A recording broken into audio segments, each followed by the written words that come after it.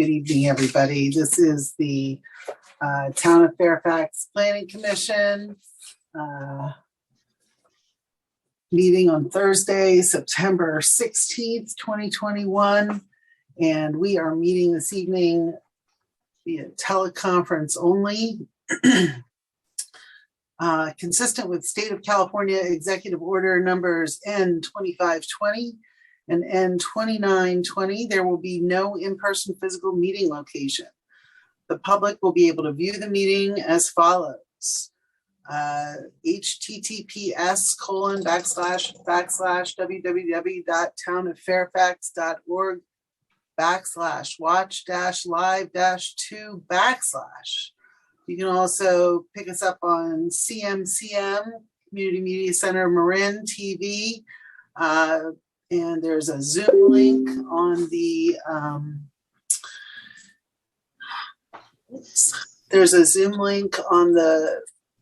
agenda in the Town of Fairfax website that you can click on, or you can call in at area code 669-900-6833 or 346-248-7799 and use the webinar ID 842-7052-1962. And you can also watch us on the local public access television.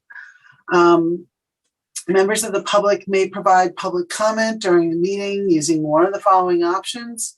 On Zoom, you can select the raise hand function during the public comment time, and you will be unmuted when it's your turn to talk. If you are calling in, you can press *9 during the public comment time to raise your hand and *6 to be unmuted to speak. And prior to 3 p.m. on the day of the meeting, members of the public can submit written comments to the Planning Commission. And if comments are received after the circulation of the commission meeting packet, but prior to the meeting, they will be sent to the Planning Commission, will be part of the meeting record, but will not be read aloud. And we did get a number of those this afternoon. So I will call a meeting to order and ask Linda to call roll. Okay, Fragoso? Here. Gonzalez-Parber is absent. Green is absent. Jansen? Here. Kelly? Here. Swift? Here. Chair Newton? Here. Thank you, Linda. And now I'm going to read the meeting protocol. Oh, no, we're going to approve the agenda. Sorry, I skipped over that. Does any commissioner want to move to approve the agenda? Does anybody have issues or suggested changes?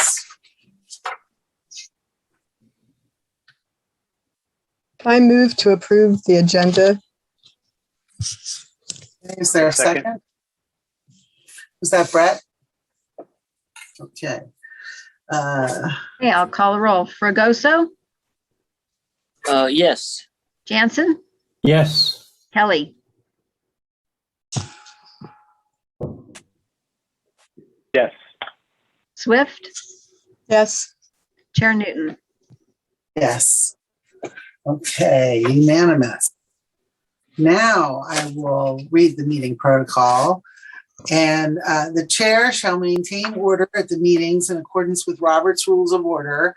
And the commission has the responsibility to be a model of respectful behavior in order to encourage community participation and citizen input at commission meetings. The commission and the audience are expected to refrain from using profane language and or ridiculing the character or motive of commission members, staff, or members of the public, and to maintain the standards of tolerance and civility. Next on our agenda are public comments on non-agenda items. Anyone wishing to address the commission on matters not on the agenda, but within the jurisdiction of the commission, must do so by email or in person via Zoom in the manner described above. Presentations will be limited to 3 minutes or as otherwise established by the commission chair. All interested persons are invited to participate in public hearings. in order to give all interested persons an opportunity to be heard and to ensure the presentation of all points of view. Members of the audience should limit their presentation to 3 minutes, provide their comments by email as described above, state their views and concerns succinctly, and submit any new documents to the planning staff first via email to be entered into the record. So before I open and see if anybody wants to speak on non-agenda items, and I'll ask you to raise your hand if you do. Linda, did you get any emails from anybody about non-agenda items? I did not. Okay, so I'm going to open it up and see if anybody wants to speak on non-agenda items. It looks like we have Jane or John first. So Tamala, if you could give Hello. Jane on. Hi, John. Hi, this is John, resident of Fairfax. This is probably one of the few planning committee meetings I've attended, and commission rather. And, I like to try and be involved as I can. And I just want to take a moment. I know that that the commission, basically it's like voluntary and you don't get paid. And I just want to take a moment to thank you for your time and that it's appreciated what you're doing for the town. That's it. Thank you. All right. Well, we always appreciate appreciation. Thank you very much, John. And let me look and see if anybody else has their hand raised. I don't see anybody else with their hand raised on this public comments on non-agenda items, so I'm going to close that. And there are no items on our consent calendar, so that means we can go directly to the public hearing items. And Principal Planner Neil is going to give us a report from staff on the first item. Okay, and this is regarding 1930 Sir Francis Drake Boulevard. And this is a project for a medical cannabis dispensary and an adult delivery. Not yet. Wait until we do public comment. Oh, okay. Okay, This is before you go, Linda, Tamla, could you, thank you. okay. I'm going to start over. So this is an application for a medical cannabis dispensary and an adult delivery business. And the Planning Commission will be making recommendations to the Town Council on a design review permit, a sign permit, and you'll be scoring the cannabis business permit in accordance with the town code. You will be taking action on the formula business conditional use permit. The ordinance for cannabis and for the cannabis business permit only give you the only say that you're making recommendations on sign permits and design review. So the ordinance still has you retaining the authority to take action on the formula business use permit. Okay, building exterior changes include reconfiguration and reconstruction of the front entry deck, an ADA accessible ramp in conformance with the building code and ADA regulations, reorientation of the rear deck steps to accommodate the creation of an accessible parking space, installation of an electric vehicle charging station in the parking lot at the rear of the building, exterior colors and material changes to the building, erection of 2 business identification signs, and replacement of the front window, which has been modified from the original mullioned window style by the previous nail salon, and it'll be replaced with a window design matching the remaining existing original windows on the building. They're also going to relocate the front door to meet accessibility requirements. They're going to remove the second door that faces the east and replace it with a stucco wall to match the rest of the existing building siding. The access driveway will be widened from roughly 15 feet to 16 feet. The entrance is going to be reoriented a little bit to provide a little small landscaping bed at the southeastern corner of the site, and a small landscaping bed will be created at the rear of the building between the structure and the new ADA parking space and delivery stairs. Okay, so we're going to discuss the formula business conditional use permit first.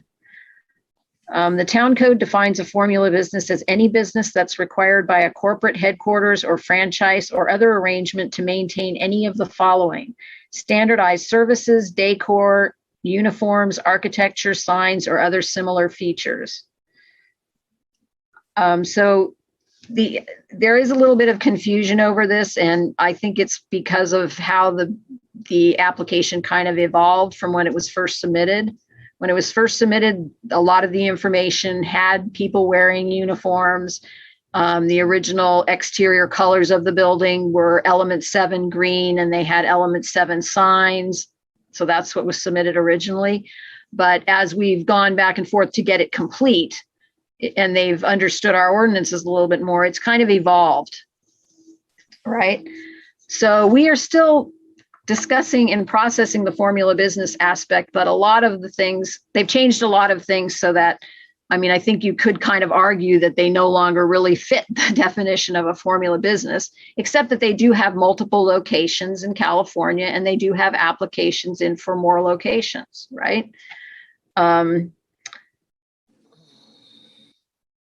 So they've made the following changes. They've changed the name of the business to make it specific to Fairfax. It's now called Fairfax Remedy. They eliminated the uniforms for their employees. They changed the exterior colors from green and white to blue, and different shades of blue and white. So state licensing requirements are complicated and changeable, and they require constant vigilance to remain in compliance.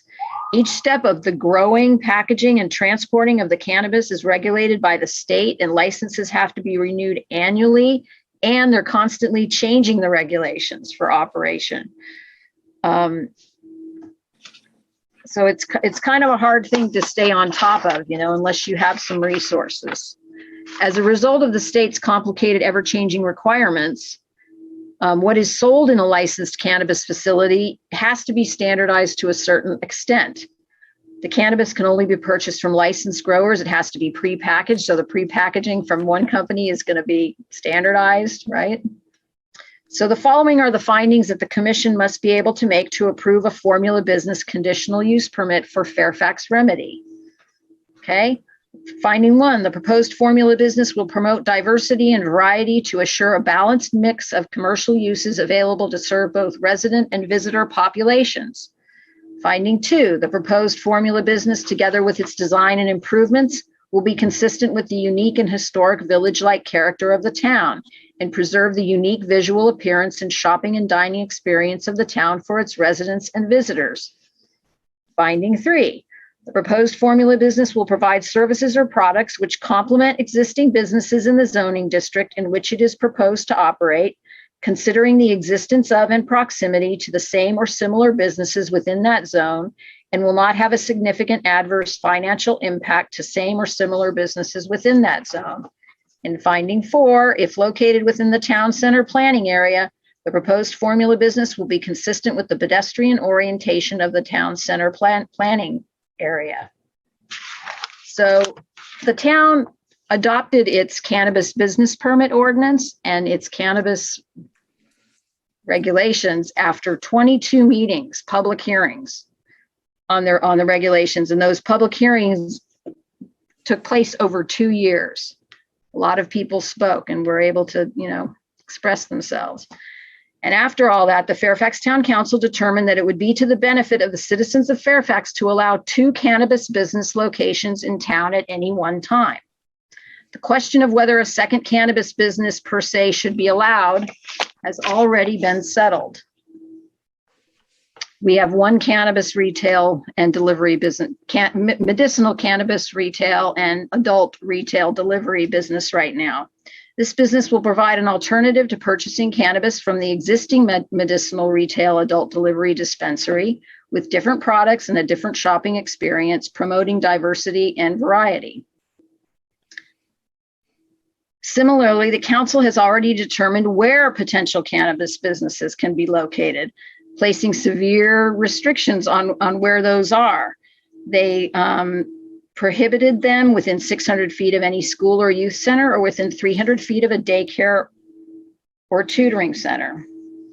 And you have maps in your folder that, in your packet that show you where those locations are.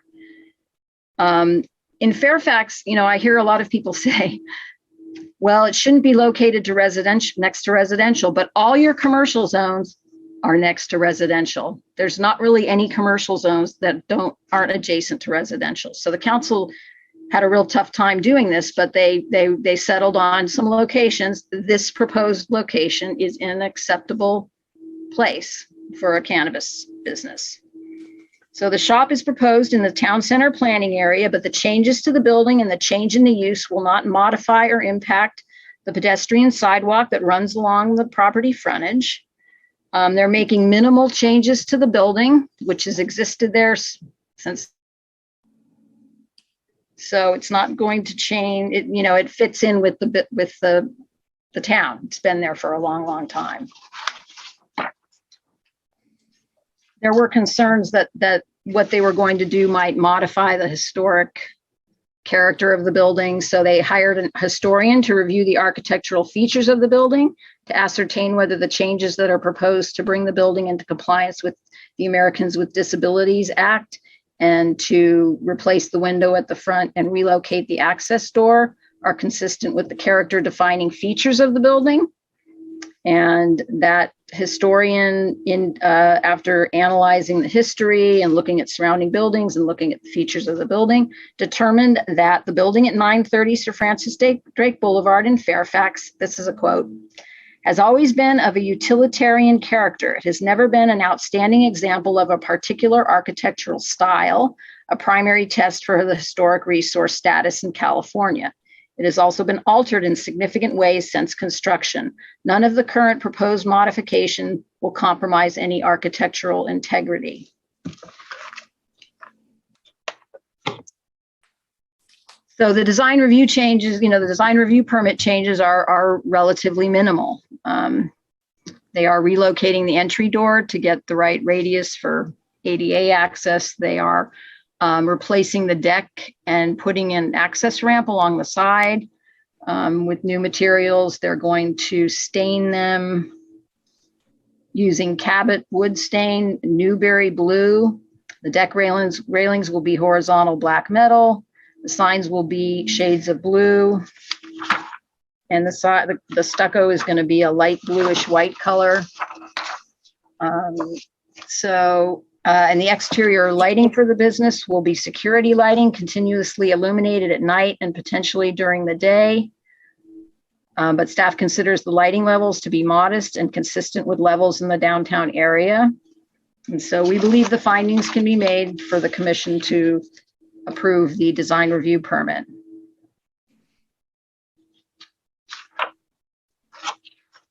With regards to the sign permit, the town code limits cannabis businesses to having one business identification sign only that does not exceed 6 square feet in size. But then it also says, and it complies with the sign ordinance, town code chapter 17.064. So the applicants are asking for an exception to their sign regulation using the town code chapter 17064 section that allows all businesses to request an exception. And they want to have 2 signs. I just lost my place. Yeah, 2 signs, each measuring 2.5 feet by 1.5 feet for a total sign square footage of 7.5 square feet. So they're asking for an exception to have 2 signs instead of 1, but the 2 signs together, the square footage will only be 1.5 square feet over the 6 square feet that the cannabis section regulates cannabis businesses to. So the building at 1930 Sir Francis Drake, it's L-shaped, and the front is set back 9 feet from the sidewalk, and the front that's 9 feet back is only 12 feet wide. Then it jogs back in an L with the rest of the building frontage quite a distance from the front of the property. So most businesses are allowed 2 signs, 1 flat on the building and 1 projecting sign. That's so that they can, get people will be able to see where the business is located from two different directions, right? So they're asking for one flat on the building face, and then they want to put one on the face that faces the face of the building that jogs back, acting like a projecting sign and visible for traffic that might be traveling west on Sir Francis Drake Boulevard. So we feel that the second sign actually is acting like a projecting sign. And so we believe what they're asking for is reasonable and that it's the minimum necessary to alert both pedestrians and vehicles to the location of the business. I've also been advised that there are circumstances with this application, you know, as I just explained, that might warrant the two signs. But if the commission doesn't feel comfortable with that, you have the authority to deny that and have them stick with the one sign that's 6 square feet in size. We do believe that in the future we will be trying to modify the cannabis business regulations to include language that if there are special circumstances for a cannabis business, they do have it'll be very clear that they have a right to request an exception to that strict sign size and number location. Didn't get written that way this time. So with regards to traffic and parking, the applicant submitted a traffic analysis to show staff that they were not going to create enough traffic to elevate them to requiring a traffic impact permit. And the traffic engineer took counts from 2 similar cannabis businesses. Originally, they tried to just use they submitted a report using the Traffic Engineers Institute manual, but our traffic engineer requested that they actually do actual counts for 2 existing similar sized businesses because cannabis is kind of a unique product, right? And so they did that, and our traffic engineer reviewed the revised report and determined that the proposed business will not generate 100 average daily traffic trips or more. And that's the trigger that would make them subject to a traffic impact permit. So they are not subject to a traffic impact permit. So the project basically is repurposing an existing commercial building and parking lot to accommodate another use, and it is exempt from the environmental review process in accordance with CEQA categorical exemptions 15301A, 15303C, and 15304B. Projects that involve little or only minor interior or exterior alterations to an existing structure to convert the structure from one use to another and to provide new landscaping have been determined not to have a significant effect on the environment. So the last thing we're going to cover is the scoring process, which is a little unusual. This is the only time I think you've done this. So the Cannabis Business Chapter 5.56 of the Fairfax Municipal Code would normally lie outside the Planning Commission's scope. However, in adopting this chapter in 2019, the council determined that the commission should have a role in making recommendations regarding certain aspects of a proposed cannabis business. So the scoring criteria are divided and scored through 3 following primary categories. There's business qualifications and business plan is good for 35 points.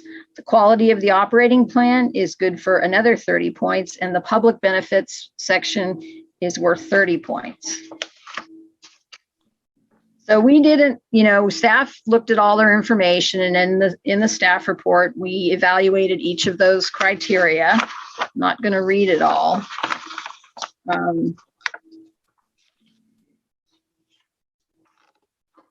But without assigning a numerical score, because that's left to the Planning Commission, that's your job, staff generally finds that the business reaches or exceeds the numerical qualification thresholds in all 3 of the scoring criteria.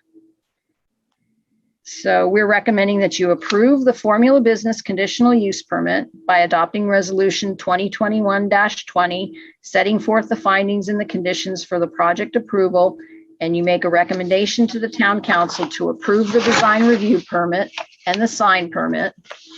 And then the chair should direct each commissioner to individually score the business in each of the 3 scoring categories You're going to present your scores to the chair and to staff. Staff will record them and then make the final average calculation of the overall business permit score as directed in Town Council Resolution 19-34. And that score will be forwarded to the Town Council along with the recommendation on the design review permit and the sign permit applications. And that would conclude our report. Thank you, Linda. I have two questions for clarification before I open it up for the other commissioners' questions. When you read through the formula business findings, you read 4 findings, but the code lists 6 and says we have to make them all. You've included all 6 in the resolution. But when you read the staff report, you only read about the first 4 of them and skipped E and F. Do you want me to? Sometimes I just try to shorten things because the staff reports, but I can read them. It's in the staff report, it's in the resolution. Yeah, so I can read them from the resolution. Do you want me to do that, E and F? Yeah. Well, I can, yeah, why don't you do that? Okay. So E is that the location of the business is integrated into the town center, which serves the consumer needs of Fairfax residents and helps them avoid having to drive out of the county to obtain in-store medical marijuana products while creating a more balanced mix of cannabis, medicinal, and retail offerings in town, which will contribute to the diverse and healthy local economy for the benefit of the town. You know, a lot of people say to me, we don't need this delivery business because there's so many out there, but there really aren't very many legal ones. The legal ones are not in Marin County. If you want a legal delivery business, you're going to other places. So that's just one. Linda, I'm going to interrupt you because when you were reading the staff report, what you were reading from was the code.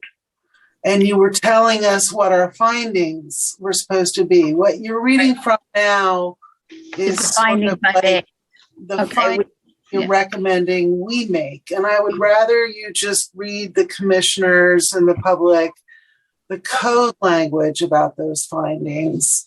Yeah. That would be great. Thank you. Okay. Okay. I thought you wanted my discussion kind of. Okay. So E was the proposed formula business or restaurant will help residents avoid the need to drive out of town for their shopping needs. And F is the proposed formula business or restaurant will be consistent with all applicable general plan goals, objectives, policies, and programs.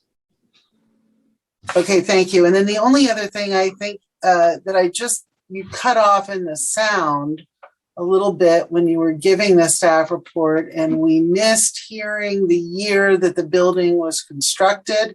And I think you said that was 1939.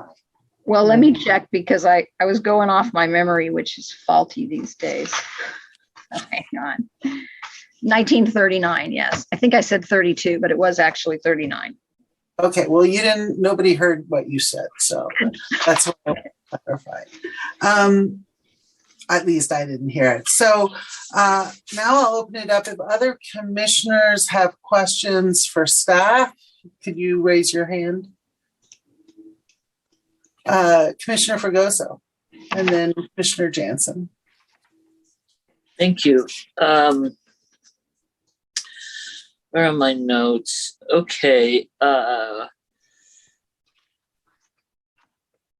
I'm not sure how to phrase this question, and it might be better for the applicant, but it pertains to the formula business not being a formula business, element 7 no longer being element 7, being its own LLC, yet it's controlled by element 7 and owned by element 7 and its partners. We're not sure whether they have the ability to sell or not sell their license. And I generally, may I finish? Yeah. And I'm generally, I was going to look up how many businesses in Fairfax use the name Fairfax. Frankly, I'm not so sure I'm crazy about the use of the name Fairfax Remedy. I know we have Fairfax Lumber, but Fairfax Lumber is very different. It's a local cooperative, owner-owned, worker-owned operation. Anyway, that's one of the areas of questions that I have. Another is,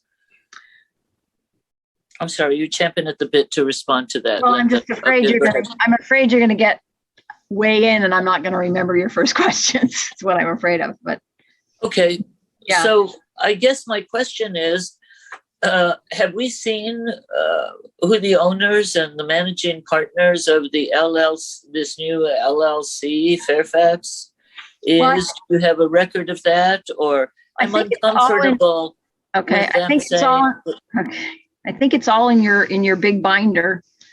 You know, they have, they've given you all the breakdown of who has percentages in the business and to answer your question about selling the license, our code prohibits that.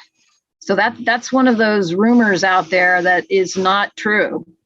They cannot get the permit and then sell it to somebody else. The code doesn't allow it. okay, my second question is, in terms of having both a medical dispensary and an adult retail delivery program or service, are those two services not supposed to be physically separated? I seem to remember that we required Marin Alliance to physically separate the two, the medical cannabis and the delivery only. Yeah, I believe that was a condition for Lynette, for the Marin Alliance, but you should clarify this with the applicants. The state does not require that. That's one of the questions I couldn't. No, our ordinance is written to allow the two to be our attorney reviewed the cannabis ordinance, right, and the cannabis business permit, and they specifically addressed that you can have two in the one location.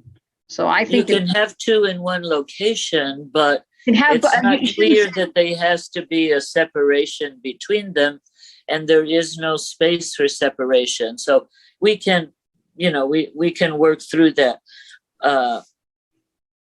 My other question is in terms of, well, first of all, there are no solar panels in the plan, so I don't think we should tout the fact that they're installing solar panels. And my final question is whether we know, did the Monobowl have a tentative agreement for continued lease or purchase of this property? I see shades of Casa Mañana coming up, where we throw out a historically established business loved by the community for the potential vacancy for the next 4 years.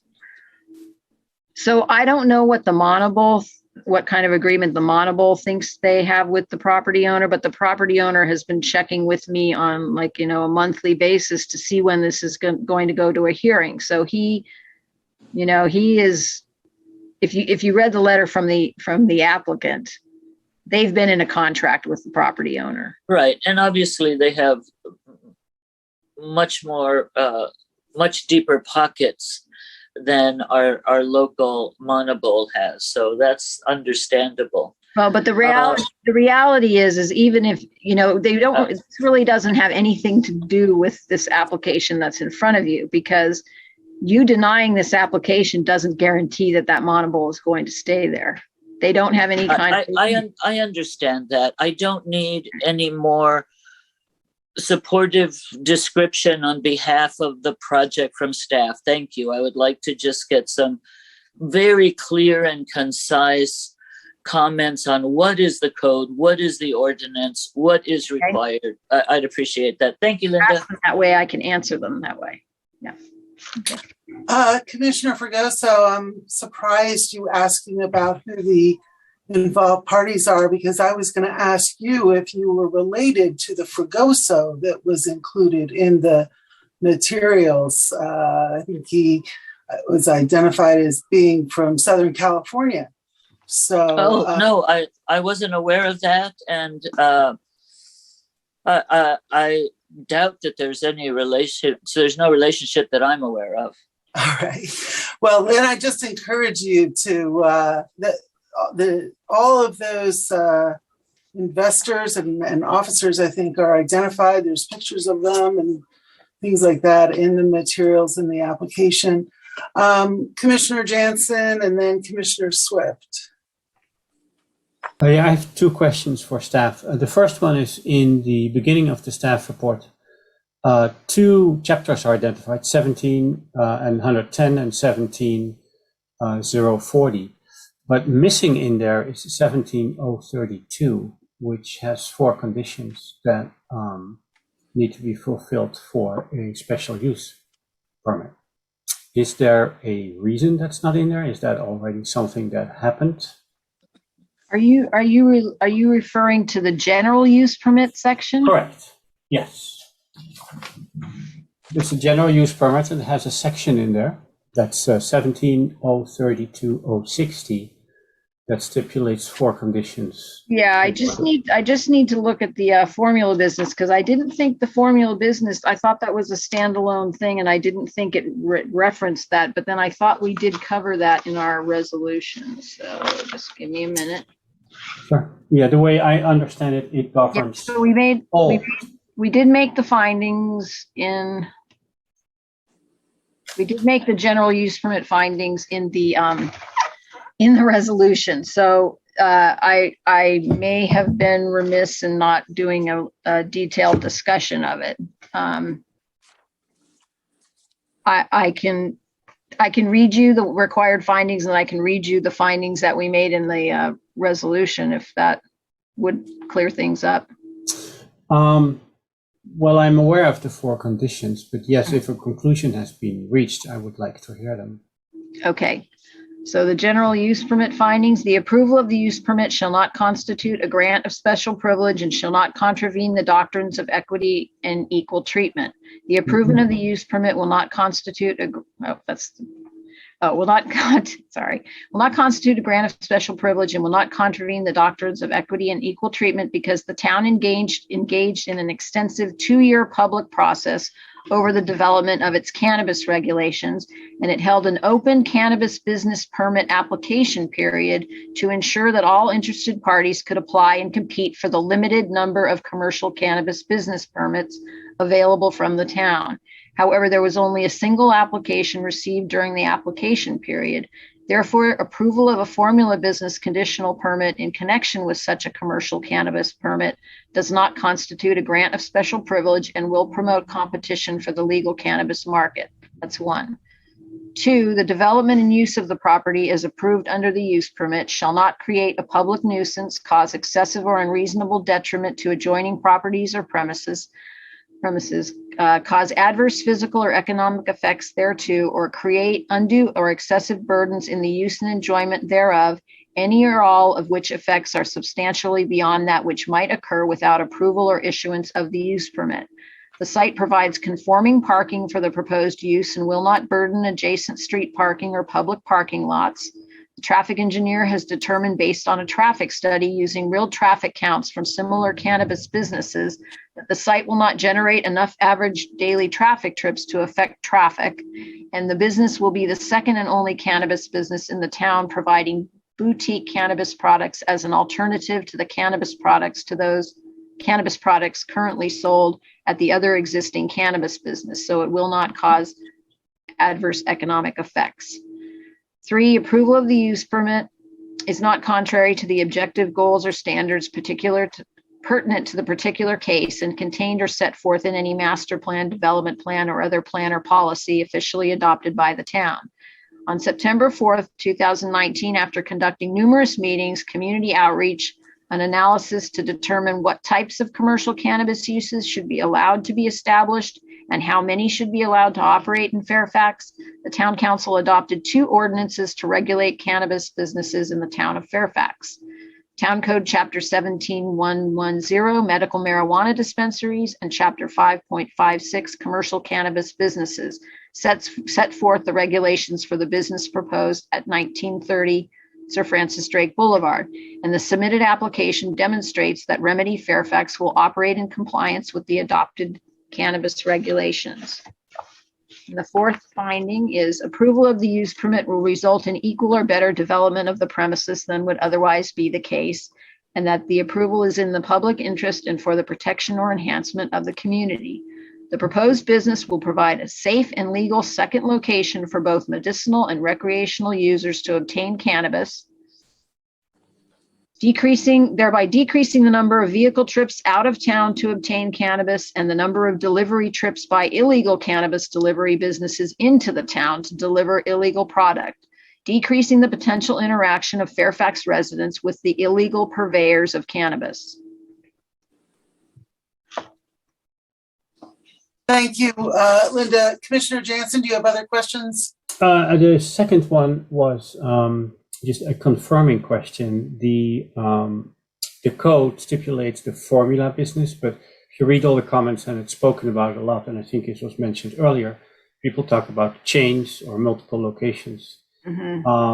As far as I know, there is nothing in our zoning code that talks about the size of a company or the number of locations. It is about the formula. That's Is that right. correct? That's right. Thank you. Okay, thank you. Commissioner Swift and then Commissioner Kelly. Just a couple questions, Linda. I just wanted to clarify the CEQA exemptions. Yeah. 15303A, should that really be 15303C? And I didn't know if you had mentioned Yes, that it at should. the beginning. All right. I did not, that correction on the first page. Yes, it should be C. I think it's listed correctly in other places in the code. Okay. I mean, All right. Yep. All right. And just again, for clarification, because the resolution title states that the Planning Commission is conditionally approving a formula business conditional use permit.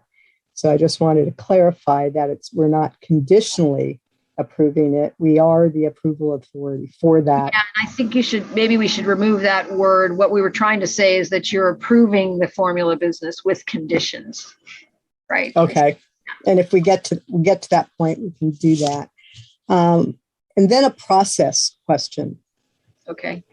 So Exhibit 1 in the reso, number 3 says any changes made to the exterior of the building, including but not limited to new lighting, new signs, planters, etc., shall comply with design review regulations of the town code and be approved by the Fairfax Planning Commission or staff as required. The as required part is a little different than our normal language, but my question is, from a process standpoint, we're not approving, in a cannabis application, we're not approving design review or signs like we would normally do in applications. We're making recommendations to the town council. So if there were changes required, would it be the Planning Commission to approve those, or would those changes go to town council? Do you mean Subsequent to this? subsequent to the council, if they choose this business to go in like 2 years from now, if they want to make changes? When this goes to the town council approves the design review, because that's their purview with cannabis applications, not ours. Yes. And there are changes to be made. It's just this first during time. the process, like anything else. Would that then go to town council, because we were not the original approvers? No, it's going to go to you. If I'm understanding correctly, or you keep saying if changes are to be made in the process, you mean like if we get to the building permit stage and we find out that something has to be changed on the outside after the council's already chosen this as the appropriate business to be the second cannabis business? Is that what you're asking? Yes, if they've approved the design review, and then going through this process, the applicant comes back and says, I need to make a change to that during this process. No, Normally, that would be planning commission or staff, but in this case, we aren't the approver. yeah, this is just the scoring step the first time. And then there's a review like every year, and it's not going to go to the council every year. You're going to be the authority if it gets chosen for this location. So changes to the exterior design and new signs after they get through this initial process and are chosen, they just get their business license permit, their cannabis business permit, and other changes are going to go to you. Okay, I was discussing basically saying during their building process, but that's fine. And then, You know what? Once they're approved for this location, I do not believe that anything they do subsequent to this for Right. the life is going to keep going through this two-step process or go to the council. They're just involved in this first before the business gets chosen. okay, okay. And then for design review, staff report states the exterior lighting was security lighting on all night and possibly during the day. You also talked about being on a timer, but I just wanted to understand if there are any current requirements for exterior lighting for a retail storefront. And then also, what does our existing dispensary do for lighting? I would have to go back and check her file. It's I don't know. It's been too Okay. long, and I do not believe, I asked the building official this and he said, no, there's not anything in the building code that like directly talks about security lighting. So they're proposing what they feel will keep their building secure, right? Okay. All right. So yeah, the rest of my questions will be for the applicant. Thanks, Linda. Thank you, Commissioner Swift. Commissioner Kelly. My questions have already been answered. Thank you. Okay. Okay, I have a couple more questions. So just so I make sure that I'm on the same page as you, Linda, the formula business ordinance that we have here in our town doesn't necessarily ban a formula business, but rather allows the planning commission to make these findings to approve the formula business permit, right?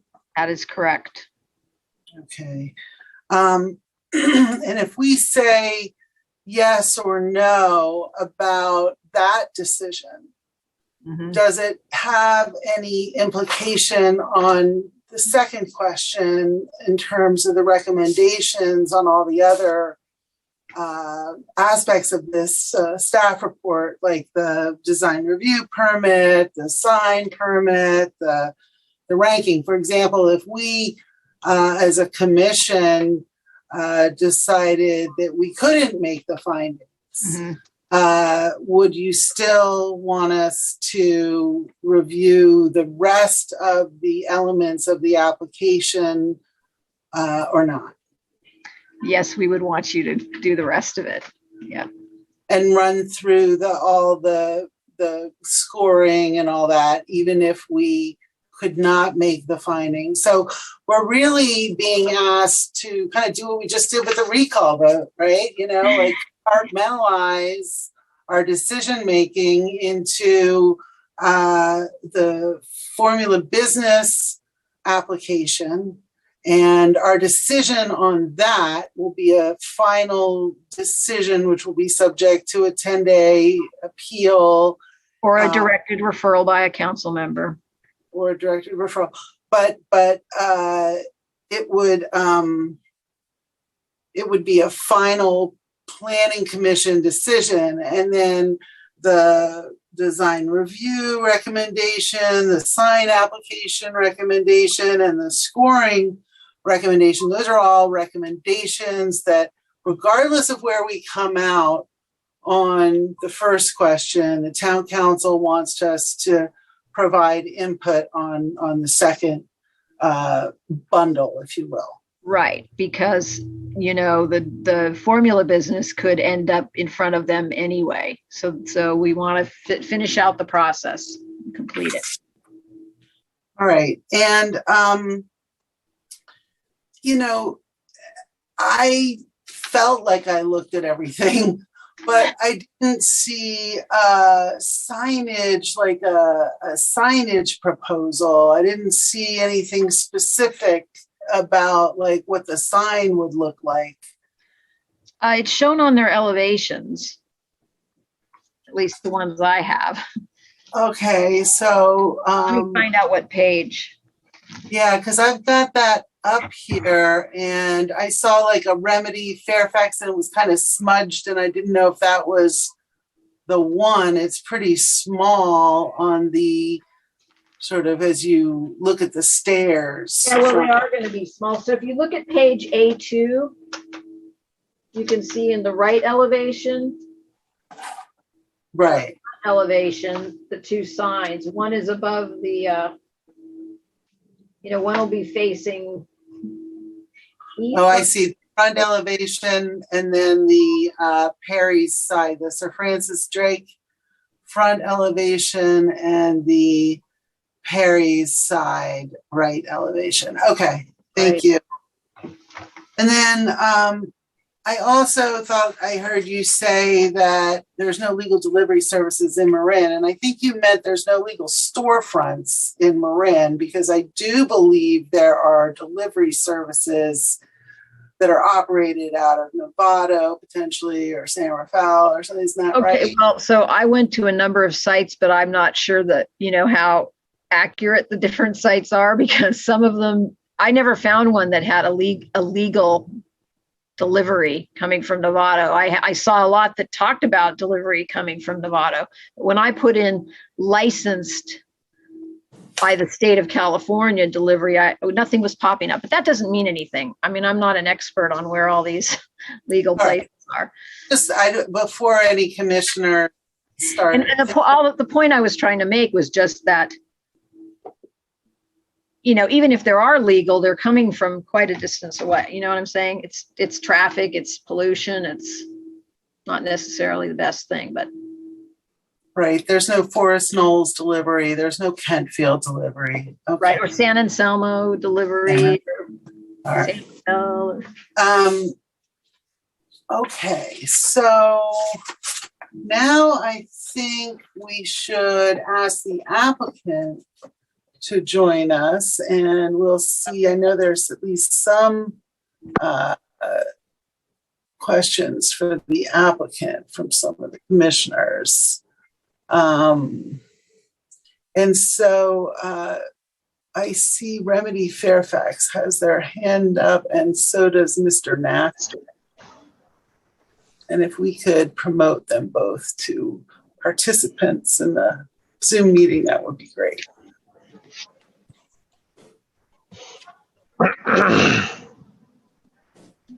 Okay.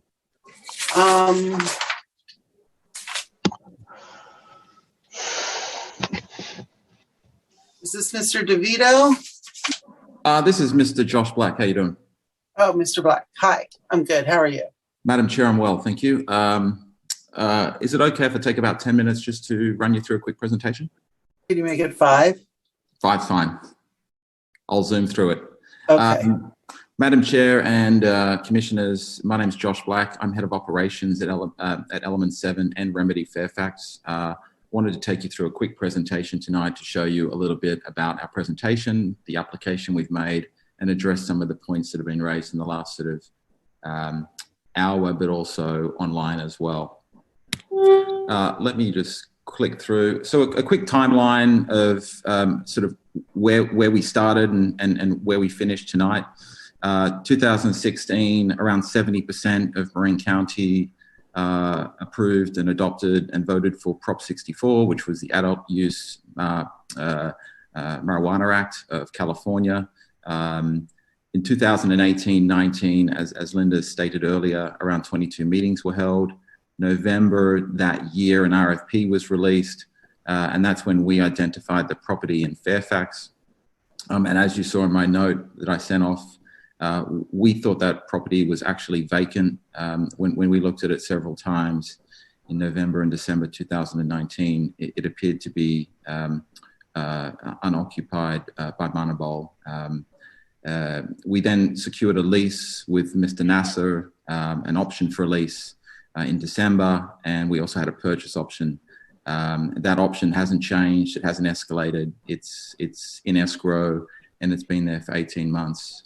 So we haven't been trying to renegotiate that or up the offer or anything because we haven't frankly needed to. In January 2020, we submitted the application. We had 44 support letters and 47 signatures. In February, just after that happened, we actually met with the owners of Manabol, Todd and his wife April. I met April personally, lovely lady. We obviously tried to explain our situation and the fact that we had been working with the landlord. We thought the property wasn't occupied, and that's why we had a lease in place. And we actually tried to help them potentially find another location within the town. Over the sort of past 12 months, as Linda said, we've amended the name, we've completed traffic studies, we've worked with a historical architect, we've submitted revised plans as required, and here we are today. In terms of the support we had for the application, we first submitted it. As I said, we had about 44 letters coming from all these dots you see on the map to give you a bit of a closer look as to our immediate proximity. We had a lot of our neighbours that we went and talked to and approached and explained what we were trying to do, and we got letters of support which are in the rear of our application binder. In terms of looking at qualifications, we have a very diverse team. I'm based out of San Francisco, as is Robert, who is the primary applicant up in the top left-hand corner there, the guy with the blue jacket on. Robert's background is in education, used to run charter schools in Chicago. My background as head of operations is I worked for PepsiCo for about 14 years and used to run their business in Asia for Tropicana and Aquafina and Gatorade. We have a really diverse, broad team, and everyone in this picture obviously has a story behind them. We have a really strong local general manager in Nicholas. He runs the CrossFit business down in San Anselmo, has been an entrepreneur in Marin County for over 20 years. He is an owner as well.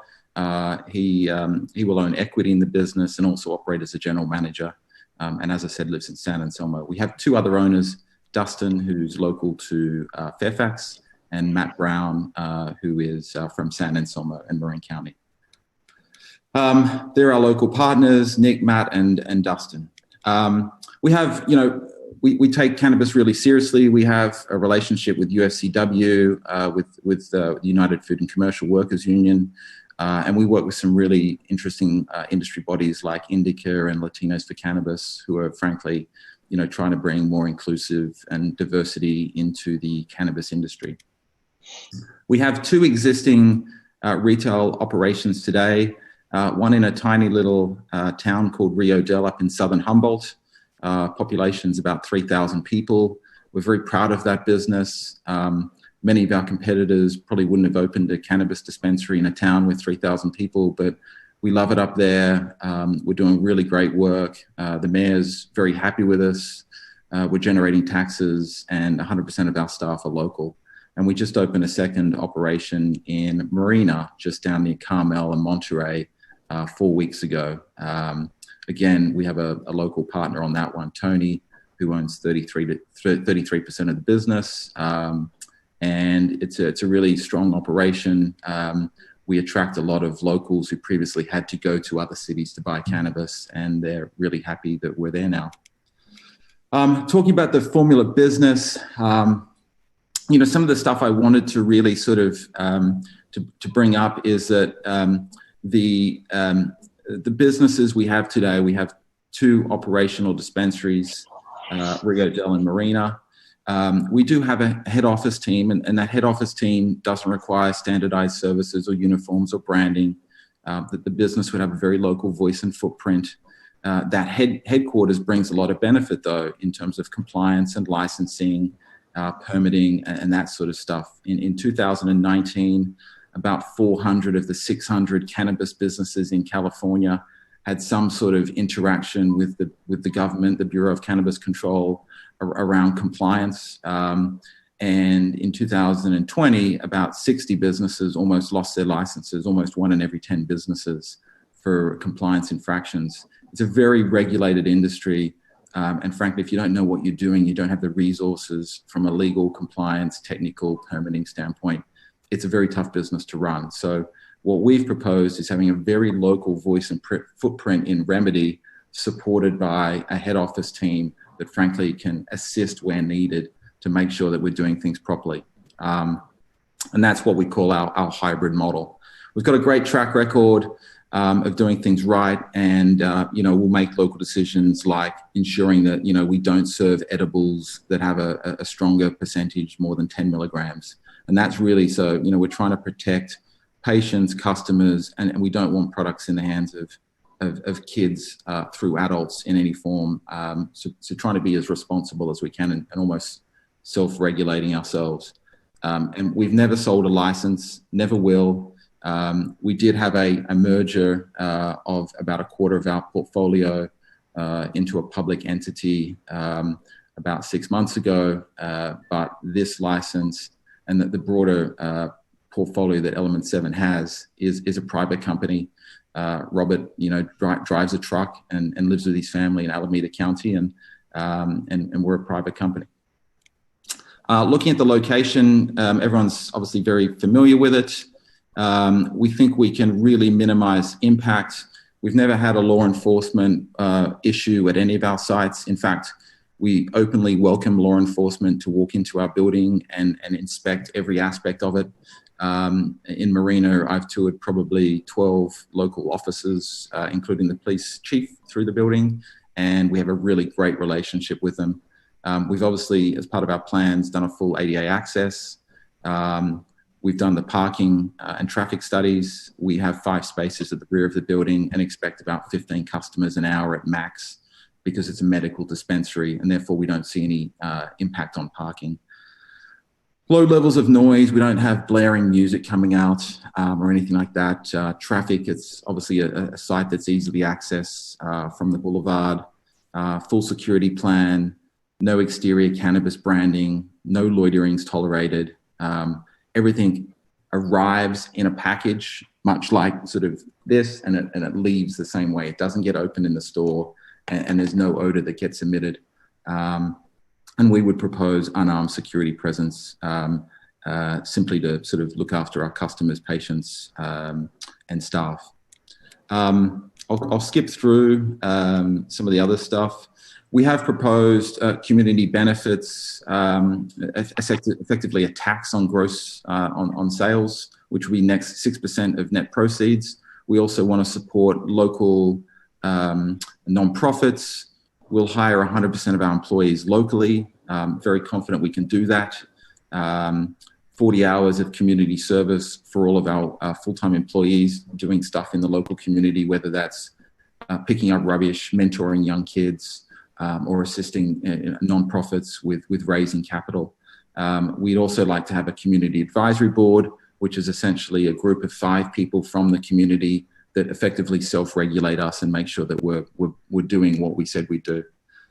I'll skip through this. As I said earlier, we've got the relationship with UFCW. At Element 7, we really try and create careers, not jobs. In Rio Del, our competitor dispensary pays staff $14 an hour. Our starting salary is $17. So we're really trying to look after staff and make sure they're paid properly and trained properly and have a great working environment. And those staff can become owners as well through a small stock incentive plan, which obviously helps with retention and that sort of stuff. Just on the final slide, we only had 5 minutes. We've obviously got a business plan that's very much about sort of holistic wellness. We're really about great customer service and affordable products. We realize that cannabis can be expensive. It can be cost prohibitive, particularly for elderly patients and veterans with PTSD and other things like that. So we really try and make sure that we have programs like the SB 34 program, which gives veterans access at discounted rates. And we do things like, blanket discounts for elderly people not starting at 65, actually starting at 60, so they can get, more affordable medicine. We're very heavy on education as well. Make sure that we do things like educational flyers and events outside the store to really educate people. Like this one we did in Rio Del. We're very responsible on marketing, as you can see here. There's probably 6 or 7, 8 images here. Not a single one of them has a cannabis leaf on it or a green man or anything like that. We're very, very cognizant of who might see this material, and we don't want obviously influencing kids. It's really, you can market cannabis without sort of, shouting about it with cannabis leaves, and I think we've done a pretty good job doing that. So final slide, we've got a really experienced, diverse team with some really strong locals. We've got great traditional and cannabis retail experience. We believe we could have a strong, positive local impact on the community. And we want to be as local as possible. As I said, I'm based in San Francisco. Robert's out of the East Bay. And 100% of our staff would be local. We've got a great track record of supporting small communities. There was a couple of things that came up in the last sort of 20 minutes around questions. Number one, I think Ms. Fregosa asked a question about the lease. At the time that we interacted with Monobol, they were on a month-to-month lease, and I believe that's still the case. I had a chat with Mr. Nasser yesterday. They are, they're up to date on the rent, and they're on a month-to-month lease.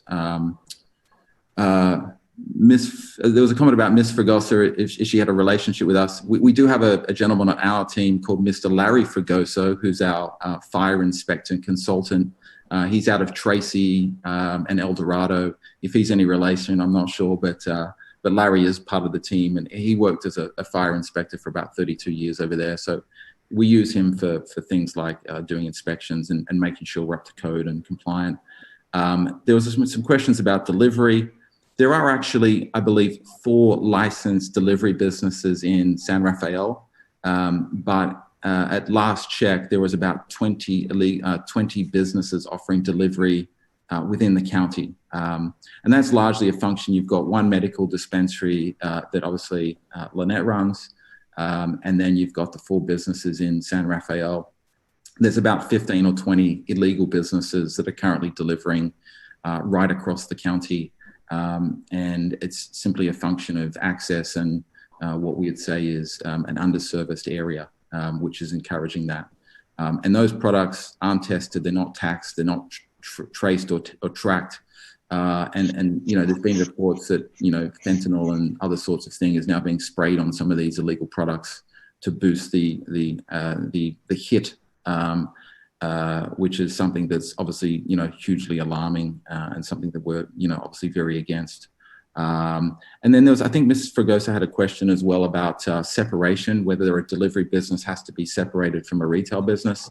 At a state level, there are actually 2 separate license types, a type 9 delivery and a type 10 retail business. But under state law, you can combine them into one unit. Where there is separation required is if you have a distribution business, a manufacturing business, and a retail business. You absolutely have to have hard walls between each of those. So I think that's sort of me. I've got a bunch of other people from our team on the call. If there's any questions, I've got Adam, who's the landlord, Matt, Dustin, and Robert, and Nicholas, who are the 4 owners. And then I believe Laura, our historical architect, is on the call, as well as Stuart, who was our architect out of San Rafael. So thank you for your time. Thank you very much. Stick around. I'm going to see if any of the commissioners have additional. Nicholas has his hand up. Yeah, how you doing? This is Nicholas Palmier. I'm one of the names on the applicant. I just wanted to say hello and make myself available. I am a local resident of Marin County for over 25 years. I'm going to be the general manager at the location. And I just wanted to say hello and make myself known to be on the call here. I've run several businesses in San Anselmo and Fairfax. I've lived in Fairfax for a decade. I'm right on the border now in San Anselmo. I've got two young kids, one at White Hill Middle School and one at Wade Thomas, and have been serving the community ever since I've been here in 1995. Been part of things like the Fairfax Parade for 10 years running with my martial arts schools. And I've been serving the community with my CrossFit business now in the hub in San Anselmo. Really when I started looking at trying to pursue the cannabis industry and bringing it to our community, it was really important for me to make sure that I was partnering with people who could have all the back end, the compliance, the regulation. It's a difficult industry to be part of. And without that, you end up not being legal. And that's obviously not something that we want. We want the protections that come with all of that. And one of the big things that made me choose Element 7 was when I first met Josh and first started talking to him and Robert. We didn't talk about the money that we'd make or how great it would be for us.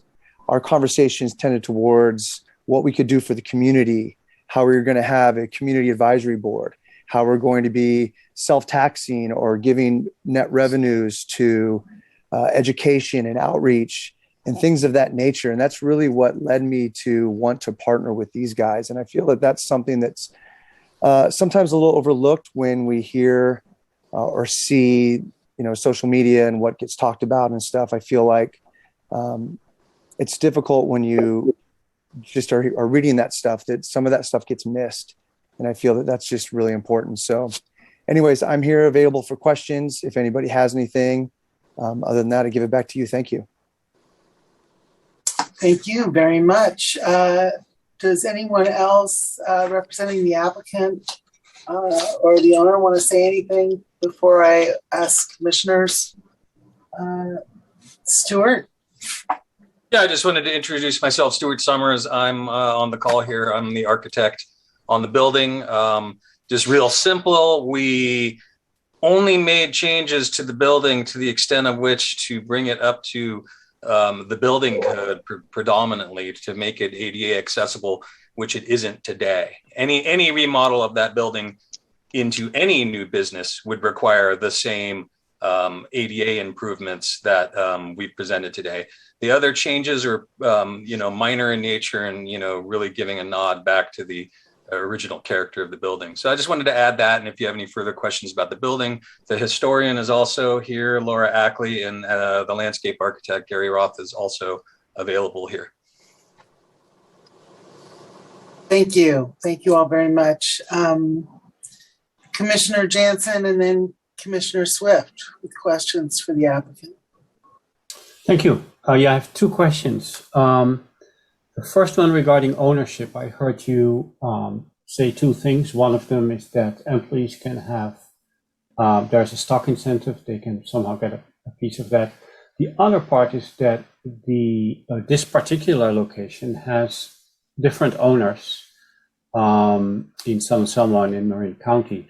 So can you explain how that works? Are different stores owned in a different form, or do they all, how does it work? Yeah, so Robert, we whenever we go into a new community, we generally look for a strong local that understands retail, understands the local community, and is someone that we can work with and trust and do great business with. And we found that in Nick.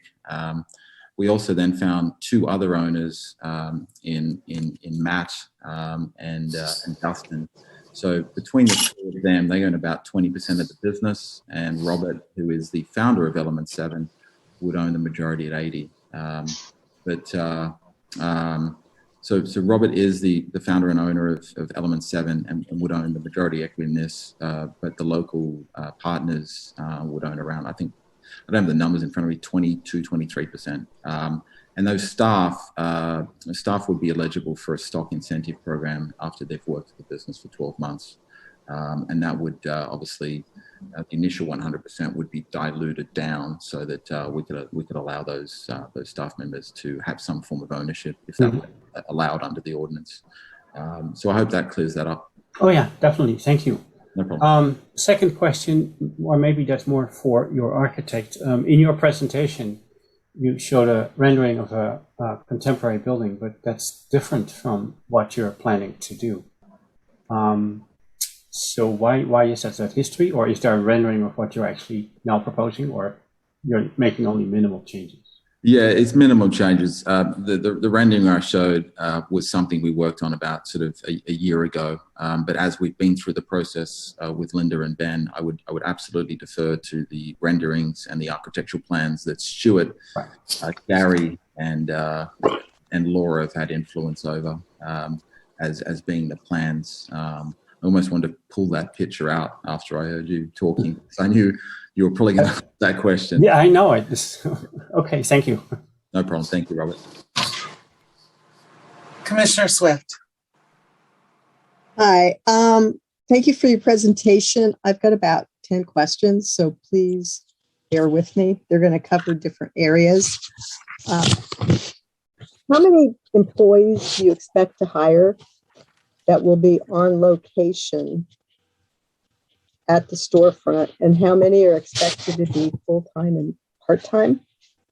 And then how will the benefit packages I see in the application differ for full-time and part-time? So the structure would be general manager would be Nicholas, and Nicholas would oversee the entire business. We then generally split the business in half. We have essentially a lead for inventory that does nothing but making sure that we're receiving product.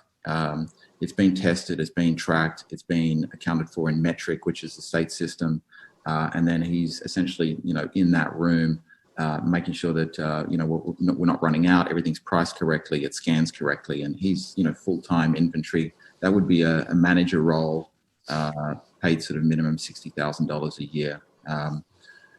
We then have, for this store, we probably have 2 shift leads that would report into Nicholas, and those shift leads, one would open in the morning and one would close at night. And we would then at any one time have around 3 bud tenders or retail sales associates on the floor. Given that they can work 40 hours a week, we would probably have around 6 or 7 of them on staff. I would say, based on our other 2 locations, 4 to 5 of those would be full-time employees, and 2 or 3 would be part-time employees. And that, again, that's some of that's also, we want to be fair and allow everyone that wants to work with us have an opportunity. Quite often we have spouses kind of joining the company who have young children that might only want to work 10 or 20 hours a week, but we don't mandate that they have to be full-time. So we allow part-timers to join us as well. Wages at this location would start at $18 to $22 an hour for bartenders, depending on their experience, and managers would be starting at $55,000 to $60,000 a year, again depending on their experience. So we're very careful to look at state law on minimum sort of wages and make sure that we're being fully compliant there. Benefits, obviously managers would have access to more benefits in terms of health and dental, as well as time off and that sort of stuff. Part-timers and bartenders who are between a mix of part-time and full-time would have basic health paid for as well. So on an average day, how many employees would be at that location? Yeah, if you walked into our location, say at 11 o'clock on a Monday morning, you're probably going to find 4 to 6 people within the building. And that would be the general manager, probably the head of inventory, a security guard, 3 people, and then a shift lead and 2 bartenders on the floor. And they would work different shifts, obviously. You know, some people start at 8 o'clock in the morning, others would start at 2 o'clock in the afternoon. We generally run 2.5 shifts a day. There's always that crossover around sort of 2 or 3 o'clock. And later in the day, there may be more on staff. You know, it's a medical dispensary, so you're not getting as many customers as, say, you know, a dispensary in San Francisco that's adult use. The medical aspect is a bit of a barrier to purchase for some people, because they don't want to go to that expense of getting the medical card. So you're not going to get as high a foot traffic as some other locations. But yeah, on a Friday afternoon or a Saturday morning is generally our busiest time. Saturdays and Friday afternoons, we may have 6 or 7 people in there, but generally I wouldn't see having more than about. Okay, because I'm in the application. You also talked about servicing perhaps 150 customers a day. So I'm just trying to kind of take a look at the overall operation. Your average customer probably spends 5 to 7 minutes inside the store. What background or training do the 2 local owners have in cannabis at this point? So at this point, Nick, Matt, and Dustin, Dustin has some cannabis experience because he runs a cannabis recruitment company, but Nick and Matt have no experience in cannabis. Okay. So they would go through a full training program. We'd probably put Nick either in Moreno or Rio Del for between 2 and 4 weeks so that he could learn all of our systems and processes and essentially work across all functions of the business and learn that on the job. There's also a formal classroom-based training program. Okay. You provided a letter, I think, recently, maybe the 13th letter to the council, I believe, but also the planning commission. And you talked about the 2 stores that are owned and the licenses that were moved. But one of the stores that I didn't see in that was the Element 7 Fort Bragg Bakery. Can you explain its relationship? I think initially it was one of. Yeah, that was a store we opened in partnership with another group. So they actually manage all day-to-day operations. We have a minority interest in that, but we're not operating that on a day-to-day basis. Okay, but you're invested in that, or there's an over. All right. Yeah, Rio Del Marina, we operate completely. Okay. And some of my questions are going to deal with parking and delivery. The staff report, and you mentioned it just now, talks about 5 parking spaces, a delivery, an ADU, and then 3 what I would call regular parking spaces. You also referred to those 5 spaces, but the application had referred to 6 spaces. So you've clarified that the application was incorrect along those lines for me. Can you explain your delivery model? Because in reading the application mentions deliveries will be made from a non-storefront retail facility. So it almost sounds like deliveries won't come from the storefront in Fairfax, but they would come from some off-site location. No, they would take place from the facility. They wouldn't go through the front door. They would go out the back door. We would expect to probably do deliveries of around 30 to 40 customers and patients a day. Initially, we believe we can service that with between 1 and 2 vehicles. We'd start with initially a 1 vehicle, which would be a hybrid vehicle. That vehicle would take up one of those 5 parking spaces when deliveries are not being made. So the application, because it was confusing in referring to a non-storefront retail facility, was incorrect, or that's how you referred to the back of the store? That's the state language that we essentially use. It's the language that the Department of Cannabis Control use. They call it a non-storefront operation. So apologies if that was confusing, but it is from the same building. Okay. And then looking at some of the insurance documents in the application, they identify Element 7 South San Francisco in a lot of the forms, including holder of a commercial cannabis licensing bond. Can you kind of say how that fits in this operation? South San Francisco is a delivery business that we operate. It's a non-storefront business. There's no brick and mortar customer interaction there. It's purely delivery out of South San Francisco. So that was the first operation that we opened. That business, I included the insurance documents in that to show what kind of insurance we carry and can get as an operator. A lot of businesses in cannabis struggle with banking access and have insurance challenges. We've been able to obtain full general liability, product liability, workers' compensation, as well as auto insurance for our businesses. Okay. There's major insurance has changed a lot in the last year. There's a lot more carriers that will underwrite cannabis these days. Okay. A recycling question for you. The application mentions that original packaging, if returned to the store, would be used for future purchases.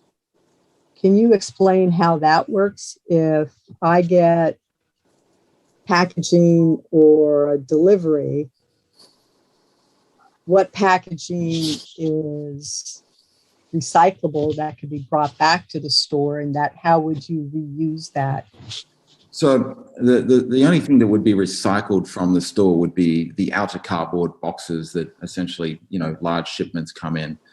Any products that are returned to the store from a dissatisfied customer, either because the pen leaked or the cannabis had a bad taste or bad odor, all of that has to actually go into a medical waste bin and gets picked up by either MediWaste or Guarino, which are two of the suppliers we work with, and they pick that up about once every 2 months.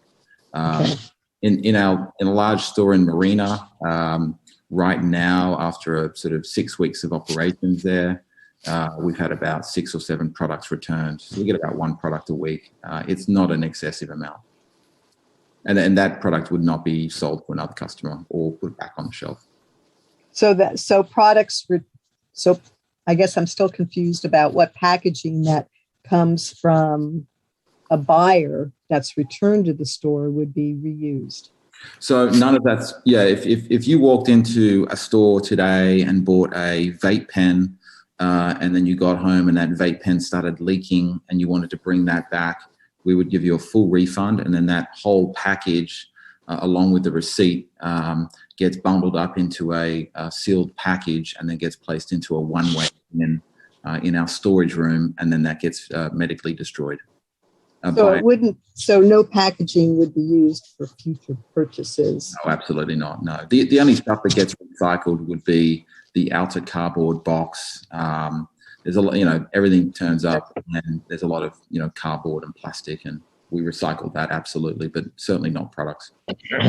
Okay. And then my last question for you, public benefit. What work has your company done either through other retail outlets or corporately in the area of participating or supporting of youth serving prevention programs or adult addiction programs, and if you partnered with other entities, if that was applicable? Yeah, so let me talk about Rio Del. Up in Rio Del, we actually are making a commitment to the local law enforcement, the local police, an initial commitment of $5,000 to existing programs that they have to effectively educate youths in schools. We don't think it's appropriate that we as a cannabis company go and try and educate kids. It's sort of no different to Marlboro trying to teach kids not to smoke. It's not appropriate, but we think it's appropriate to support existing programs that are in place And that's what we're doing up in Rio Del, and we'd love to do that down in Fairfax, either with law enforcement or an appropriate body that educates youth on those programs. Okay, and then one last question.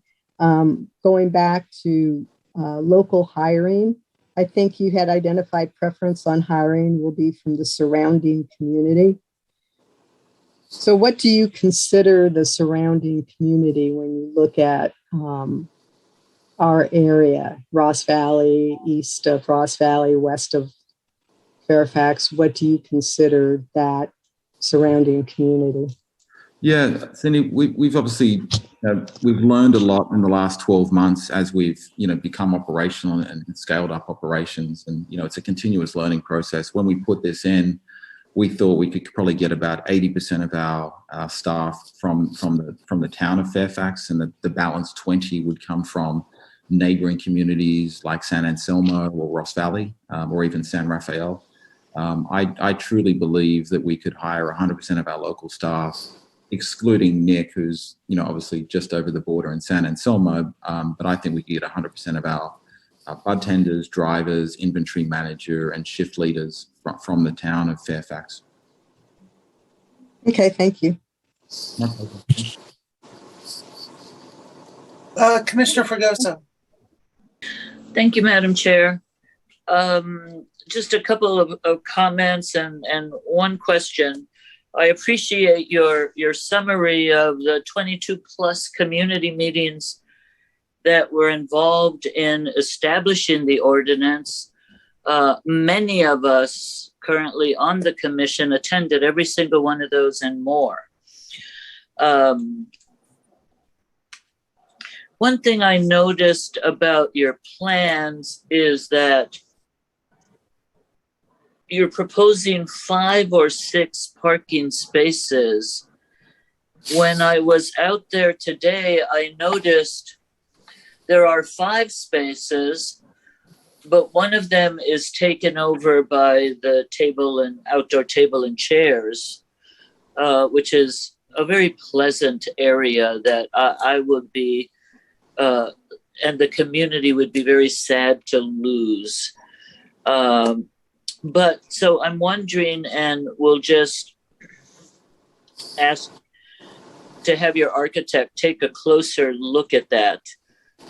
Once you build an ADA spot and the required space around it, I don't think you'll be able to get 5 parking spaces in there. Your plans show existing, but not a scaled sizing for your proposed 5 or 6 spaces, something I caution staff and your architect about. Another thing I'd like to comment on is that I have no association, no relation whatsoever with Mr. Larry Fragoso of your team. And I just wanted to make that very clear for the public record. Two questions, if you're able to answer them for me.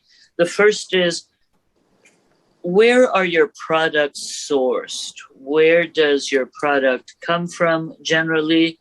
And can you give us a sense of what comparable yearly sales are projected for this particular type of business? Yeah.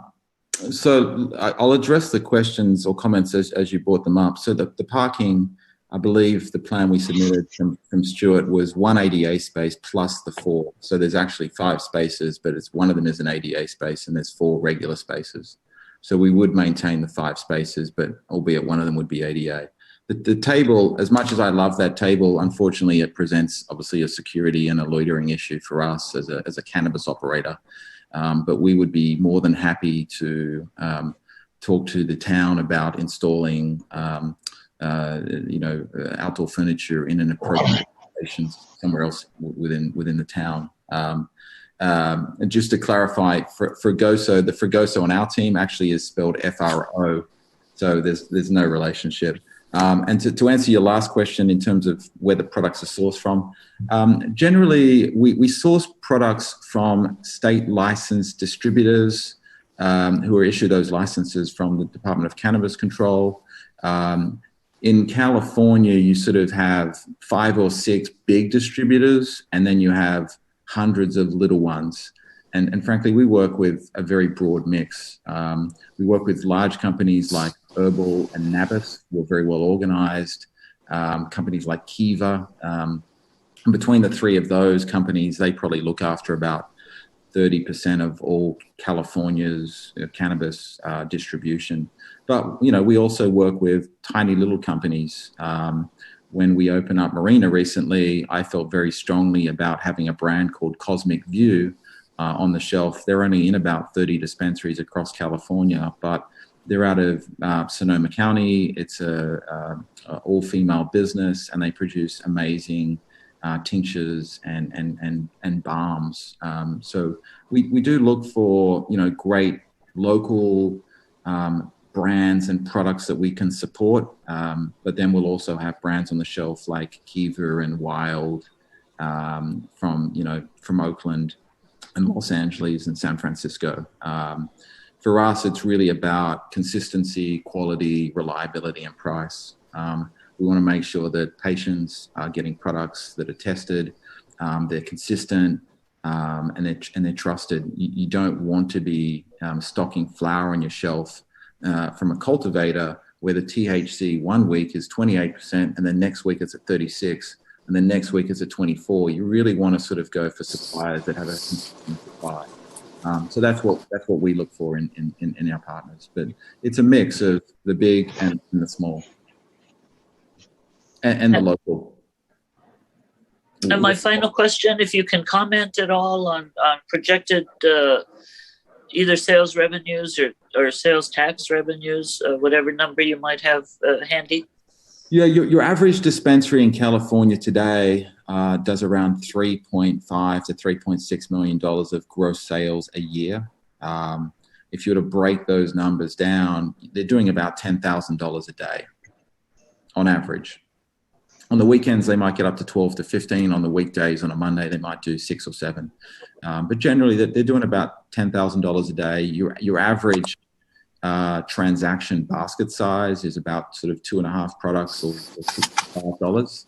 And you see 130 to 150 customers a day. You multiply the math out, and that's how you get to about $10,000. And that's sort of the numbers that we feel comfortable with. Taxes would either be at a gross level or a net level. What we've proposed for the community benefits tax is 6% of net sales. And if there was a tax down the road brought in by the town on gross receipts, we'd obviously incorporate that as well. Thank you. Thanks, Norm. Thank you. Are there any other questions for the applicant from commissioners? I have a couple of questions. In the letter we received dated September 13th, there were a couple of references to the town releasing a request for proposals, and I don't recall that being how Fairfax, I don't think we issued a request for proposals. So I just wanted to get clarification from you about that reference, if I might.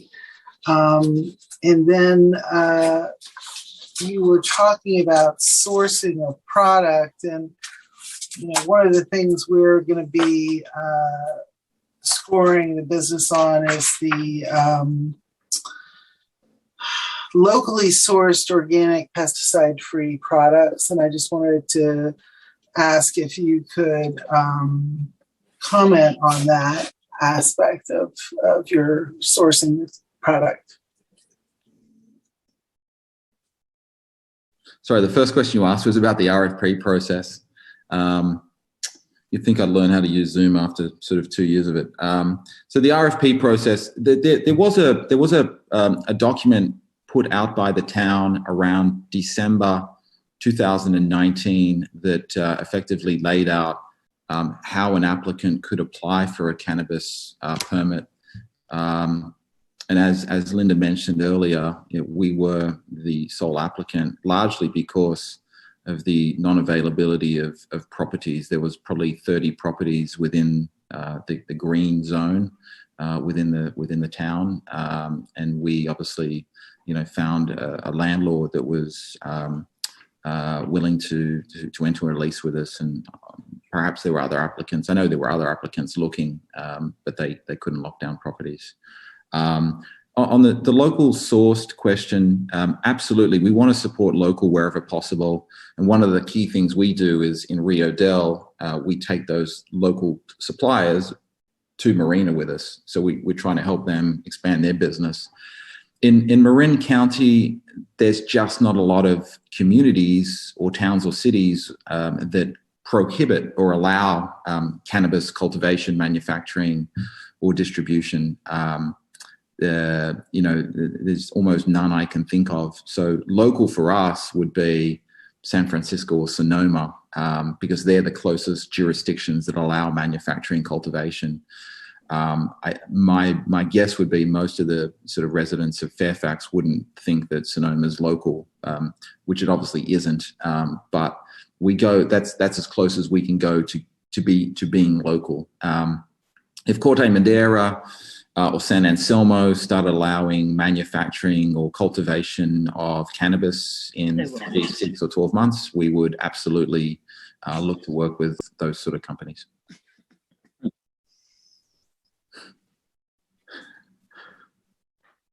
The pesticides issue, especially since, you've got the medical. Can you comment on that? Yeah. So look, everything that goes on the shelf is independently tested by a licensed testing company, and that license is issued by the Department of Health and the Bureau of Cannabis Control. Applicants like us who hold other licenses are not allowed to apply for a testing license. It's kind of like playing golf and scoring your own card. So to become a testing approved supplier in California, you have to demonstrate experience to the state, as well as only hold that particular license type. So there's no conflict of interest. You can't mark your own card or score your own products. But look, testing is very rigorous. It's expensive. It's overseen by multiple government agencies. And I'm not aware that there's been too many recalls of products in California in the last 12 months from, properly licensed manufacturers and distributors. The sort of the illegal market is completely different, but we would never bring a gram of non-compliant cannabis into a store, because it sort of, that's how you go to jail. Yeah. Sort of stuff. I mean, and I think if you were a medical marijuana patient, you would certainly want to buy your cannabis from the legal stores where it's tested, rather than on the black market. So, yeah, the problem is there's a lot of confusion. So, someone sitting at home tonight in Fairfax that wants to ingest cannabis can't really tell the difference between a legal and illegal operator, because quite often the illegal guys try and masquerade as legal operators for that very reason.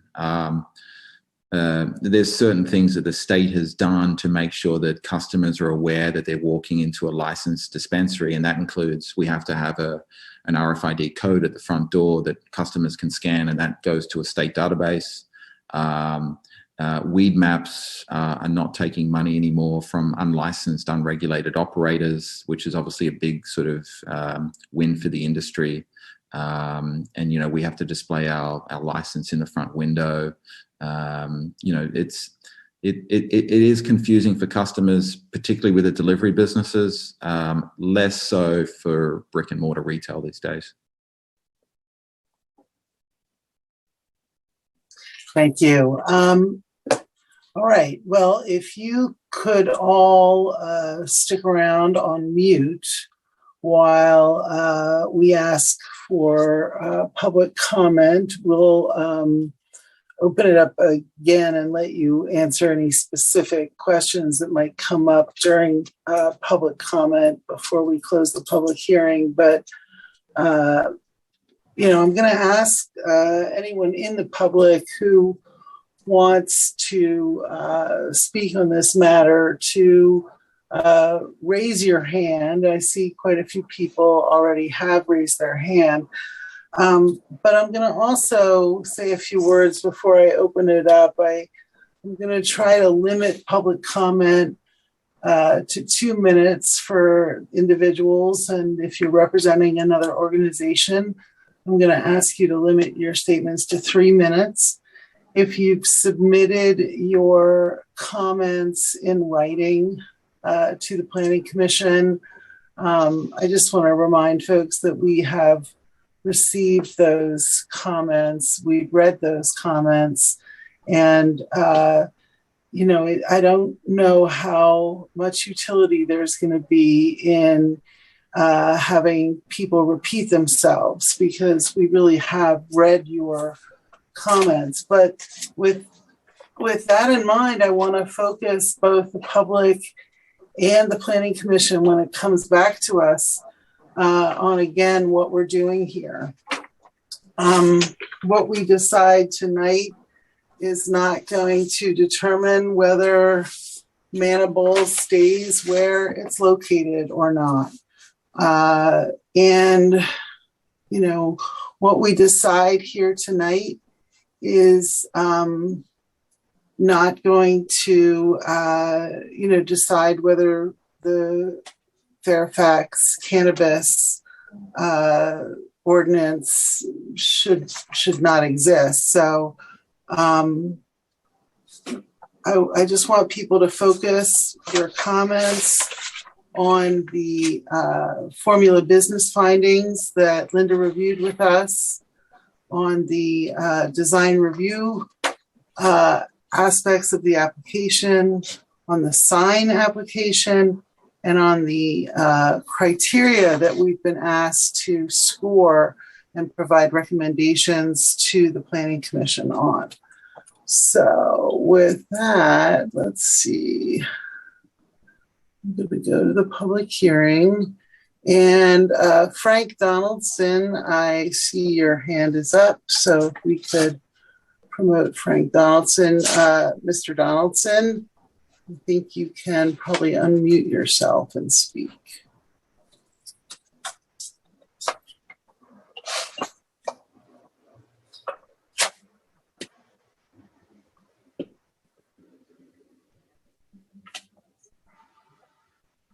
Mr. Donaldson, are you still with us? Hello?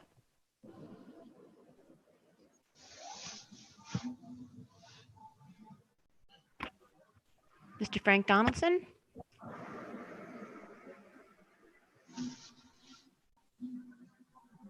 Well, I see you here, Mr. Donaldson. You may have to unmute yourself, however.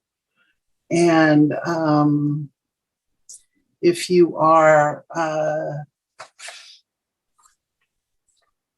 there might be a little button that you have to push to unmute yourself. Or if you're calling in, but I don't think you're calling in. Chair, if I could make a suggestion, we could loop back to the people that formerly had their hands up. So we could just keep going and we'll keep an eye. So if he's having difficulty, he can re-raise his hand. His hand is down now. So we'll just go through the list. And if people are still sorting out how to unmute themselves, we're unmuting people at their end. So I think that'll just keep things moving along. Okay, thank you, Ben. Next on my list is Jess. So if we can promote Jess, and Jess, if you can unmute yourself. Yep. Can you hear me? Hello? Yes. Yes, Great. Please go ahead. Thanks. Hi, Planning Commission. So I was listening to the presentation, I did send you a letter, which I heard Commissioner Newton say was read. And I just want to share that the other day I met with Todd, who owns Monables, and it was a really emotional conversation. He was brought to almost to tears at one point, and so was I. I've witnessed so many kids love Monables, talk about Monables. They get teen jobs there. They hang out there. It's not far from the new skate park that is obviously like going to funnel kids into town more often. My issue is not so much with a cannabis business or the one that's being presented, although I'm not a fan of huge corporate businesses, PepsiCo, Tropicana, the slick appearance of what's being presented. I'm not a huge fan of this, but regardless of the cannabis question, I think the issue of Monables being kicked to the curb, Todd said basically his family would pack their bags and leave if this were to happen. And they've been there for many years. I was shocked that the person from Element 7 said that Monables was a vacant storefront. I'm not an old time Fairfaxian, but I've been here since 2015, and I know that Monables was there, I think, when I got here, and he talked about it being vacant in 2019, unless I got that wrong. So I really feel, I just want to share that this is about protecting a very valuable small business and the family that owns it. And that also protects our sense of place, community, and identity as a small town, where our businesses are valued and should thrive, especially after this devastating pandemic, versus inviting in a corporate chain that could really, it's not clear, they're invested because they're going to make money off this, but we don't know what's going to happen there. Maybe they could find a different location. In Fairfax. And Jess, I'm sorry, but that is 2 minutes. Okay, I just want to ask the Planning Commission to make positive change and use their power for good. Thank you. Thank you. All right. Going down to the attendees list again, Jasmine Garrity, you're next on the list here.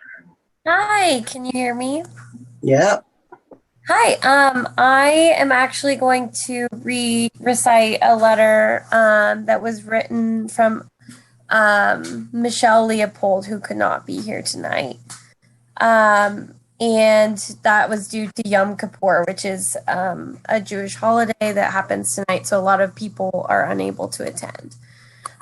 She stated, Formula Business is more than paint, colors, uniforms, or names on a building. Small businesses are committed to the community. Formula Retail is a commitment to the company, and that's the bottom line. Shopping local or locally owned does not apply for Formula Retail businesses.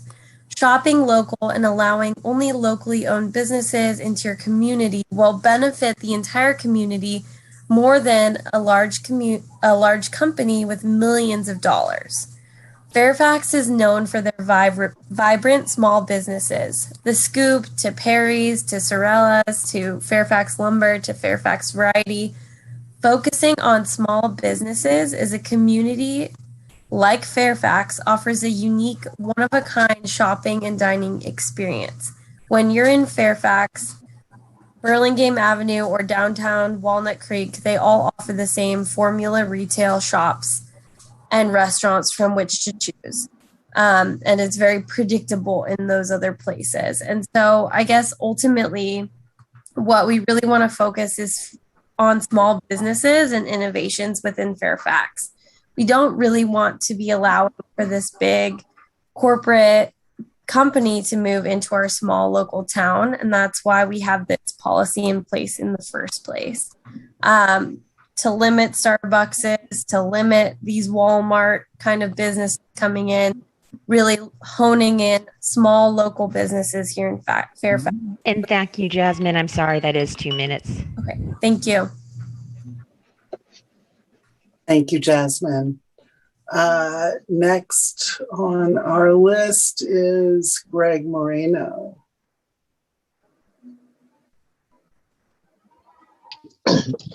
Good evening. Can you guys hear me?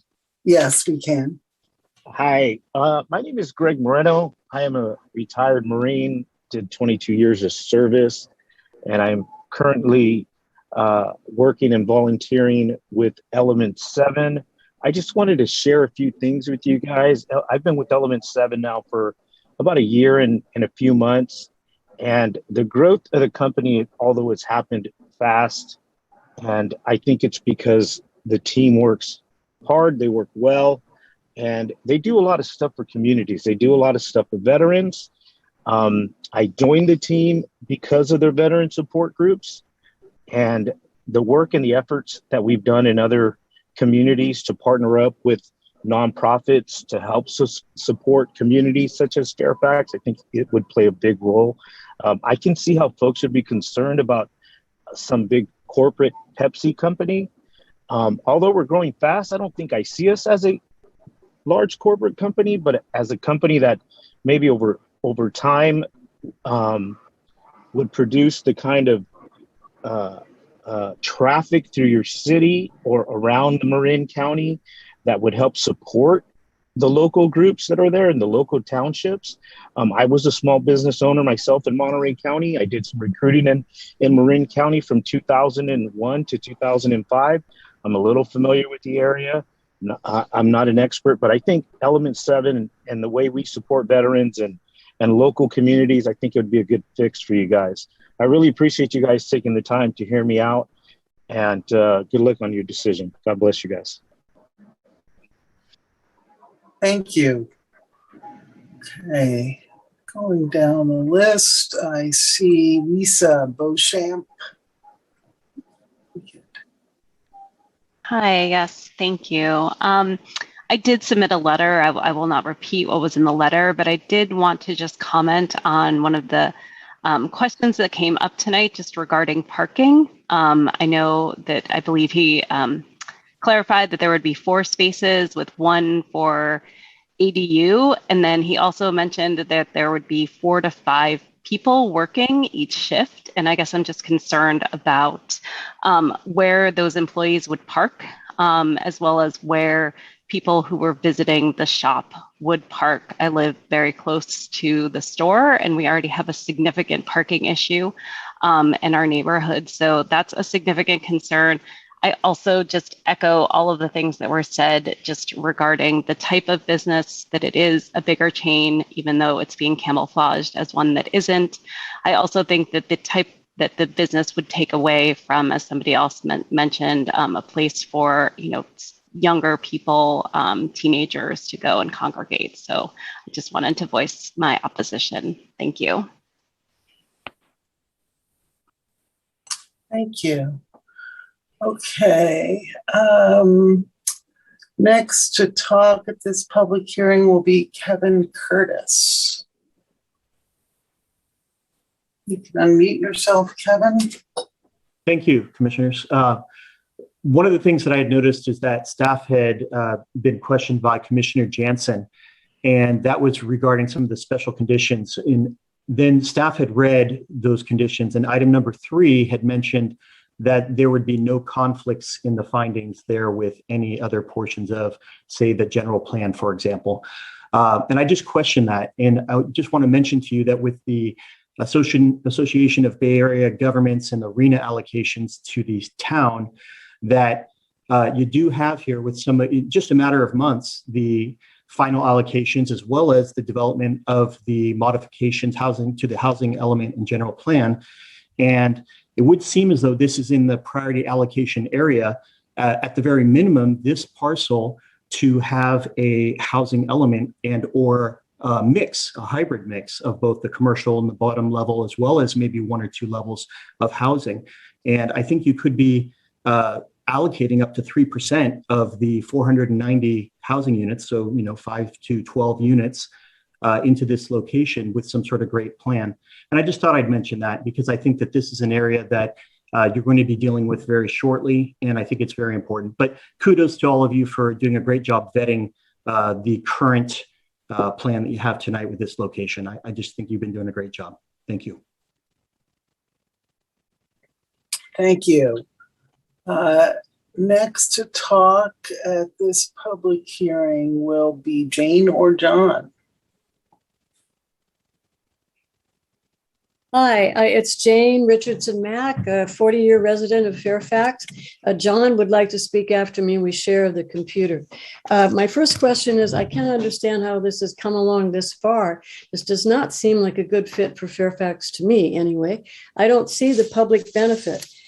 From what I understand, we have a cannabis dispensary on Bolinas. I don't ever see a line leading down the block of people's, needing to get in to get their CBDs or whatever. And I think there's another one over by the frog tubs or something, from my understanding. And I know there are legitimate delivery resources. I don't think there's that kind of a demand in Fairfax. So if they're saying they expect 130 people a day in an 8-hour day, that's 16 and a quarter people per hour. Where are these people parking? Where are they coming from?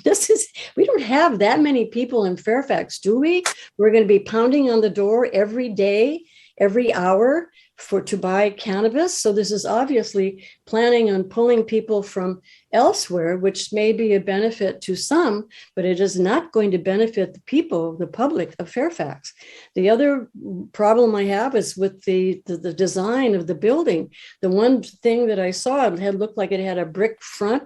It just turned this little building into a box. It looks like a mall thing. It's just awful. That must not be allowed. Whatever. The name is bad. You're drawing Fairfax in like as if if this is what Fairfax needs as a remedy. I don't think so. We have other needs, but I don't think this is high on the list. I think it would be a public nuisance. I think the signs are not a good idea. And the Monobowl, on the other hand, was a sweet contribution to the community.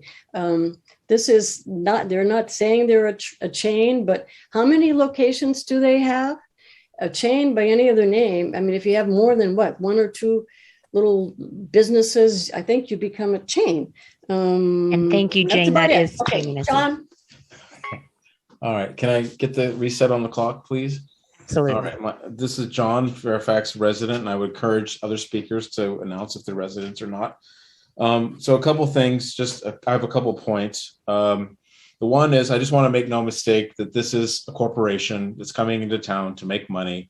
As was shown in the presentation, there's lots of people involved, and it's a business and they want to make money, and Fairfax apparently pencils out. And that said, I just want to point out that perhaps in the future, maybe they might buy out this property and then they have rights to this property and then they have an entitlement to do whatever they want. Okay, so that's down the line.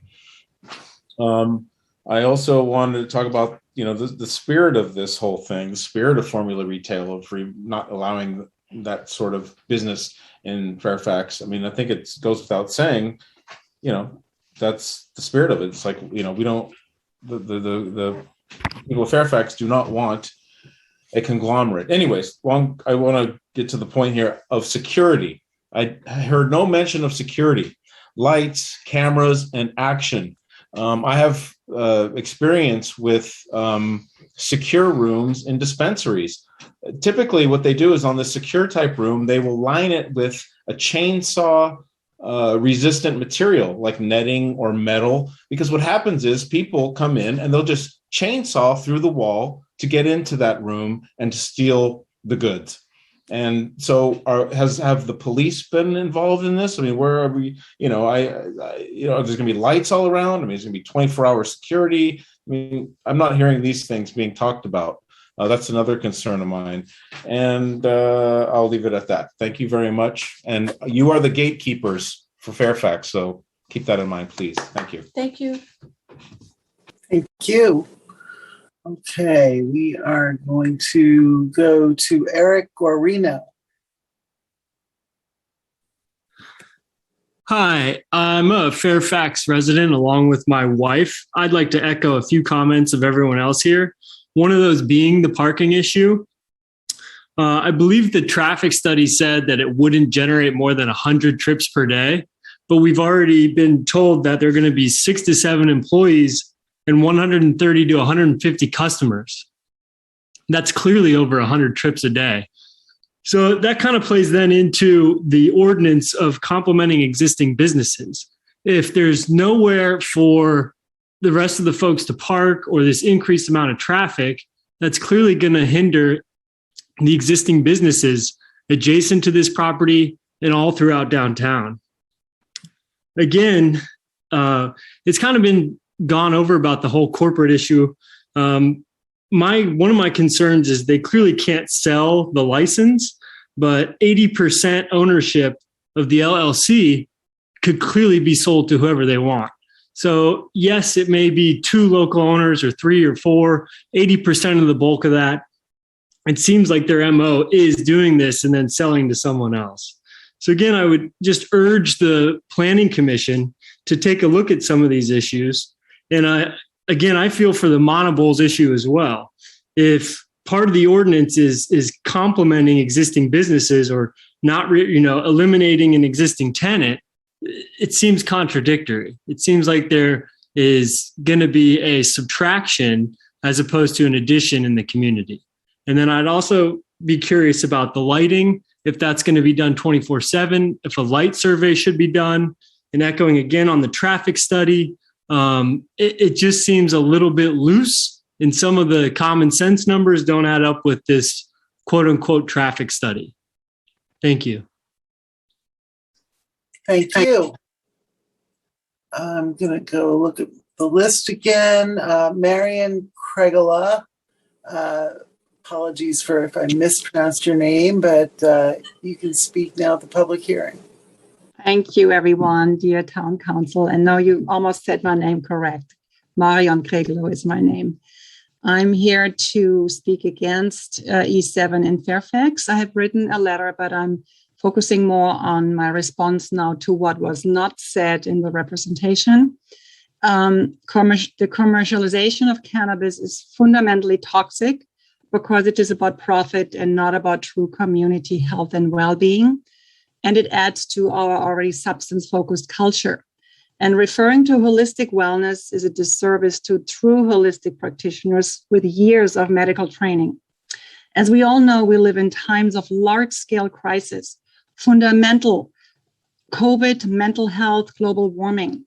Yesterday, the BBC came out with a really big survey of young people who are worried about climate change. 56% believed humanity is doomed. 60% are worried. 2/3 are feeling sad, afraid, and anxious. And our own data in Marin County show we have a high substance use in Marin, including Fairfax, in those high school and middle schools around, and higher than California per average. And that includes cannabis use and vaping. Our communities need more strong building and a sense of belonging. And Manabo is a family-oriented and youth gathering spot, yummy food, and replacing that place with a formula chain store is like breaking the spirit of Fairfax. And what is important, why is it so important to decrease the visible and the access of cannabis stores? That was not mentioned by your rep as well. Access means increased use, substance use. And there are many data who have confirmed that. Protecting our young and increasingly vulnerable kids and teens needs to be on the #1 list. And you as our leaders, in my understanding, it's your designated job to focus on health, well-being, and safety. And thank you, Marion. That is 2 minutes. Thank you. Thank you very much. Going to the public hearing, Kelsey Fernandez, you're up next. Good evening, commissioners. Can you hear me? Yeah.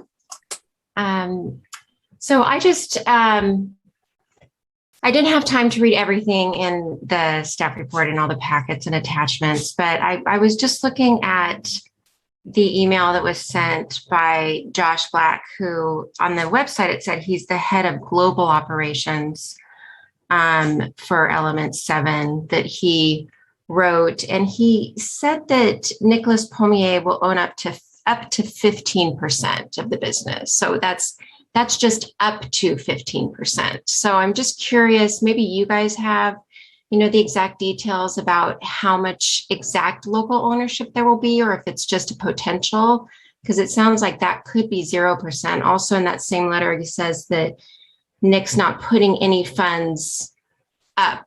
He's not putting any funds forward. So it sounds like it's sweat equity. But in that same sentence, he says, but his ownership will secure his family's financial future.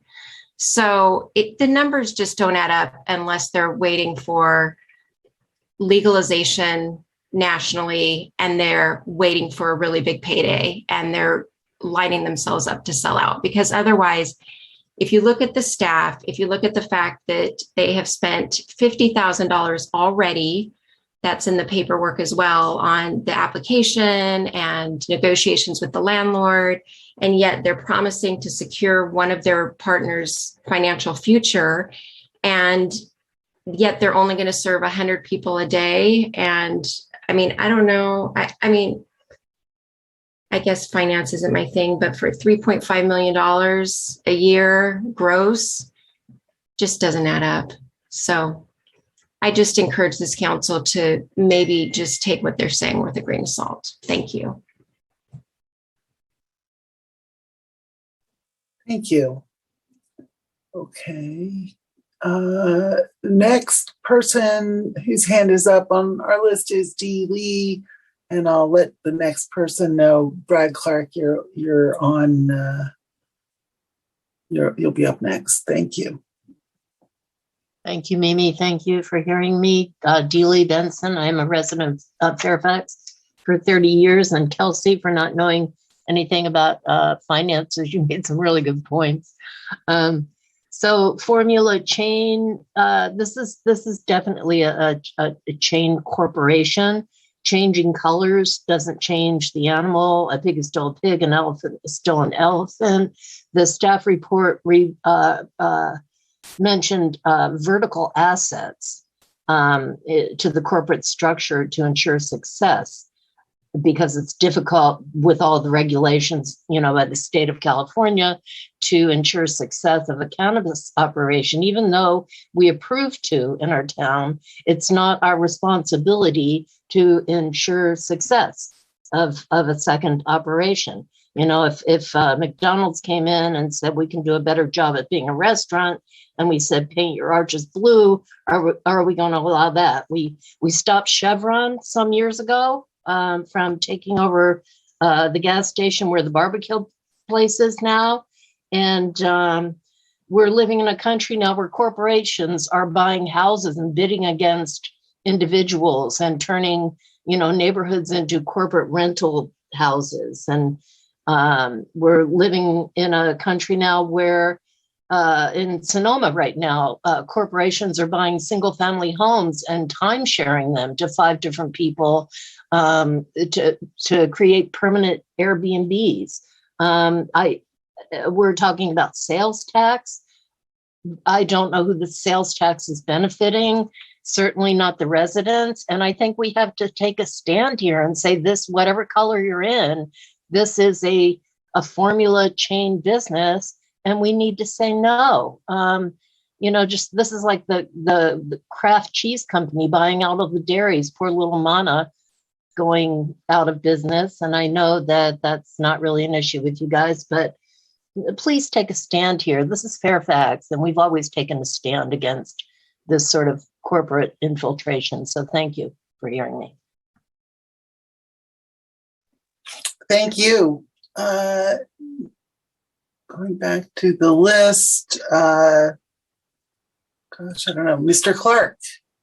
Thank you, commissioners. Good evening. Brad Clark, longtime Fairfax resident.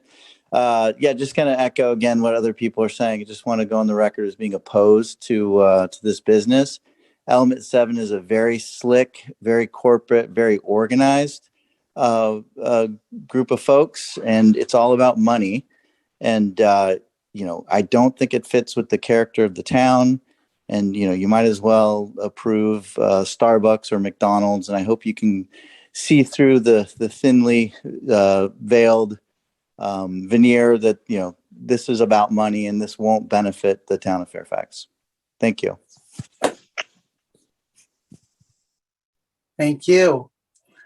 Okay. Next, Jeremy. Is that right? Jeremy from Monopole. Sure. Thanks, Mimi. So Greg, I think your name was represented from Element 7. Thanks first off for your service, and thanks for speaking up.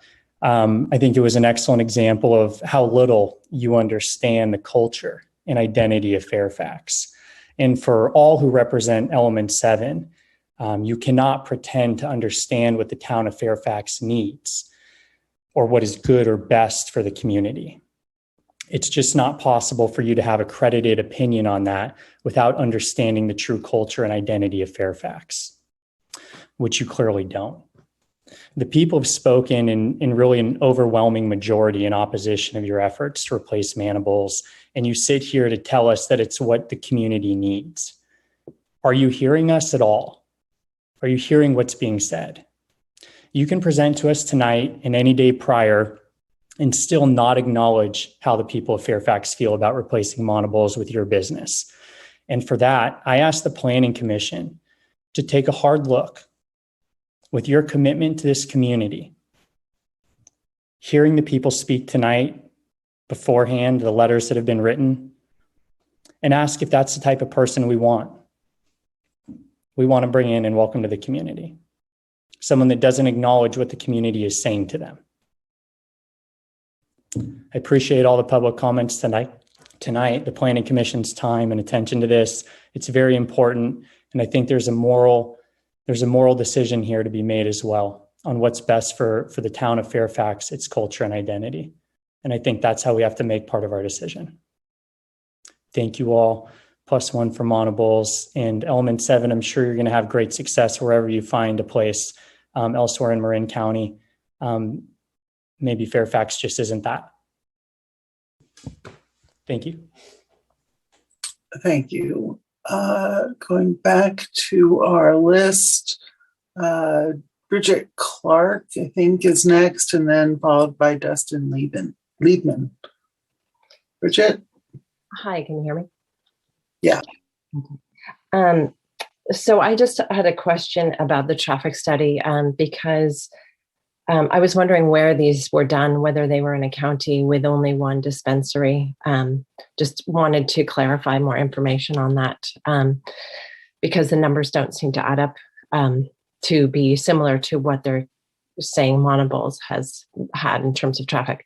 I also wanted to share with you, and one of the teens who used to live with me worked at Monables, rode her bike to work and walked. And it is a great place for teens to work, to hang out. And in that respect, I want to quickly just read from a former graduate from Archie Williams who sent a message that she wanted to note she's strongly in support of marijuana legalization, but this isn't about legalization. It's no secret that there aren't many businesses in Fairfax that cater to youth.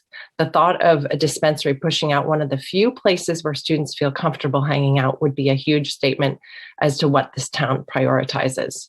To add insult to injury, E7 is a portal to a massive industry that has successfully convinced my generation that legal means safe. Over the past several years, I have seen my peers, friends, and family members using cannabis more often, primarily due to the industry's profit-seeking push and relentless marketing. During high school, I observed students talking about using pot as though it were a self-prescribed SSRI. And it was only made worse with COVID and the desire to self-medicate. Finally, I can guarantee you that there is a prominent marijuana dispensary, if there is a prominent dispensary on St. Francis Drake, you will have 18-year-olds lined up with medical marijuana cards because anyone can get one. Even though there is already a medical dispensary in Fairfax, it's discreet, so not everyone knows where it is. E7 will make every 18-year-old in Marin know they are open for business. Our community needs more businesses like Monables where kids and teens feel welcome. And that is 2 minutes. Sorry. Thank you. Thank you. Okay. Then next we have Dustin, followed by Kevin. Although Kevin, if you're the same Kevin who already commented, I might ask you to put your hand down. So Dustin? Can you hear me? Hello? Yes. Yes. Hi, my name is Dustin Liebman. I'm a Fairfax resident and father, elementary and middle school children in town. I was initially involved with Element 7 and now have re-engaged with Fairfax Remedy to work in ownership for community, to be a community liaison and to provide support to the business. I am an advocate for medical marijuana, and I believe that there's great value in our community, as I believe there's great value for having a business like Monobles. What I'd like to say is that, you know, the location for Fairfax Remedy is available for cannabis. Unfortunately, it's one of the only that is available for it. I personally have been through challenges in trying to open up an independent dispensary when it was zoned on Bolinas Road. Unfortunately, I lost tens of thousands of dollars in that pursuit because I did not have partnership. With the amount of local ownership being granted, there needs to be support when looking at a business of this magnitude. You know, the regulation associated with it and the quality needed to run a solid business like this takes additional support and backing. I know for a fact that the Element 7 Fairfax Remedy is motivated to make sure to keep youth safe, to make sure that they're stocking products that are appropriate to have in a community, and that you know, they're invested in trying to make sure that there is local ownership, local involvement. And I do know that they want to and had offered to support Monoballs continuing to be successful in Fairfax. Thank you.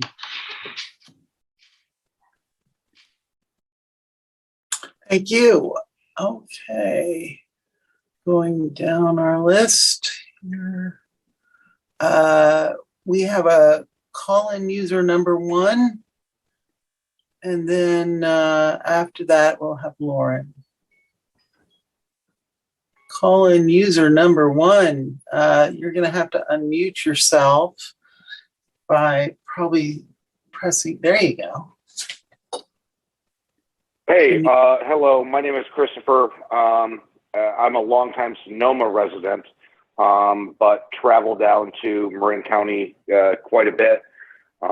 Always loved it. And I just want to say, like, I'm a big proponent of this. Marin County is one of the only counties in the state that, you know, does not have the retail aspect of cannabis to support the community demand.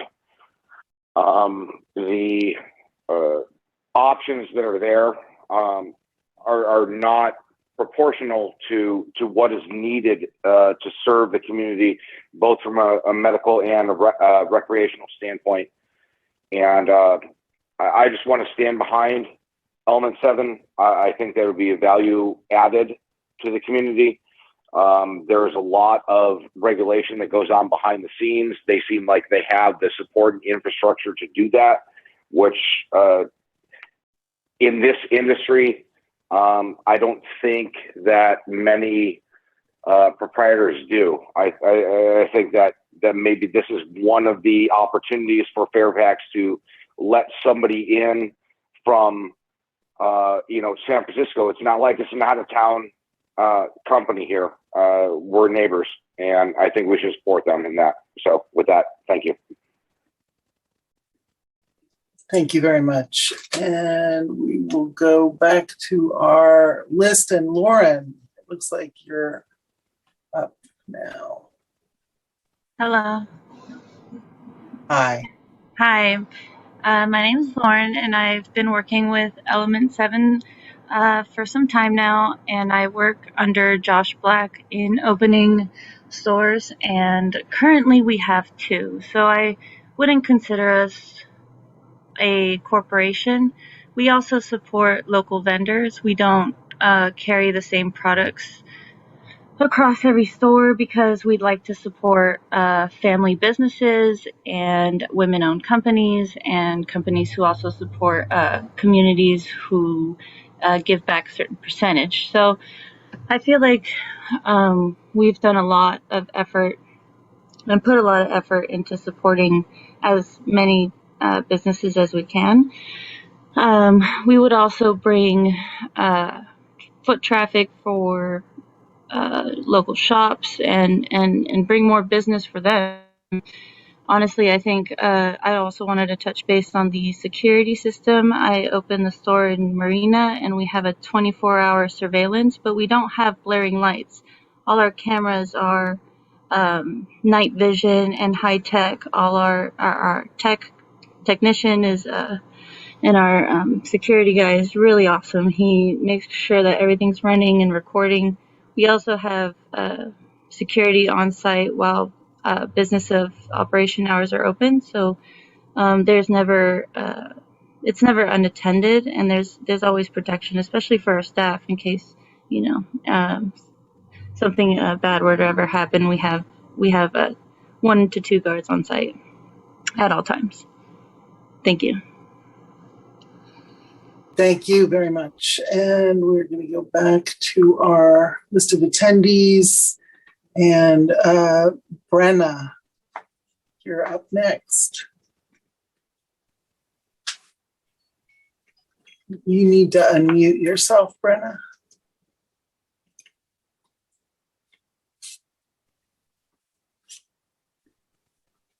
Yeah, we can't hear you, Brenna. There you go. Oh, you just had it. Can you try doing what you just did for like a second, or does that not work? There you go. Yeah, you muted me back, so I lost you there. Okay, my name is Brenna Gubbins. I'm a 48-year resident of Fairfax. I'm also a small business owner. I'm really proud of our town and how everyone is speaking out, and really, it's really awesome to hear in support of Monables, which is a locally owned family business. I'm speaking in opposition of Element 7 coming in. Being a small business owner, I know that if a larger, more corporate business came in and had the same kind of business as mine, it would crush me. So, I mean, what about Marin Alliance? What's this going to do to them?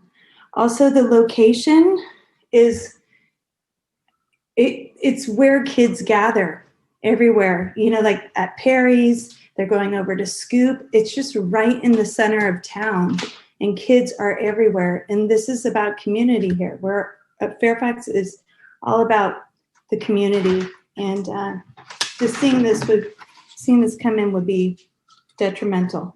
Also, 80% of the revenue is going to Element 7, which makes this a franchise model.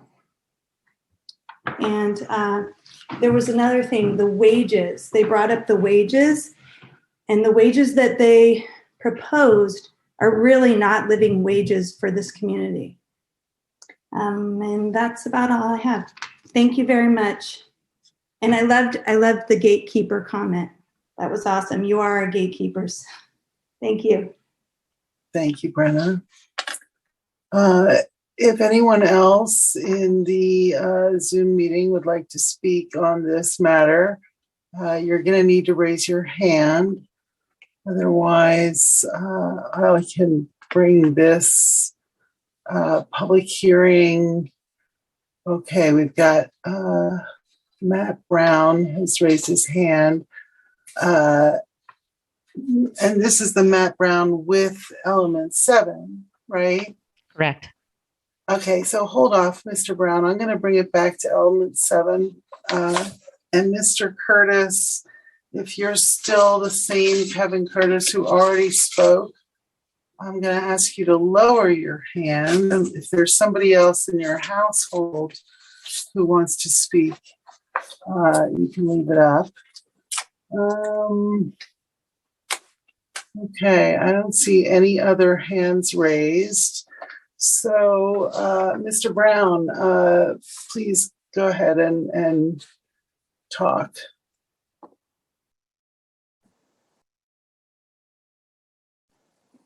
All right. Well, thank you, commissioners. And, this is a really tough topic. I am a lifelong resident of Marin County and the former mayor of San Anselmo. And my most difficult meetings as on the council were over this issue. So I appreciate your hard work and your position tonight. And one only needs to look at the front page of the IJ today to see just how stressful serving in Marin County can be as a public official. So thank you. The first, I came to be acquainted with Element 7 professionally. My day job is commercial real estate brokerage. And after the passage of Prop 64, my industry was inundated with folks that were interested in opening up dispensaries and cannabis-related businesses throughout the region. And I turned down work with most of them, but it was Element 7 that and Christopher and Robert that really impressed me with their professionalism. And they were not cannabis first, they were business first. And they will be a very fine operator for Fairfax. I've heard a lot tonight about local businesses and chains and that sort of thing. It is interesting to note that the owners of Monobol, as I understand it, own multiple units, I believe 2, under different names. And so, a chain is a chain is a chain. And furthermore, there are all kinds of other chains in Fairfax that provide wonderful fabric to the community of Fairfax. So just because somebody has a couple of units doesn't make them a bad citizen. So I would urge careful consideration. This is not a new approval. This is, we're putting the finishing touches on a decision that was made by the council a couple of years ago. So I appreciate your service, the hard work, the pressure that you feel from all places in the community, and I wish you Godspeed in your decision. Thank you. Okay, thank you.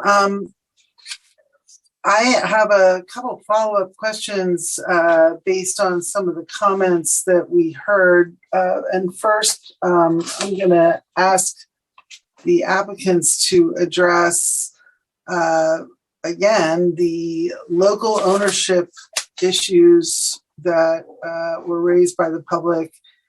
And I think that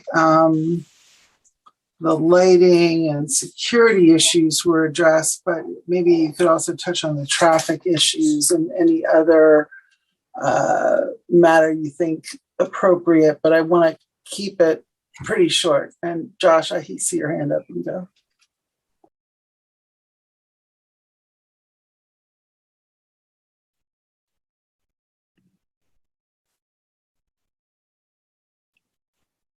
Josh, can you talk? Yeah. You can hear me now, right? Yes. Now I hear you. Wonderful. Look, I'll address the local ownership.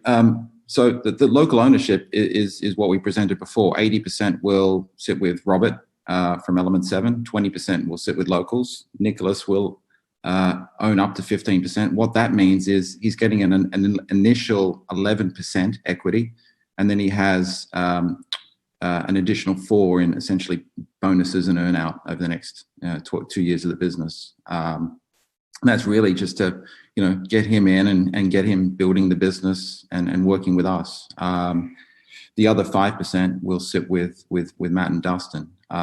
So those are the numbers, and those numbers have not changed now or sort of since we put the application in 18 months ago. There's obviously, there's a fear narrative sort of out there that, is obviously, you've heard 20 people speak essentially on the same topic as, we're a corporation. Well, look, let me tell you the story about Element 7 and how it started. We started the business in August 2018, 3 years ago. We lived and worked in a tiny little house in Los Angeles that was rented for $4,200 a month. Robert drives around in a truck that's got 200,000 miles on it. He sleeps in motels.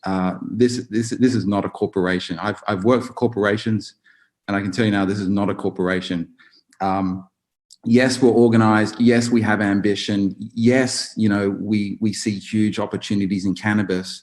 But, when I came to America 6 years ago, I came for opportunities like this to build a business. And that's what you do in sort of America, and you work hard and you can earn great money. I worked for large corporations like Pepsi, and I learned a lot there. I can tell you, this is not a corporation. There's no board. The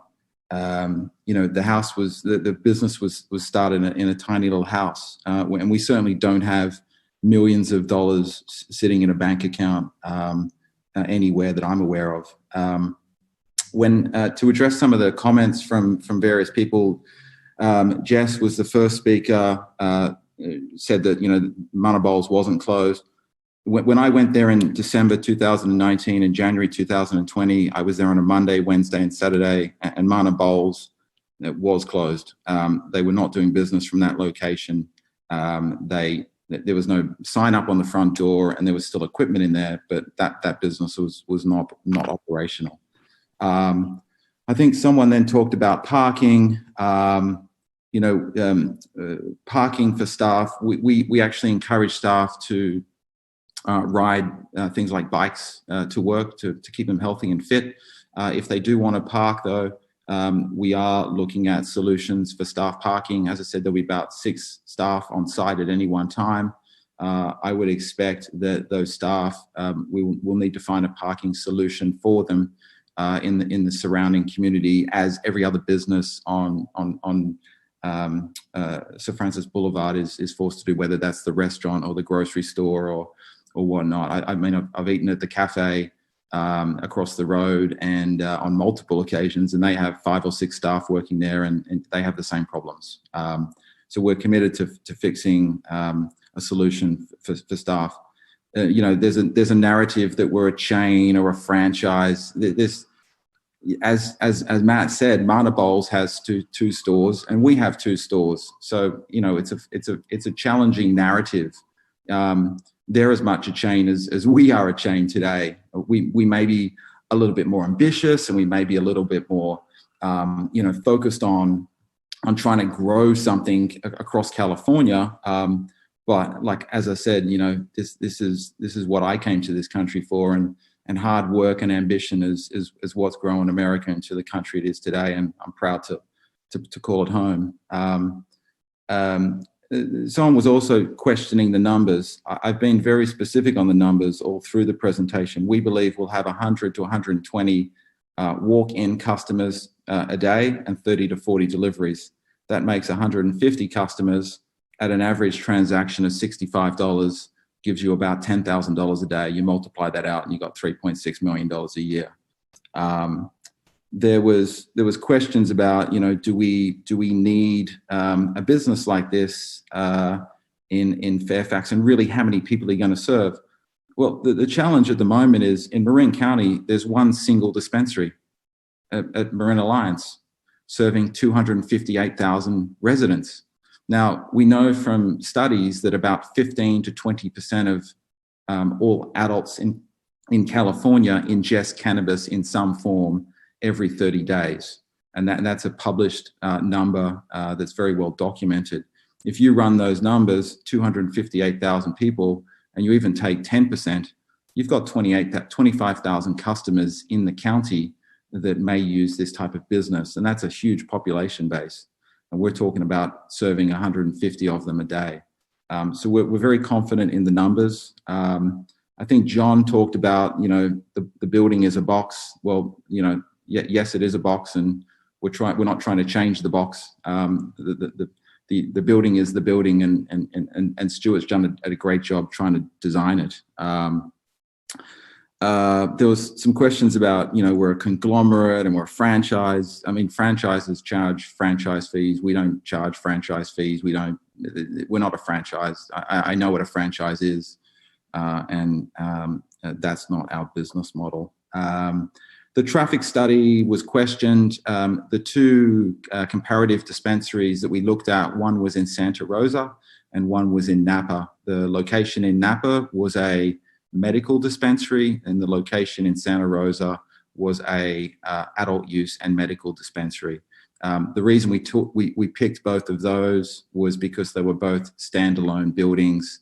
They weren't in a strip mall or a shopping mall or anything like that. They were single standalone buildings of comparative sort of size and scope as the property we've proposed. Someone said our MO is to win and sell licenses. I mean, as I said, we've never sold a license, and that's not our MO at all. And I think that's just part of the fear narrative. Yes, we've spent over $50,000 to this point. About 40 of that was to the landlord, and then you saw that we had a historical architect, a landscape architect, and another architect on the call. They're not cheap. They charge anywhere from $200 to $300 an hour, and it's expensive work. And we've been very committed to that. The parking study cost another $10,000, so we've probably spent close to 80 to this point, which as a small business, not a corporation, is a lot of money. Someone also talked about vertical integration. Yes, we do have plans to open a commercial kitchen in a place called Fireball. It's a 1,200 square foot kitchen. It's not what I used to walk into at PepsiCo. It's 1,200 square feet. It's about the same size as your living room, and it will produce some gummies and other products in the future. I'm frankly flattered by the comparisons to Walmart and Chevron and Kraft and Starbucks. It's flattering. It's not who we are. Yes, I'm organized, and yes, I present well, hopefully. But I thank my 15 years of corporate experience for that. There was some concern. Someone said there'll be 18-year-olds lined up around the corner. In Marina, we see about 120 customers a day. 2.4% of our customer base is aged 18 to 21. So 18 to 21 is medical patients, and 2.4% of our customer base works out to about 3 people a day. So we don't have teenagers lined up around the block. It may be different in Fairfax, but if it's anything like Marina, we will see a few patients in that age group. We won't see hundreds and dozens every day. So that was really the presentation and the questions that I wanted to address. As I said, we had probably about 20 people speak against us tonight. I just remind you that in our initial application, we had signatures and letters from over 90 people that spoke in favor of us. As you know, in planning commissions, you tend to get the negative stuff more than the positive stuff. I was actually surprised. I thought there'd be a lot more speakers, which there weren't. But I want people to have their say. I care about small communities. I come from one myself. My dad ran a takeaway food business all his life, and I value small businesses. And that's frankly what I said to April and Todd's wife when I met her from Monobol. I said, look, my dad ran a small takeaway business all his life. And we'd like to try and help you, get through this situation and relocate. And we made an offer, and it wasn't enough. And here we are today. Happy to answer any questions you have as well, Madam Chair. Okay, I don't have any further questions. Do any of the other commissioners have any questions before I close the public hearing? Okay, so thank you very much, all of you, for coming, and I am closing our public hearing now. And we will bring this back to the commission for discussion. And I just want to ask, I do want to comment on a couple things, and I want to ask a question. We had one speaker reference a cannabis dispensary on Bolinas, and that CBD store is not a cannabis dispensary. It's a CBD store that does not fall within our cannabis ordinance. So I just want to be very clear about that. And then I have a question for staff. and it may be just, the first is one of our commenters raised the RENA numbers and the ABAG requirements in our work with respect to updating the housing element, and how, in fact, we are looking at the ability to potentially increase density in the sort of flatter, localized infill area that's also cited by the town council in the ordinance, in the resolution adopting the medical ordinance, right? So they're citing in the town council ordinance parts of the general plan that encourage sort of the infill, and I'm just wondering if you've thought about the implications on the other stuff we're doing of approving a dispensary at this location, and knowing that we have very limited locations where the council has already decided that it's okay to put a dispensary.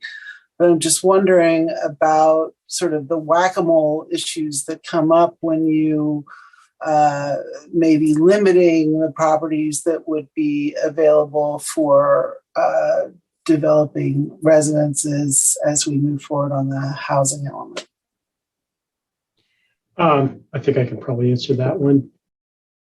We're in the middle of developing housing opportunity sites that respond to the draft regional housing needs allocation, or RENA, numbers that have been assigned to Fairfax, the 490 units referred to. We have not specifically identified locations in the central commercial zone. That zoning district does allow housing on the ground floor. So it's certainly an option for property owners and developers to propose. We are preparing to go to the town council at a special meeting next week, and your planning commission, of course. And we will be discussing various options for meeting those RENA numbers. So does that answer the question? Not really, but I have another question. Just a moment, Commissioner Fregoso. There was another commenter about questioning where the sales taxes go in this town, and I was hoping somebody could answer that question. The town gets a small percentage of the sales tax revenues collected. We do not have a specific, I think it would be referred to as an excise tax on cannabis products. Our finance person, Mike Bebrett, is much more expert than I am, but yeah, we get a small cut of that. What I heard from the applicant was some proposed allocation from the net totals.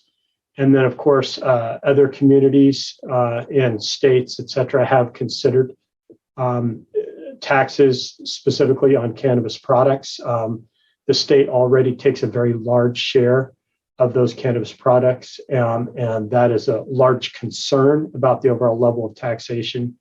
It's felt that California is already kind of close to the line where people are going to continue to stay black market, and that's certainly borne out by the small percentage of legitimate cannabis transactions taking place in the state to date.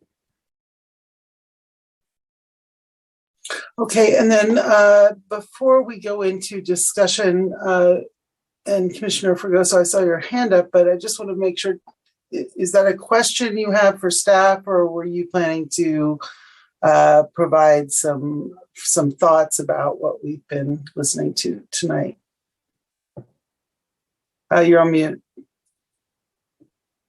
I can't hear you. Nice. There we go. I just had a comment on your question related to, have we looked at the potential of developing housing as an option? Does this decision preclude our ability to do something in that regard moving forward? And I would venture to say maybe leave it to the architects on our group, but I don't believe there is sufficient space on that tiny lot to really develop housing. But that's just a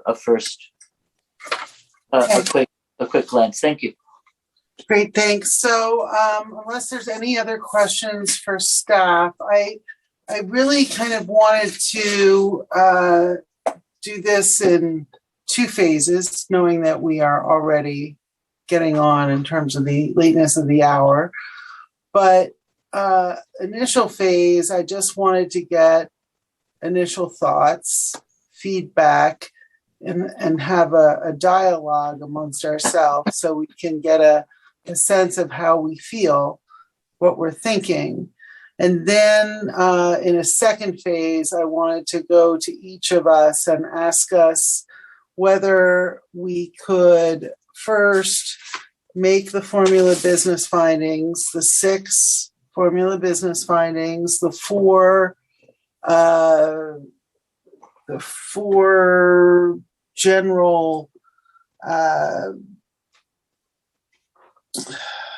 the grant of special privilege, those 4 findings that Commissioner Jansen mentioned, and then go into our position on the design review permit, the sign application permit, and then the rankings. And I wanted to sort of take the initial time for us all to talk about any issues that we wanted to talk about.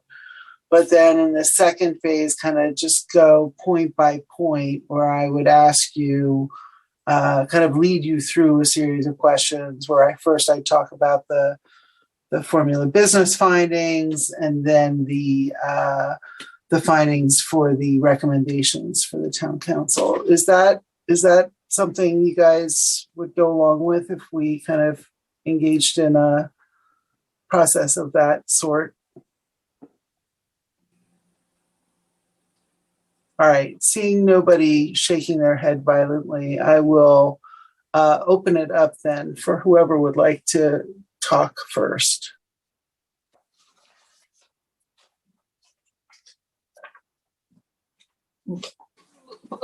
Clarification through the chair.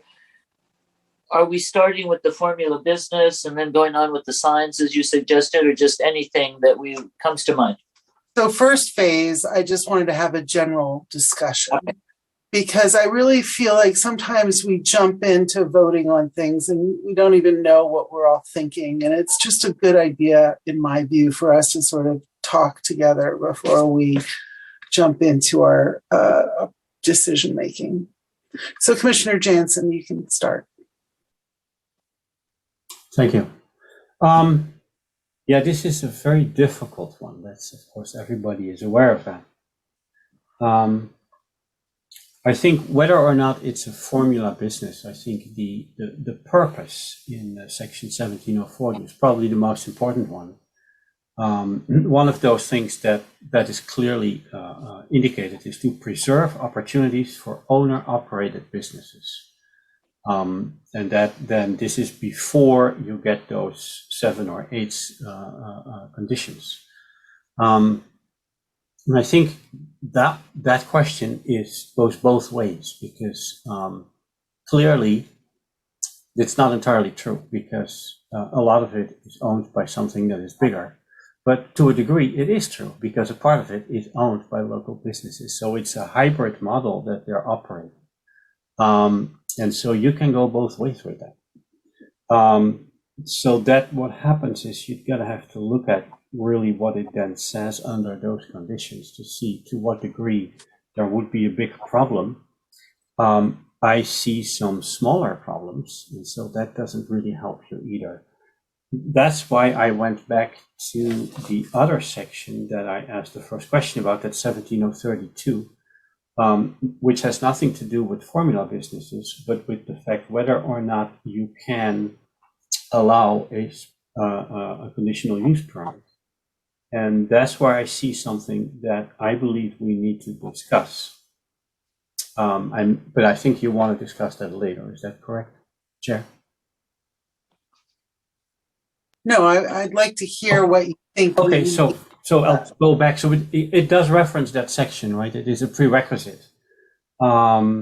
The prerequisite D, the fourth one in that section, 17. Excuse me, what section are you on? What Yeah, page? 17-032-060. What And page is that on? That's use permits. So it's in the, I'm sorry, just a moment, Commissioner. So Commissioner Fregoso, in our resolution, there is a reference to 4 findings that we have to make, general use permit findings. It comes before the section on formula business. So I'm in attachment A, our draft resolution on page 2. Page 2. There's 3 numbered paragraphs, and there should be a 4th. The one at the top of the page 3 should be number 4. Yes, got you. And those, I think, are the findings to which Commissioner Jansen is referring. You can continue, Commissioner Jansen. Thank you. So the last prerequisite, D, the approval of the use permit will result in equal or better development of the premises than would otherwise be the case. It's of the premises, it's not of the town in general. That one concerns me because that would mean that placing, and it actually goes to the core of the concerns that we've heard from the public. That means placing a dispensary there would be equal or better than having a restaurant there or anything else. So that seems a stretch to me. Now, having said that, it is not wrong to have one there. So again, all these issues are very complicated, but I wanted to point that out because that needs to be part of our deliberations. So maybe with that, I will leave it for now and listen to the other commissioners, and then I'll come back. Okay, thank you. Who else would like an opportunity to express themselves about this one?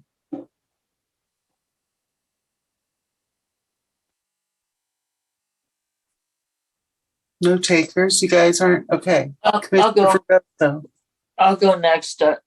Haven't perhaps fully thought through it, but I'll work with the same to follow up on the previous comment of general use permit findings.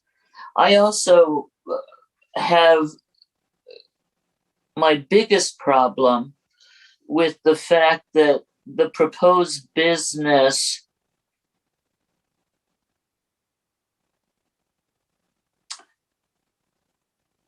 is not necessarily in the public interest for protection or enhancement of the community. It will provide, I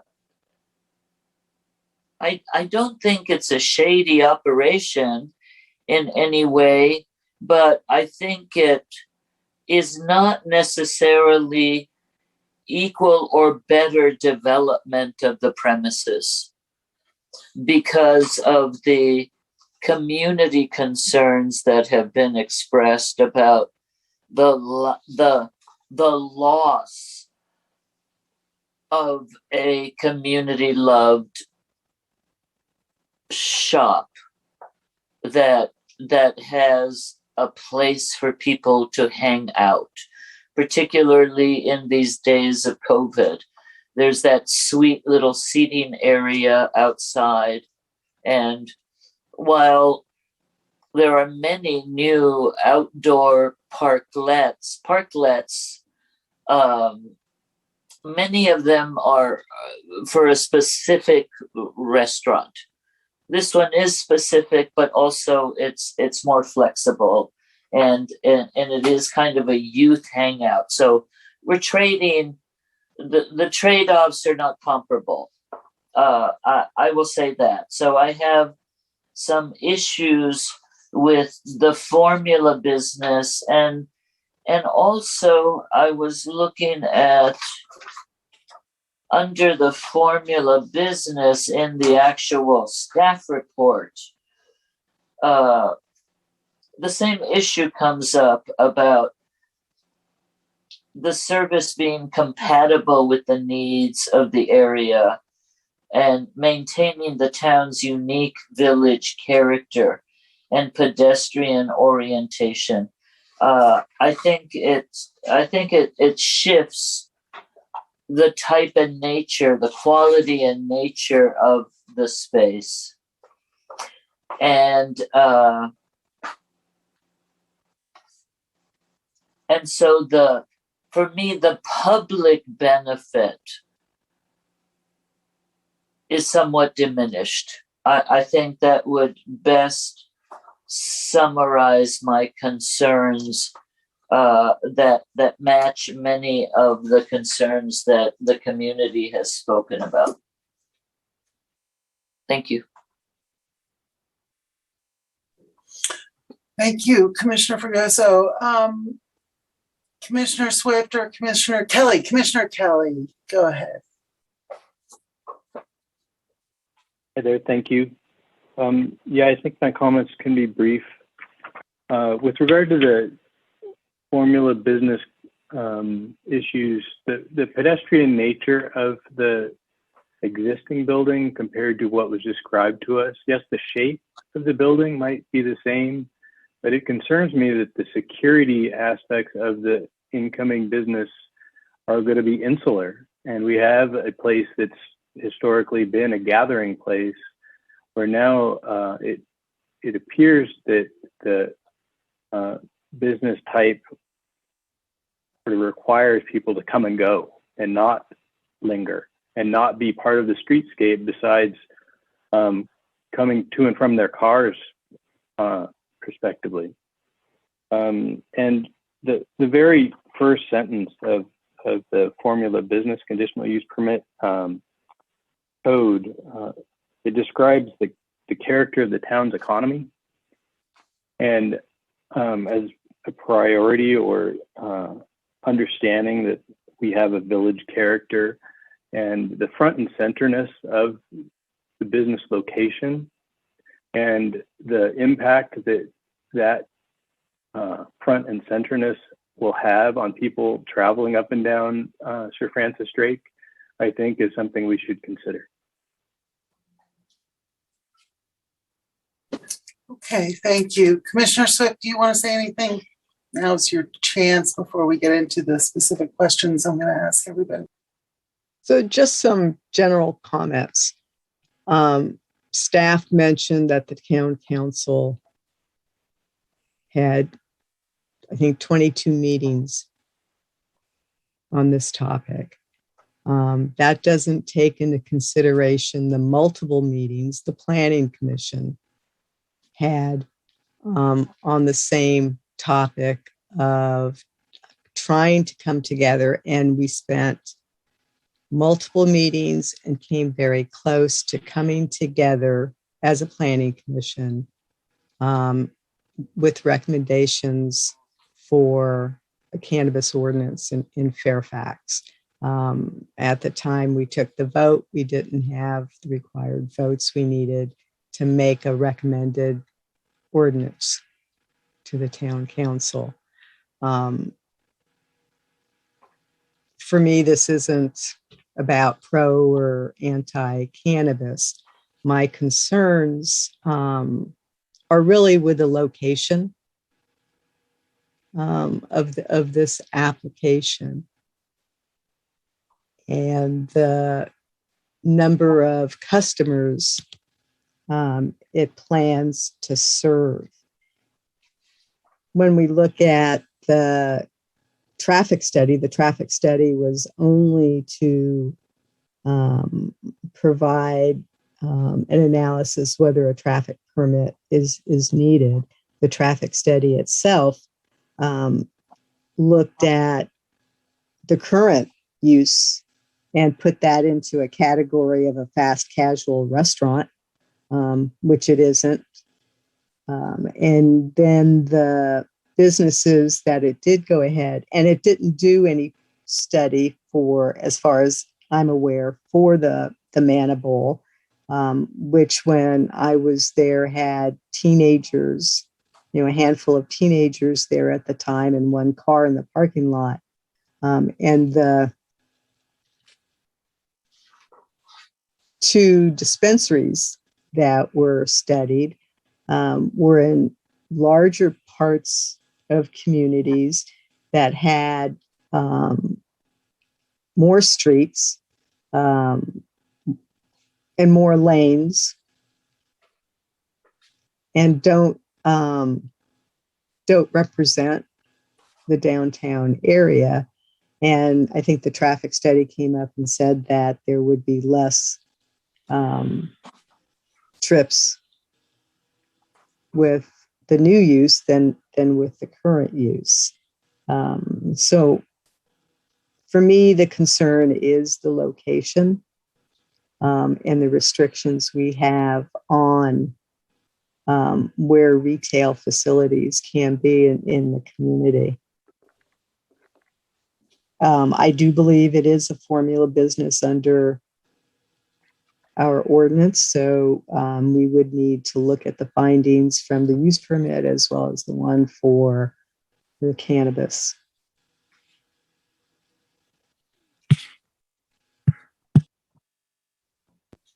Thank you, Commissioner Swift. Okay, so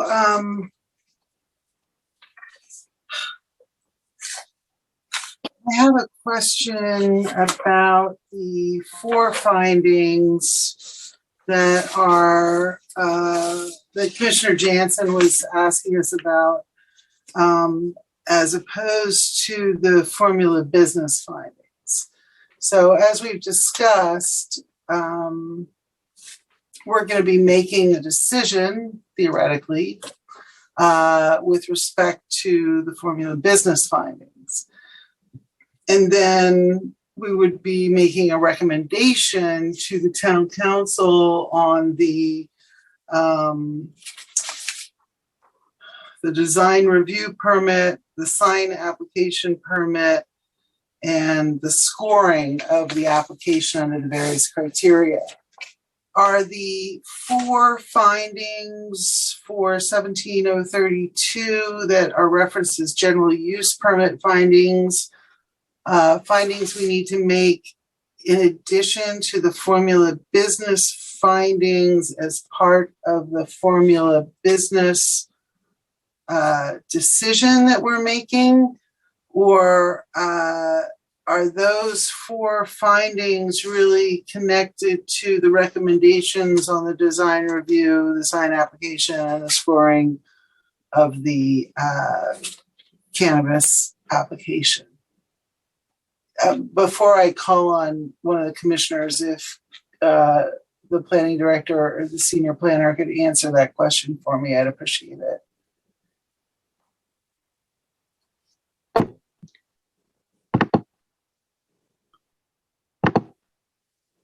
Do you want to take it, Ben, or do you want me to?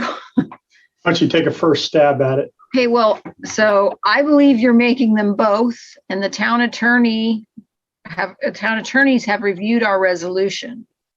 So. Okay, so both the 4 findings and the 6 findings. Correct. In terms of the resolution. Okay, and I saw Commissioner Jansen's hand up first, and then Commissioner Fregoso, and then Commissioner Swift.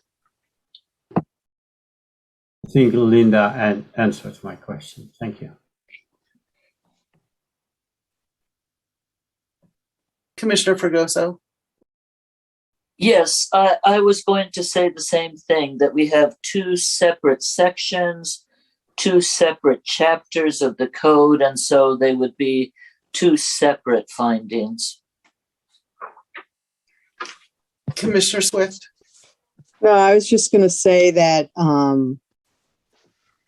the findings in 17040-220 it states that in addition to the findings required by 17032 as a prerequisite to the issuance of a conditional use permit. So we have to make the findings, the way I read this, you make the findings first from the use permit code, and then you go to the formula business findings. Okay. The other comment I wanted to make about some of the things I've heard from my fellow commissioners, and Cindy, I'll just start with the location issue that you raised, which also I think Commissioner Kelly, you mentioned as sort of the front and centerness of this location. And, you know, to me, we've got attachments in our packet that show us the limited areas where a retail dispensary can be located, or where a delivery business could be located. And this one, of course, is even the smaller because it's the combined of the two. So you've got to comply with the retail. And so to me, the issues that you all are raising about the fact that this is front and center and you don't like the location, you know, is basically you guys want another bite at the apple that we took so long to chew on in coming up with this, you know, ordinance that really the town council ultimately chewed on even after we were done chewing on it, and came up with hold on, I want to finish what I have to say here. They came up with the identification of the locations. So to use the location as a disqualifying criteria seems to be putting it all upside on its head. And the other issue is that the town has come up with criteria that scream for professionalism and experience. I'm not saying they scream for formula business, but they scream for professionalism, experience, somebody who's going to be running a shop with some standards, with some hopefully good product for the citizens of Fairfax, who voted overwhelmingly for legalizing recreational cannabis. And so I just don't feel like location is really a good basis for rejecting this application, because it is within those areas that the town has already said they would allow it to be in. And the loss of the beloved spot, again, I cannot emphasize enough that no matter what we do here tonight, it's not going to be dispositive of Manables staying where they are. And as much as we want to protect our beloved, long-time, you know, family-run restaurants, we've seen that there's something else here. It's not necessarily a moral choice. There are due process rights of businesses to operate in a legal manner that we also have a responsibility to consider and honor. Or will be, you know, the town council itself could be the subject of a challenge that, you know, if we're going to deny something, we want to make sure we're denying it for reasons that are going to, you know, stand up to scrutiny, and that things like location, when it's smack dab in the middle of the locations that were already identified, or hanging our hats on some kind of moral decision here, I think is really misdirected.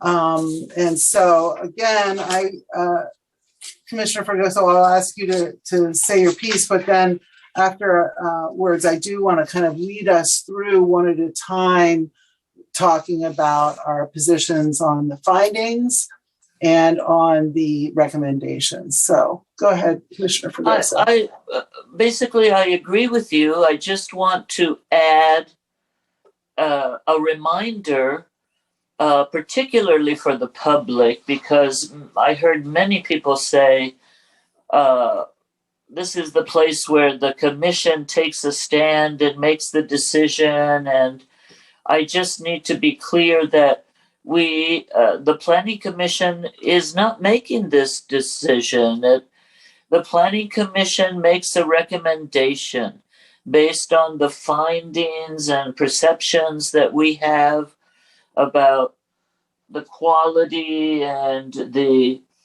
ability of this project to enhance the town center's village character. And we're proposing, we will be proposing a rating system based on our perceptions on how well it fits into the fabric of our neighborhood as a recommendation to town council, and it is the town council who makes that final decision. Well, I want to correct you on one thing, Commissioner Fregoso, which is we are making the findings on the formula business application. And when we are done with making our decision, that formula business decision will be appealable, and there will be a 10-day calendar day appeal period and a $625 appeal associated with those particular findings. Okay. Formula business. And if that decision is not appealed, it is not a decision that the town council would be able to make. So, Commissioner Kelly.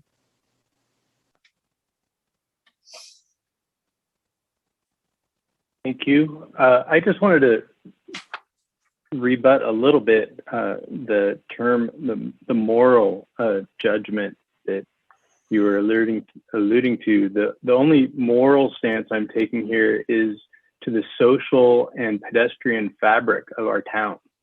And I think that this business type is unfortunately the equivalent to a pedestrian drive-through.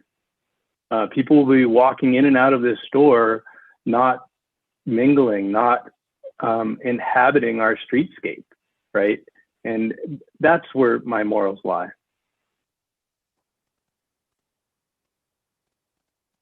Thank you. I appreciate that. I was commenting on a commenter in the public who said we were making a moral decision. I didn't intend to be commenting on your comment about the fact that the cannabis business itself would not allow loitering in the vicinity of the business.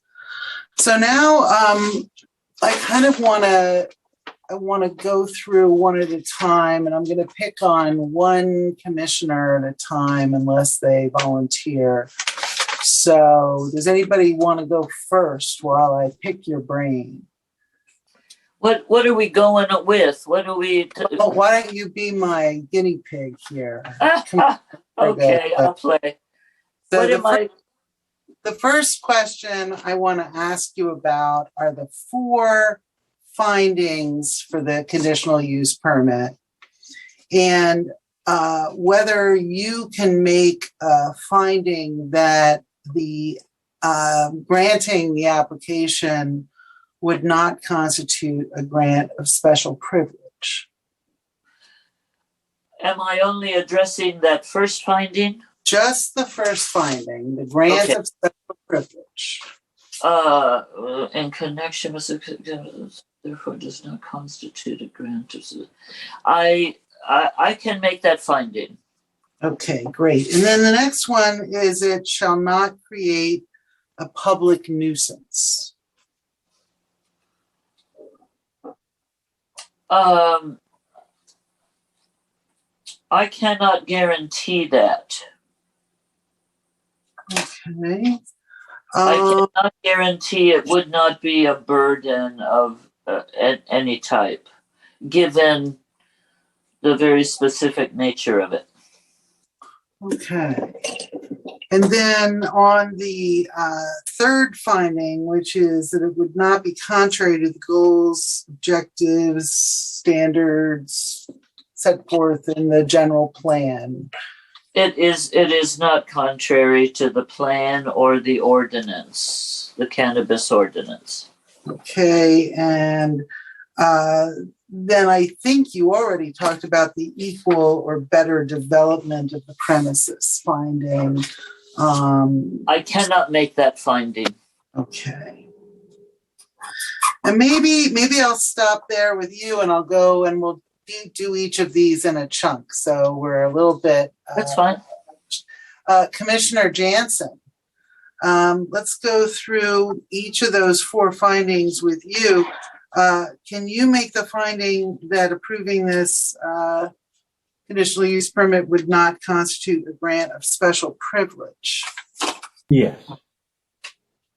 Okay, and can you make the finding that it shall not create a public nuisance? Within reason, yes.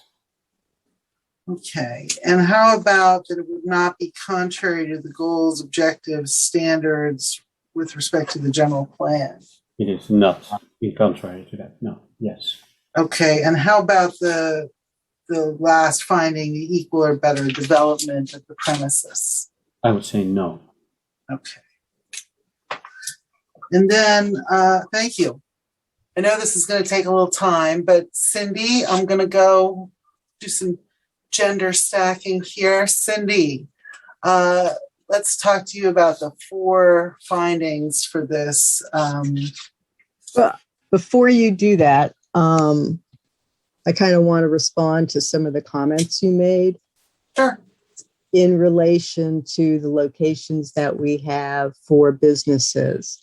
I am not anti-cannabis or pro-Manable. My concerns with this business is the size of the customers expected and the lack of parking and the traffic and the impact those will have on the rest of the businesses and just the downtown area. So hit me with your conditions. And you're only doing the use The 4 ones. Yeah. Right. So are you able to make the finding that approving this would not constitute a grant of special privilege? Yes. And how about the one about the public nuisance? Can you make a finding that it would not create a public nuisance? I can't make that finding because it's not the public nuisance piece, but it's excessive or unreasonable detriment to adjoining properties or premises or adverse physical or economic effects or create undue or excessive burdens in the use and enjoyment thereof. Okay. And how about the next one about the objectives, goals, and standards set forth in the general plan? I can probably make those. I'm not sure because I did not look at every one of the general plan's goals and subparts. You know, when you talk about pedestrian usage in the town center, I don't know. Okay. And then the last one of those 4 that approval would result in equal or better development of the premises than would otherwise be the case. Are you able to make that finding? No, for the last part of that. I think when the finding talks about equal or better development of the premises, that also could be in the physical development of the property. But where my concern is the approval is in the public interest and for the protection or enhancement of the community. Again, going back to the traffic and the size of the customer base expected there and parking. Okay, thank you. Commissioner Kelly, I'm going to run you through those 4 questions. I might streamline the process moving forward, but for now, can you make the finding about whether this would constitute a grant of special privilege? Yes. Okay, how about the finding about the not creating a public nuisance, causing excessive or unreasonable detriment to adjoining properties, etc.? Do you think you would be able to make that finding? I'm going to give you a maybe on that one. Okay, I'll take a maybe. And then how about the third one with respect to the objectives, goals, or standards for the particular case, for the general plan, keeping in mind that none of us read the entire general plan in preparation right, and for this. Because of that, I'll have to give you a maybe as well. All right, and then finally, the one on the equal or better development of the premises. Are you able to make that finding? No. Okay. All right, so just for the record, because I don't think it's going to matter too much, but I would be able to make the finding about not constituting a grant of special privilege. I would be able to make the finding that it would not create a public nuisance. I would be able to make the finding that it's not contrary to goals, objectives, standards, general plan. And I would be able to make the finding that it would result in equal or better development of the premises. So I was a yes for all of those, but I am in the minority because there is not another one of you that could make a yes finding for all 4 of those. So with that in mind, I'm going to go to the formula business findings. And rather than go through each one of them, I'm going to ask you guys if there are any that you cannot make, and if so, which one they are. One or more are they that you cannot make a finding for? And who wants to start? You want me to start? If you guys want to start. All right. Go right ahead. I would be able to make the finding about the promotion of diversity and variety. So I'm not following my own rules.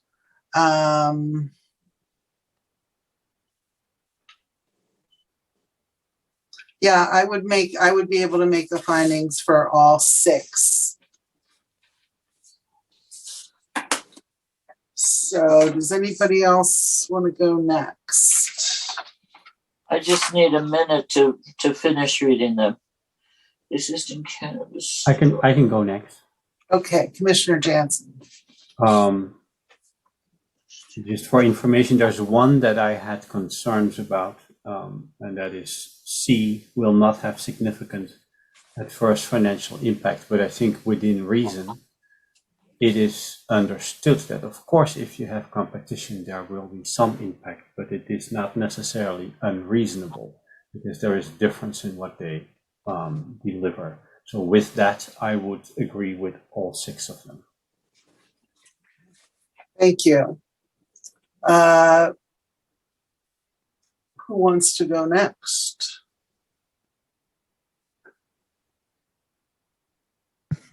I'll go. Okay. So I can't make the finding for D. It's located within the town center planning area. The proposed formula business or restaurant will be consistent with the pedestrian orientation of the town center planning area. Okay, thank you. Commissioner Fregoso? Yes, I can make all of the findings except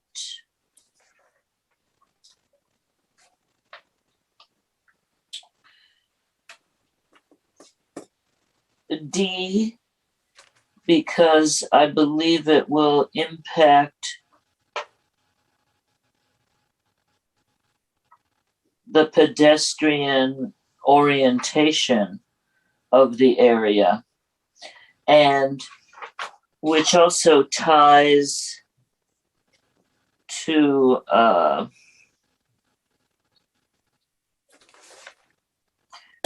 F. It would not preserve and enhance the village character and pedestrian scale. I have trouble making those findings. And maybe the most important is enhancing the village character. That's the one I really can't make. Okay, thank you. Commissioner Kelly. I can make all findings except for D. I think with the amount of traffic that we're going to see from cars rather than bikes and pedestrians, we're going to get a lot of folks actually trying to translate across the road of Sir Francis Drake, and it is going to change the nature of the pedestrian experience along the road there. All right, thank you all very much. I really appreciate everybody weighing in with that much detail and thoughtfulness. I'm going to turn to the other matter that we need to cover tonight, which, well, in addition to the other matters that we need to cover. Through the chair, there's a final whereas. Is that something we don't need to look at?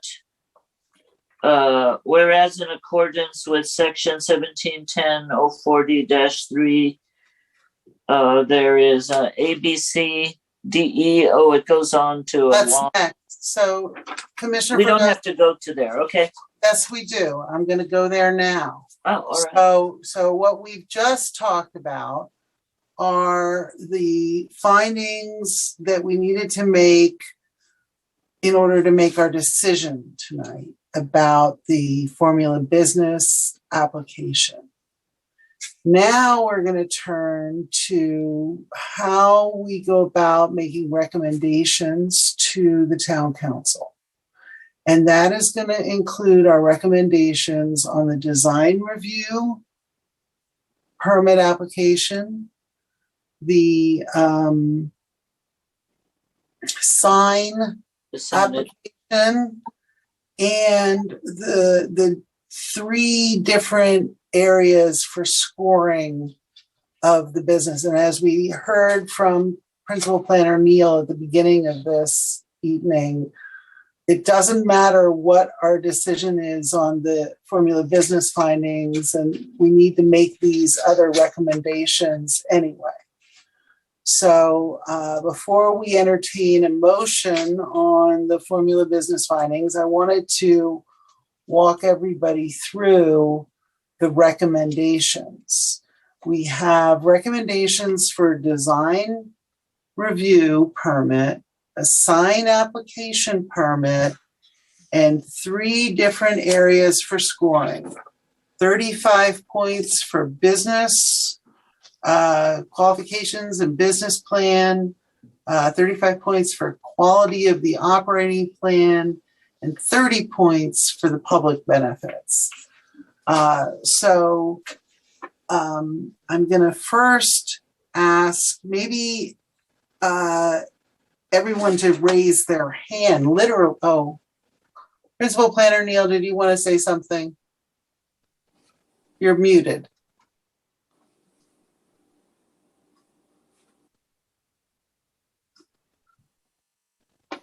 So based on the little survey that you just did, it appears that the use permits are not going to pass. And so while I encourage you to go through this, complete the exercise, you're going to have to continue this because we're going to have to rewrite the resolution for denial of the two use permits before it goes forward to the council.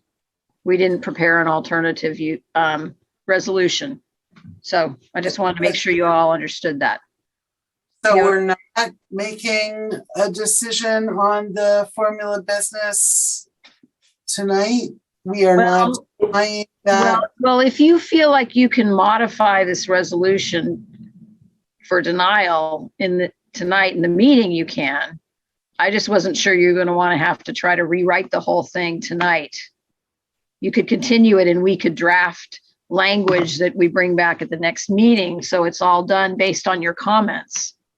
And if you continue it, do we need the applicant's permission or do we just continue it for a month? I think we just continue it for a month and we're still fine. I just don't know that you guys are going to be able to change this resolution. No, Ben, I don't. Are you agreeing with me? I mean, it's kind of a big job. It's already 11. I think it makes sense to have work it. So, but I still want to walk through the recommendations, right? Yes. Mm-hmm. Yep. Okay. You mean the percentages? You mean the number, the rating system? Three different subparts of the recommendation. Yes. So, but first subpart is design review. Second subpart is signage.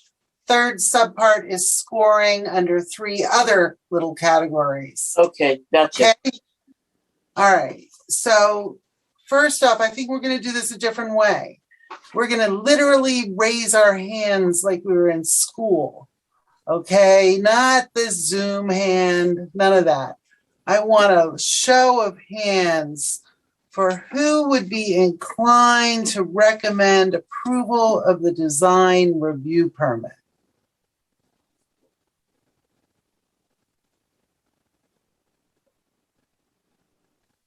Okay, I think that's pretty clear. How I missed that. How many hands? Yes, it did. It was unanimous except for one hand was raised, which was mine. So Chair, you can make the findings and nobody else could? For the design review permit, I was asking if we would make a recommendation to the town council to support and approve the design review application. But there's a lot of elements here. What if I can accept all but one or two? Do we not want to know? Can you just ask, can you make them all or not? Right? Yeah, if I might interject here. I appreciate what Chair Newton is doing. She's getting a straw poll going in terms of, hey, at the end, we can get into each findings, but at the end of the day, if you can't make all the findings, you can make all but one and it's still a denial. However, I think it's incumbent on the commissioners who did not support all of the findings to now recite which findings they take exception to or cannot make that finding. And that way staff can come back to your commission at the next meeting with the resolution for denial, citing those specific failures to make the necessary findings. Okay.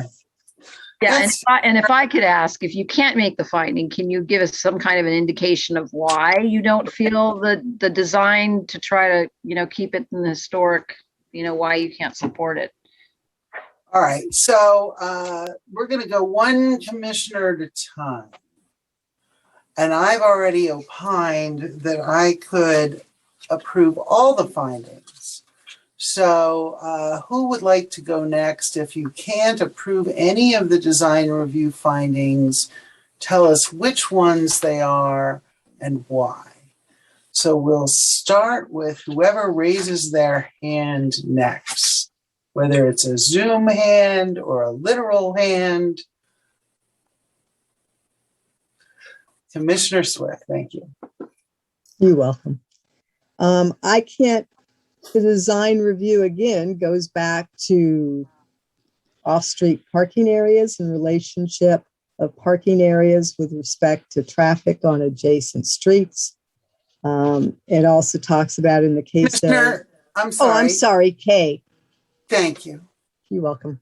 And then M is in the case of any commercial or industrial structure, the Planning Commission shall consider its proximity to any residential district and shall consider the effect of the proposed structure upon the character and value of the adjacent residential district area. Now, that for me, again, when we take a look at the traffic and the parking, I'm also looking at the impact of that to the residential areas surrounding the downtown area. So those are the findings I can't make for design review. Thank you. Commissioner Jansen. The first one is regarding lighting. It looks like this is old language, but I do not think you want high pressure sodium lamps in your downtown area. So that seems like an odd statement. I think you, apart not only the night sky component, but you want the type of color light that comes out. Which one are you looking at? I'm that sorry. is page 8, item 2. No. 8, item 2. Is he talking about the sign? I think you might be on the sign. No, is that the staff report that you're that's the staff report. referencing? Yes, All that's of the staff report. suggestions of staff as to the possible lighting. Correct. Okay, I was looking at the resolution Sorry, I'll find it for you there. and the findings in the resolution, which have letters by each of the findings. Correct. Now let's have to step back.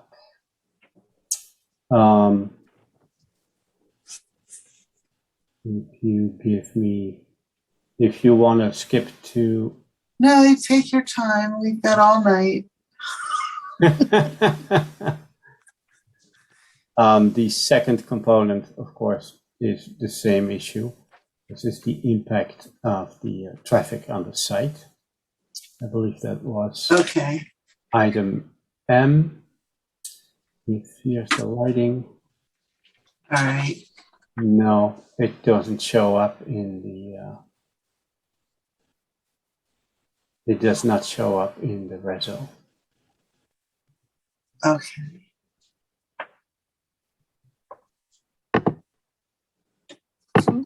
But I think you could, Robert, I think it could fall under A. You could say that the lighting that's proposed does not present a well-composed design, harmoniously related, couldn't you? I mean, is that too much of a stretch? I'm not sure that they're actually proposing to do that. That's the problem. It's a wide range of allowed lighting. Most of them would be very wrong. But it does not show up in the reso, so this probably could be resolved when they come for a building permit. But insofar as that question hasn't been addressed, staff will find a location in the findings to recommend denial on that basis. Okay. As one of the issues. Okay. Commissioner Kelly or Commissioner Fregoso, would you like to give us your thoughts about the design review? Okay, I can go.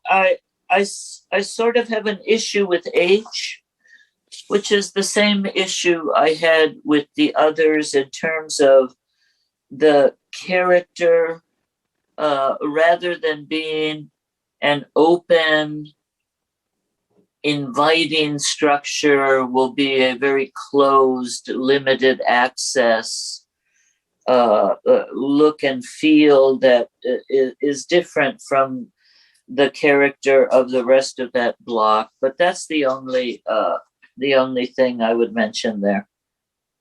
Okay, thank you. Commissioner Kelly? I actually think the only thing that I would have an issue with is M, and that is just because I think I have a lack of definition of what that fence is and the relationship of the residential unit behind the neighbor to the rear.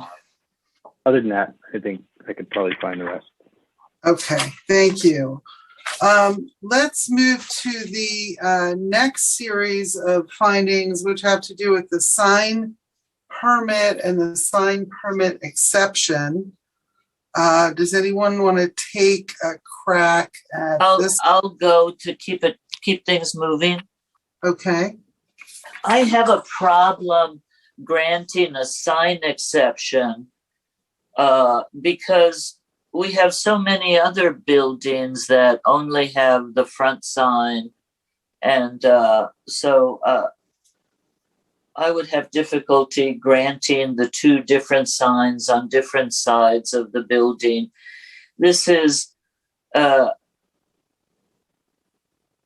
not something that needs big signs, I think. They want to keep it low key. Cindy. You're on mute. I can't support the sign permit because it conflicts with 17-110-064-D5, which limits the sign to a single window or a wall sign, and in no circumstance shall any signage for a cannabis retailer exceed 6 square feet in area. That's called out by the town council in the ordinance that they approved. There was lots of discussion about retail storefronts and visibility in relation to signage. And I think, it goes back to the town council and some of the discussion we had passed our ordinance in 2019 after much discussion in public meetings. It's been 2 years later, and they now have this application as experience. And I think the town council could certainly relook any aspect of the cannabis related ordinances, including location, signage, and process after this application, or ask the planning commission to do that. But right now, I would not make a recommendation for the permit that goes against the cannabis ordinance. Thank you. Commissioner Kelly. I think I'll just agree with Commissioner Swift and just state that I don't see any compelling reason for enlarged.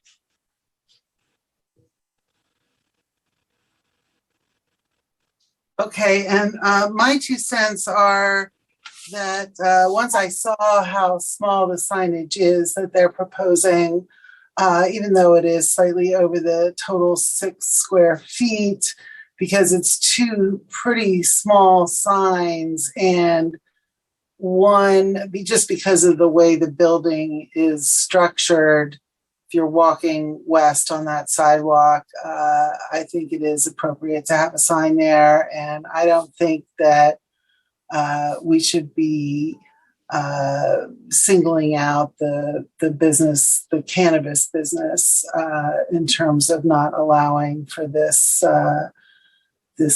use of additional signage here, just because it's a cannabis business. So I would be able to make the findings for the sign, both signs.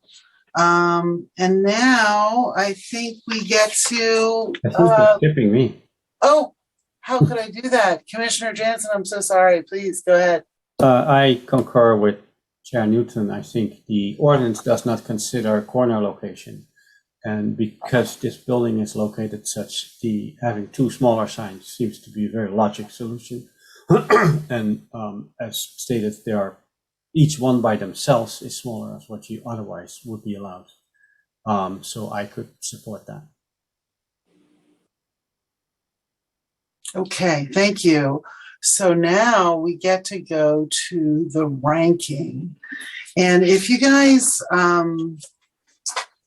the place that I was looking at is in attachment G in our handouts, and maybe staff can tell me if I'm wrong to be looking at attachment G.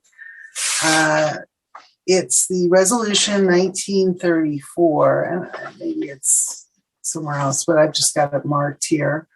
That is correct. Exhibit A. And here's where they talk about the specific bullets that are criteria upon which we're supposed to base our ranking. And I think it's odd because, I'm sure they thought maybe they would have more than one application and we would be ranking in a comparative way. And here we are ranking in a vacuum with one applicant who, what are we ranking them against? So we have to provide some sort of gut ranking, I guess, using our vast experience that we all have here to come up with some sort of number based on these criteria. So, you've got 5 bullets and 35 points. I'll let you guys figure out what the ranking that you might set aside for each of these specific criteria is. Commissioner Jansen, did you have a question, or you want to start telling me what your ranking is? I could do that too, but I had a suggestion, if I may. Okay. I think because, as you mentioned, it's not comparative at this point in time, but it's important that there is a threshold, which is 80 points. So I think you could use that as a target for your final score. Yeah, that has a value. Yeah, I think we've all taken tests in school, and if you get 35 and 30, you're an A+ student. But if it's something less than that, we can adjust our mental math appropriately. Through the chair, a procedural question, I guess, is 80 points the requirement for it to move forward to council? No. So council's going to get our, I think, average. Isn't that right, Linda? They're going to get, if we each give a number, for the first, the business. Okay, they'll average them out. And then that would be the number, the average of our rankings would be the number that they provide. Is that correct, Linda? Keep getting unmuted. That's correct.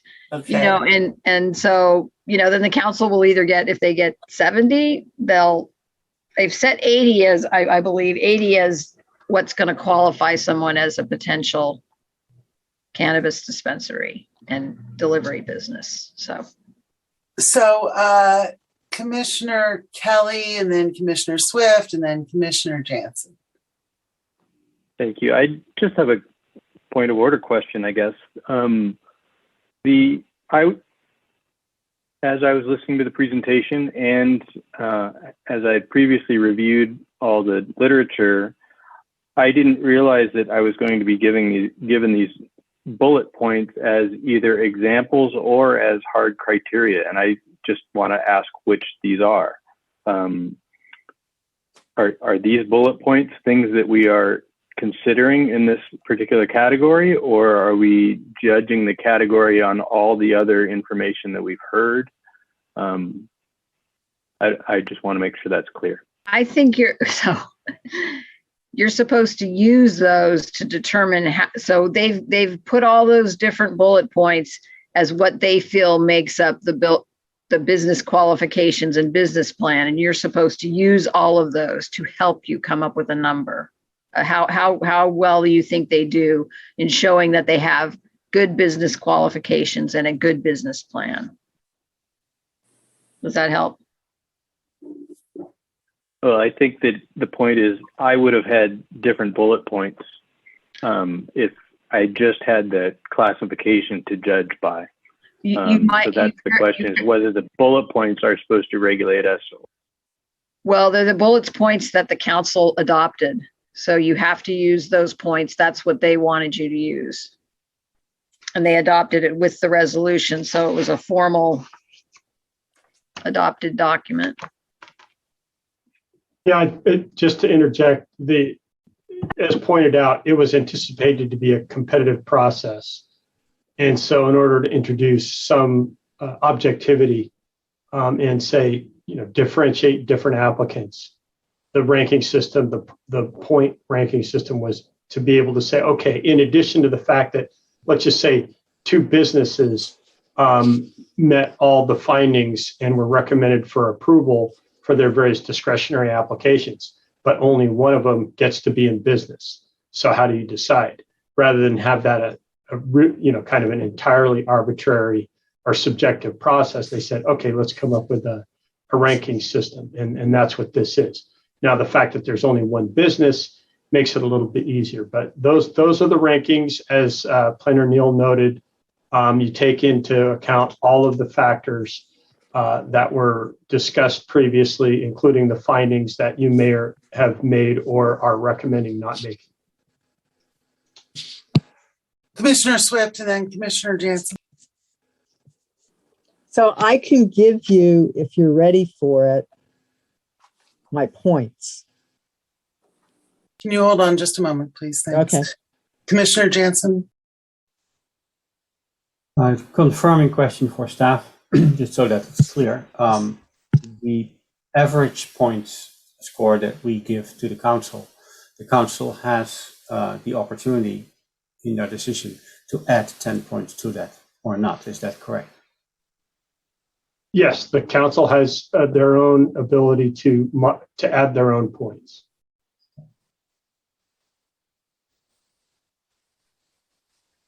Okay. Principal Planner Neal, did you have anything else to add? Okay. Let's do this one rating system at a time. Let's go with business qualifications and business plan as demonstrated by industry experience, financial capacity to start up and sustain business operations, business design, layout, secure, attractive, unobtrusive design, innovative or boutique business models consistent with the Fairfax community, and additional information that demonstrates the ability to operate in a manner consistent with the values of the town, including, without limitation, local residency of principals, 3+ years, connection to Fairfax, ability to serve Fairfax, and familiarity with the town. So let's just start with, out of 35, Commissioner Fregoso, how many do you give them? 30. Commissioner Kelly? 21. Commissioner Jansen? 30. Commissioner Swift? 35. And I give them 27.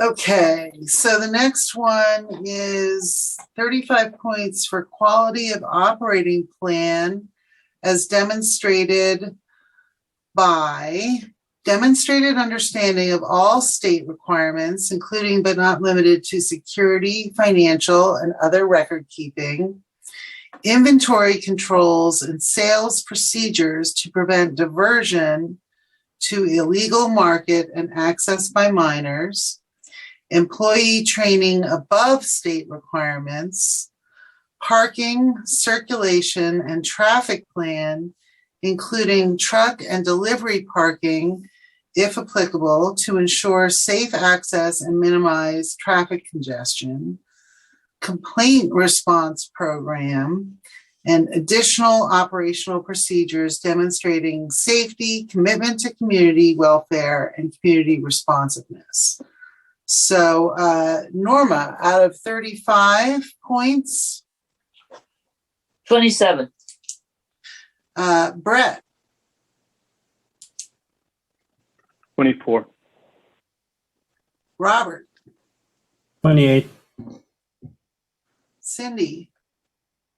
25, and the reasons, which I think would be helpful, is there was no parking circulation and traffic plan to include staff parking, delivery trucks, time of deliveries, etc. And also the application only addressed product complaints and not business operation complaints. Okay, and I'm going with 32. Can I add a reason? Sure. That it might be helpful for staff. I gave them a slightly lower rating because I know we've heard how excellent element 7 is at record keeping and regulations, but this is a whole new team with no experience, most of them with no experience, and they themselves require a full training. And so once they're trained, probably they would be fine, but there is that uncertainty at this moment. Okay, thank you. Now we're going to go down to the last category, which is public benefits. For this one, we get a total of 30 points to allot. Public benefits, including but not limited to the following: all employees paid living wage and benefits, social equity, one or more principals who earn at or below median household income, women or minority-owned business, small business. Offer medical cannabis, patient services such as physician or caregiver networking, experience serving patients. Reduced cost products to low-income medical patients, locally sourced organic pesticide-free products, green business rating, is certified or qualifies for certification, participation and support of local youth-serving prevention and education programs and or adult addiction programs. So I'm going to go in the same order. Norma, 30 points. How much do you award for this one? Oh, I'm torn between 20 and 23. Okay, do you want to split the baby and go with 21 and a half? Sure. All right. Brett? 22. Robert? 20. Cindy? 30. And I'm going to go with 28. Wow. Okay. I think we've summarized all the recommendations, but we need to have a motion. And I would entertain a motion that would, a motion to continue this, I suppose, to allow staff to come back and revise our resolution, given the straw poll we took on the findings of the formula business findings. Can I then try to put that into a motion on application 001-223-10, creation of a medical cannabis dispensary, adult retail delivery business in an existing commercial building, formula business conditional use permit, and recommendations to the town council on design reviews, sign permits, and scoring of the Element 7 Fairfax LLC cannabis business permit application number 21-02.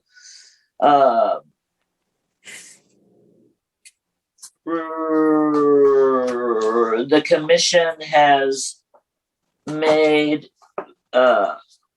has taken a poll of the different findings that were to be made, considering the use permit findings required by Chapter 17.032, the formula business findings required by Section 17.040.220, and the findings regarding the signage.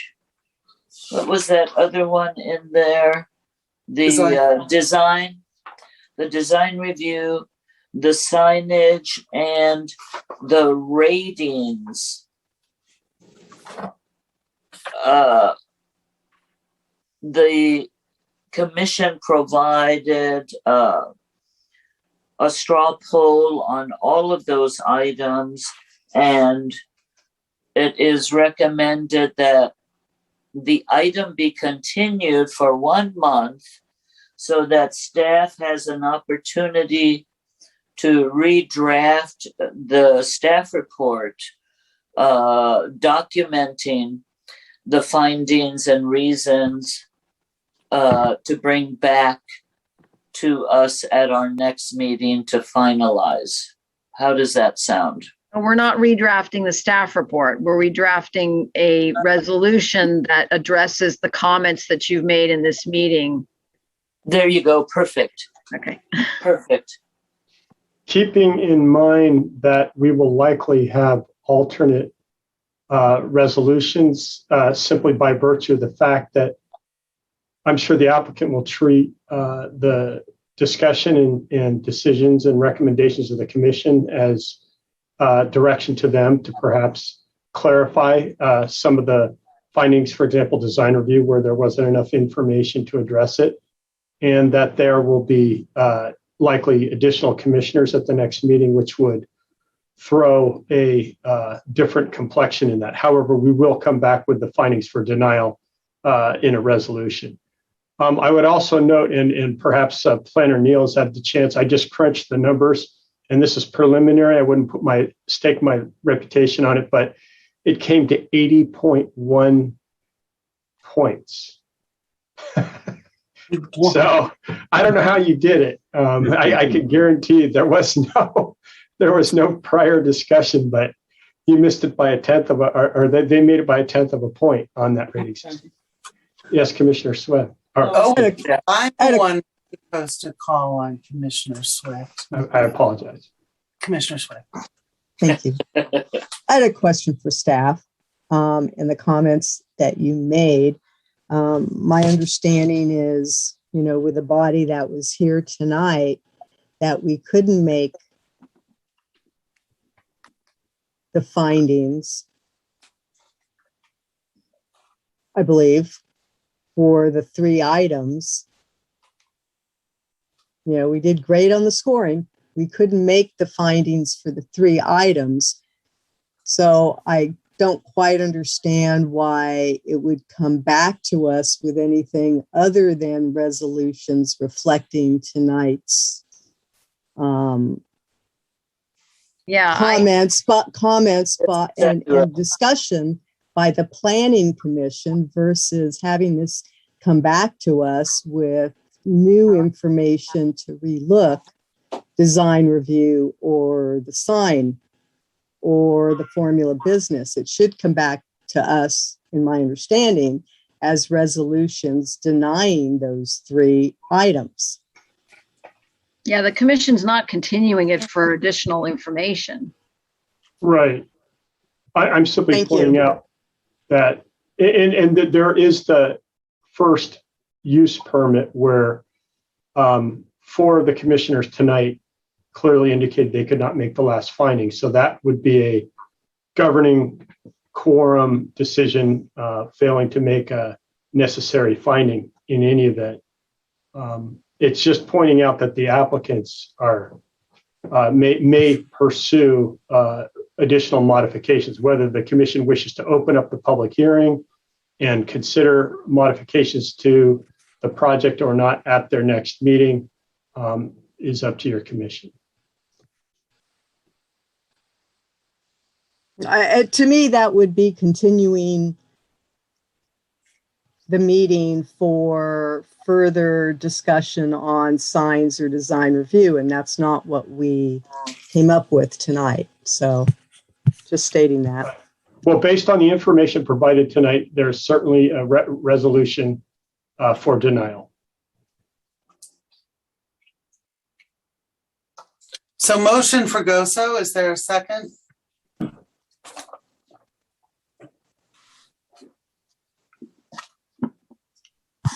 Aye. Okay, motion for Goso, second Swift. Would someone take the I'll call roll. Is that what you're waiting for? Yes. Okay. Fragoso? Aye. Jansen? No. Kelly? Aye. Swift? Aye. Chair Newton? No.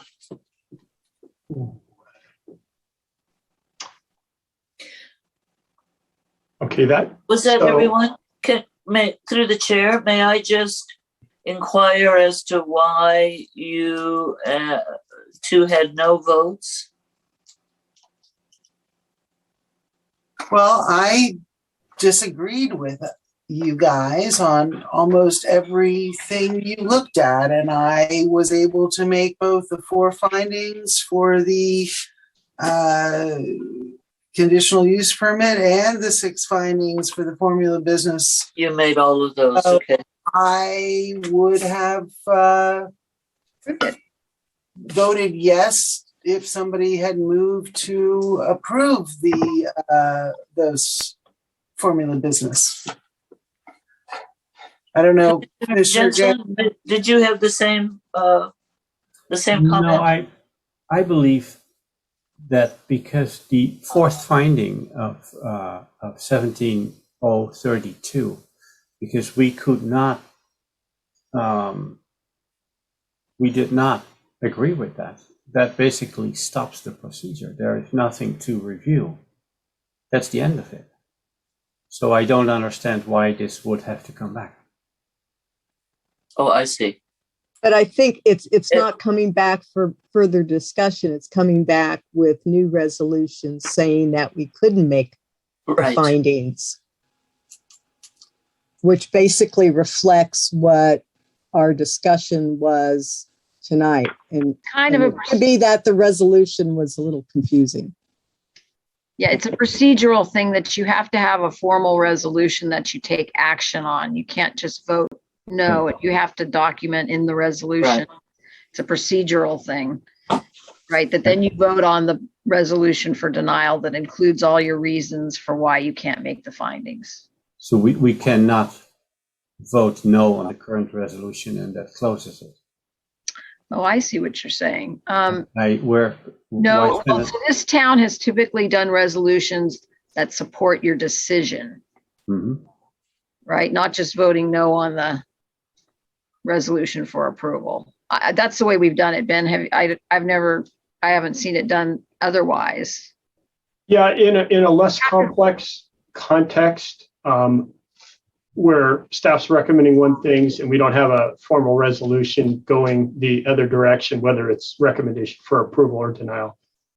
Sometimes we could say, okay, we've got the countervailing findings. We'll come back with a final, this is what we understand. And then the commission says, yes, that's the finding we have. And we sort of cobble it together and come up with language, but this is not the type of application where you try to do it on the fly. And that's why we're saying we need to come back with specific written findings that reflect the public hearing, which has been closed. And it's because we could, if we end up in court, we have to have a legal document supporting your decision. Okay. Right. Otherwise it gets too iffy. Thank you for clarifying that. I appreciate it. And I move that we take a break until 11:30. That gives us just a second minutes. though, that finding, that motion failed. We have a 3-2 split vote. So in essence, the commission has not made a decision. Oh, it was a 3-2 split? Yes. So doesn't that carry though? 3-2, that's a majority. Why you needed a we're quorum? not recommending an ordinance. Yeah, it's not an ordinance. To the town council. Okay. All right, I'll defer to It's a Principal Planner Neil. I was under the impression that it had to be a majority of the commission, not just a majority of the quorum present. Well, let's take a break, and if we need to make a modification based on that, we'll treat it as though it passed. But after the break, I may come back with a slightly different or a recommendation. Okay, that's fine. We'll let you want that a bit. 15-minute break. Is that what you're saying? So I don't understand why a 15-minute break as opposed to a 5-minute break, because I want to keep this meeting shorter, not longer. If you think that'll make it a shorter meeting, I'm all for it. But if it turns out to be a longer meeting, all right, you're in trouble. 7-minute break. All right. Thank you. And thanks to the commissioners for coming back.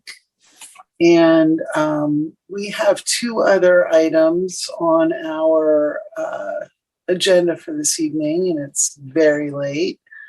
And it looks like we still have quite a few people in the meeting, but many of them may have just been left over from the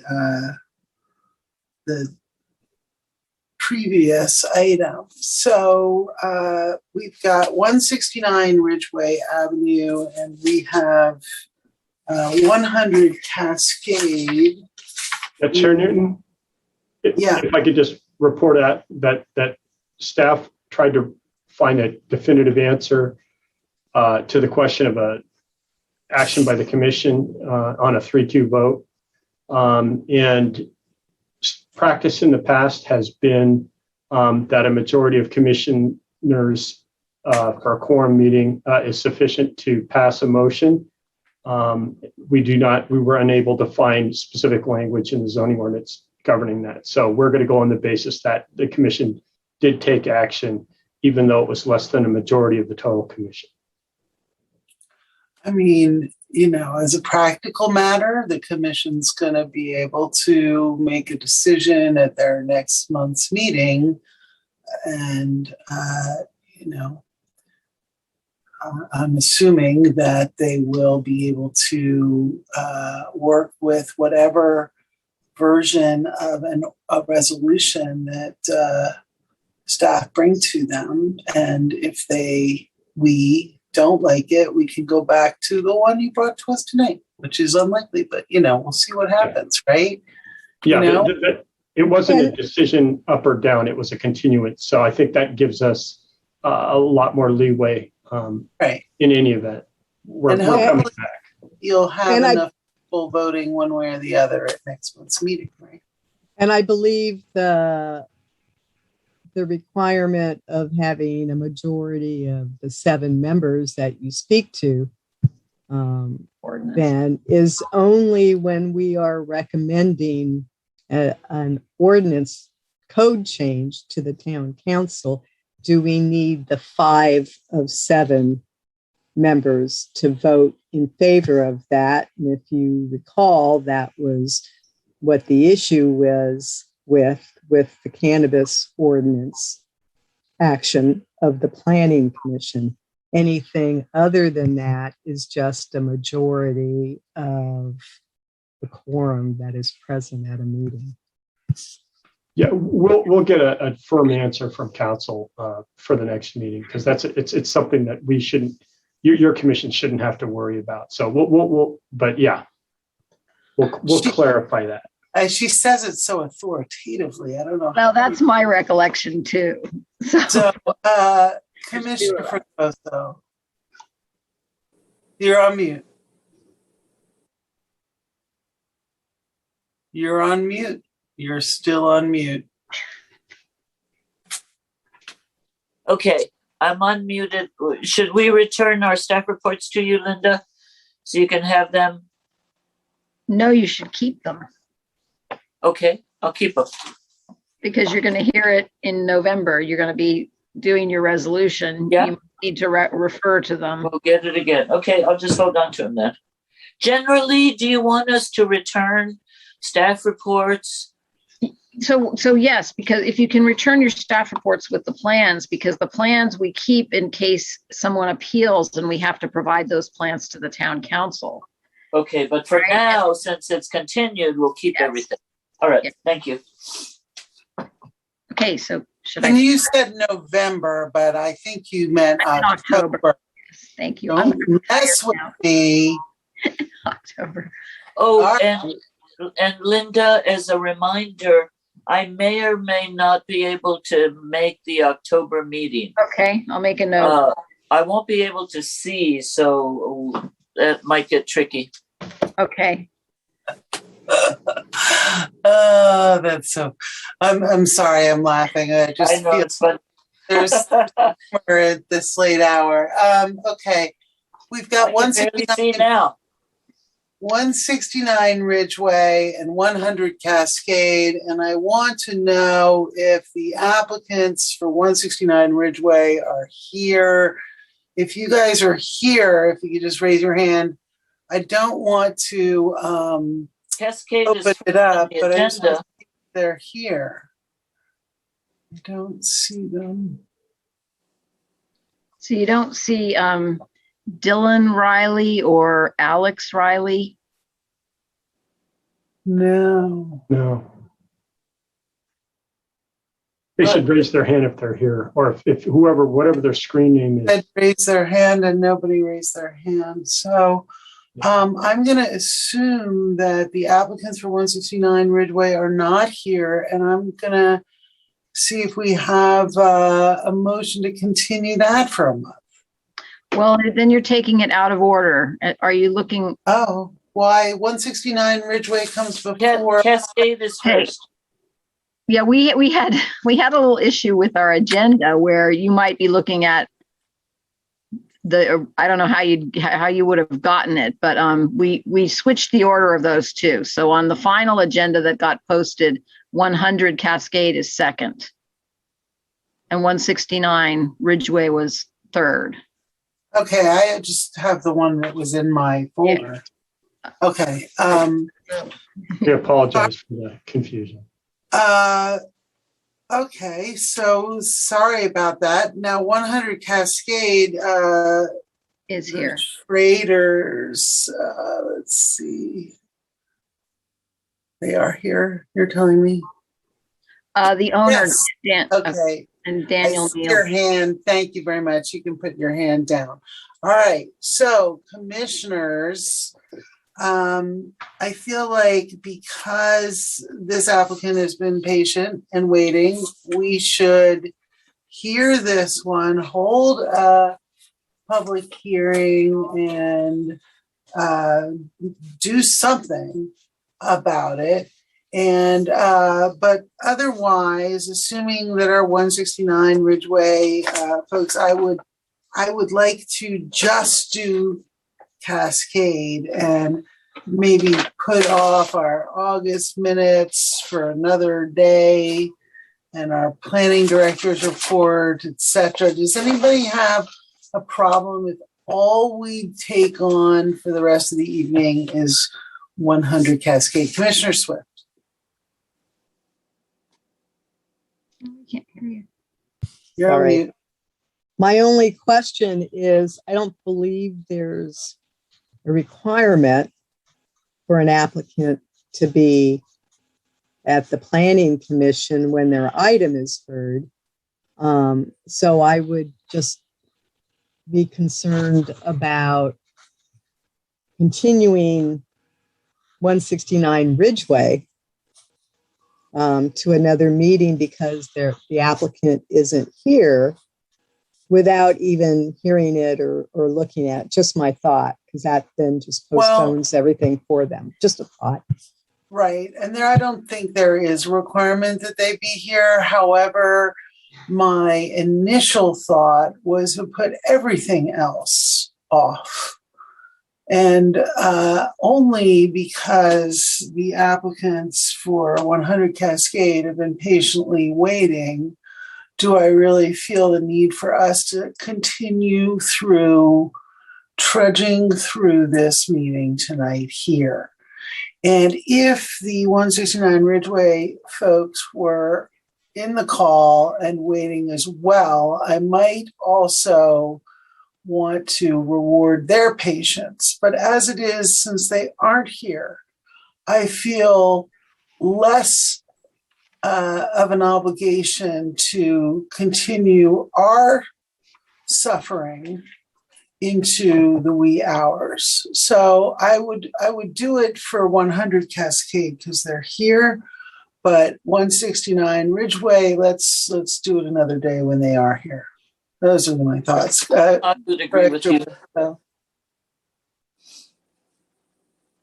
I'd also point out that it's very rare for the commission to not have questions of an applicant.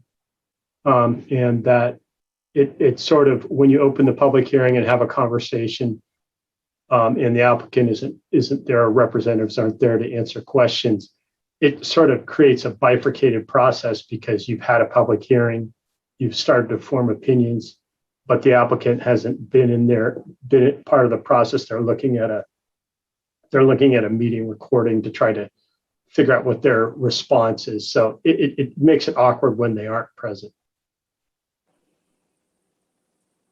Thank you. Commissioner Kelly?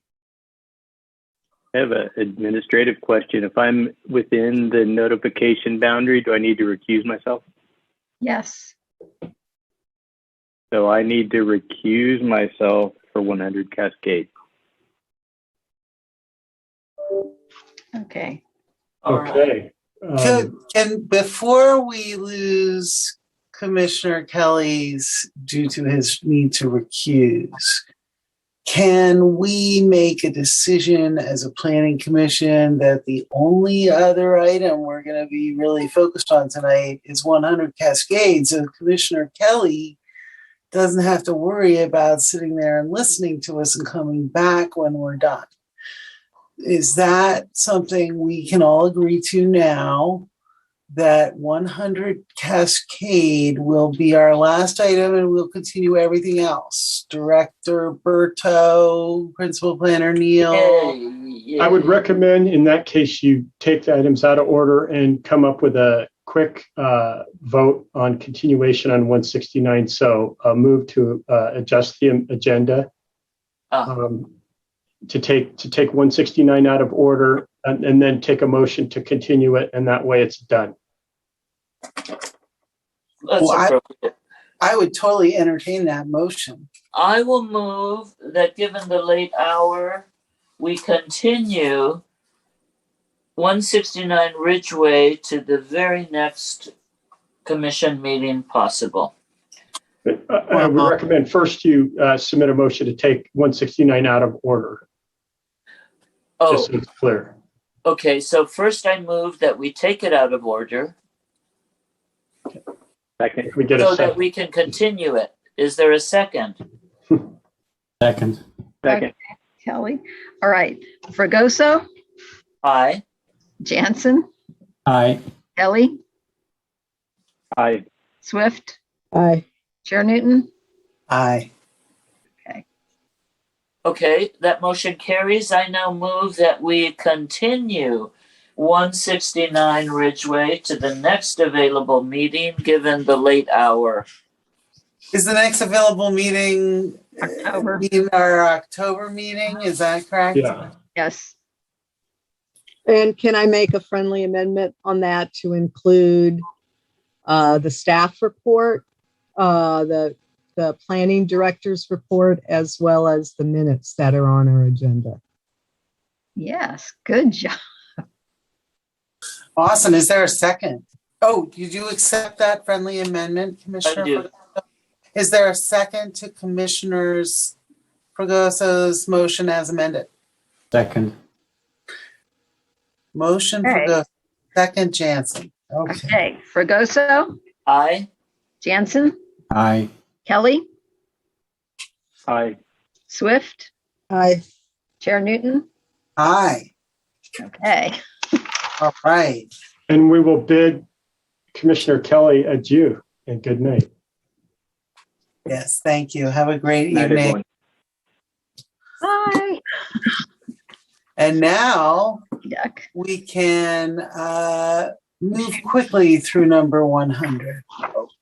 I shall brief. So this project is construction of an approximately 20 square foot bay window addition to an existing 1,241 3-bedroom, 1.5 bathroom, single family residence with an attached 1-car garage, expanding the living room and resulting in a 1,261 square foot structure. The project also includes legalization of a very low to grade deck at the rear of the property that the owners and their contractor were not aware required planning approval because it's in setbacks. They called and they were told they didn't need a building permit. It's a pretty common error that occurs all the time. So the project requires a conditional use permit because the parcel doesn't meet the minimum size and width requirements that are set forth for the RS6 zone. The project site is only 54 feet wide, so it doesn't meet the minimum width requirements. The proposed bay addition will not result in a house that's out of character with the neighborhood. It will not result in a house that is out of scale with the rest of the homes. It doesn't exceed the floor area ratio. So we believe the findings can be made to support the use permit. The deck requires a variance to the minimum side setback, the minimum rear setback, and the combined front and rear setback.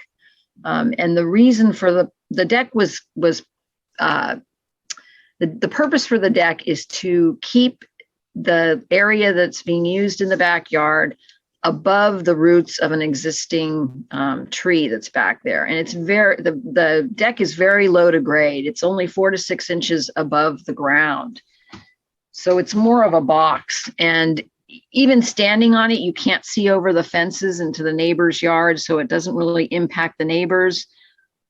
Decks can encroach 2 feet into required setbacks. So it actually only has to maintain a 3-foot setback from the side and a 4-foot setback from the rear. The deck goes right up to a planter wall. And so to pull the deck 1 foot away from that planter wall and an additional maybe 1 foot away from the side setback would create like an area where people could, get their foot caught. And so we believe that the findings can be made to approve this deck because of its very low height and its purpose the purpose of it is to maintain the health of an existing tree. We can make the findings for the approval. So we're recommend approval of the variances. So we're recommending that you approve the project by adopting Resolution 2021. And Commissioner Swift pointed out that in our title for Resolution 2021, after conditional use permit, we need to add that it's also for the minimum side and rear setbacks and a combined front rear setback variance. And that would conclude our report.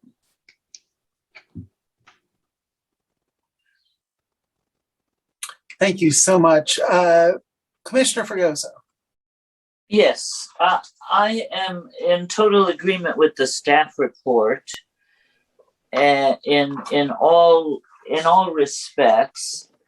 And I'm wondering if there's a way that this is the type of project that to me seems would be perhaps appropriate for an administrative approval by staff.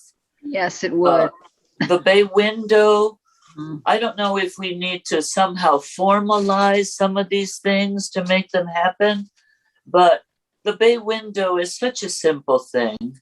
I know it's a big one, so yeah, they maybe need a permit for it, make sure it gets installed properly. And these other things, yes, certainly it would be nice to document that and have something in the record, but why can that not be an administrative staff decision that could be made unless there's a problem that they need to come to the commission? We have other items like this that have come up. some minor fence variances. I mean, is there a list? I know there's a few things. Well, we're keeping a list of things that we think, the problem, like the woman that wanted to do the closet edition. She wanted a closet edition. Oh my God, yes, a closet. Yeah. Because it's on our list of things to do, but the problem is getting the time to try to craft an ordinance, because you have to have an ordinance to cover. If you didn't have to do 3 or 4 of these staff reports, then it might give you time to craft something that would allow us to do some administrative approvals. But I think I made my point. We'll leave it at that. I see no need to discuss it further in terms of the merits of the variances. Thank you, Commissioner Fregoso. Commissioner Jansen. Yeah, I also concur with the findings in the staff report. I have one question though. Did the neighbor in 104 any opinions about the deck? Well, everybody got noticed, and nobody called me, but you might ask the applicants. I'm pretty sure what he told me is that they know about it. They've had discussions about it, and they didn't have any issues with it, but I haven't heard that firsthand. So. Okay. Great. Any other questions for staff? All right. Let's open if the applicant is here. Okay, Mr. Neal, I see you have been joined to the meeting. You can unmute yourself. How are you doing? Hi, I'm still awake. How are you guys? Just barely. Thank you for considering this at a late hour. And I just want to say this is my first meeting I've been to, and I'm really impressed by your thoroughness and attention to detail, and just thinking through all the different things for the community and keeping it the way it is. So I just want to say I appreciate what you guys are doing. So thank you. Yeah, thank you. We have great staff. I would invite any of the planning commissioners that have any questions for the applicant or anything you guys want to ask the applicant.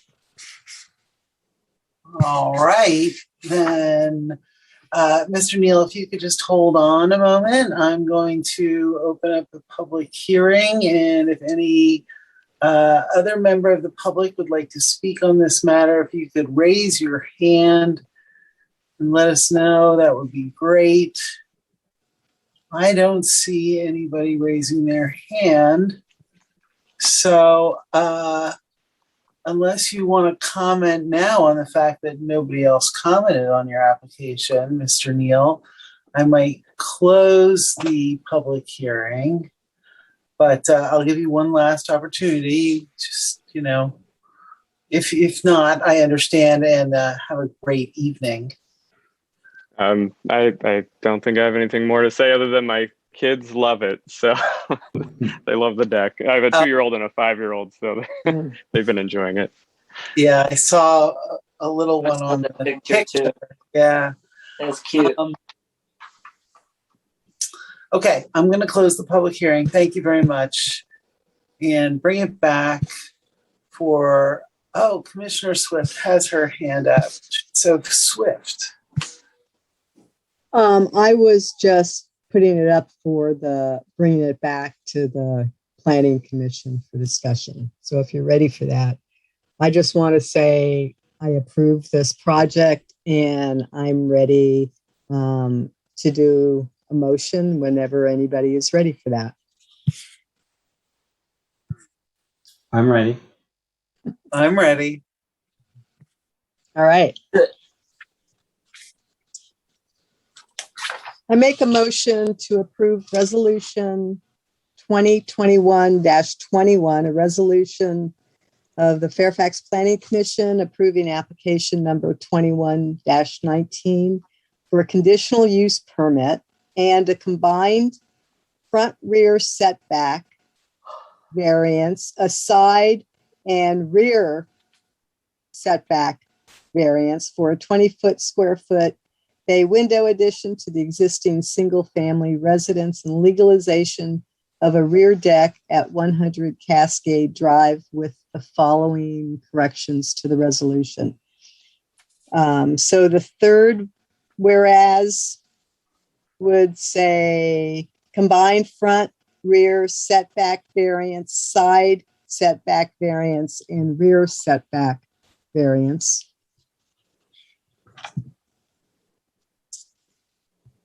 On page 3, number 8, deletion of design review board.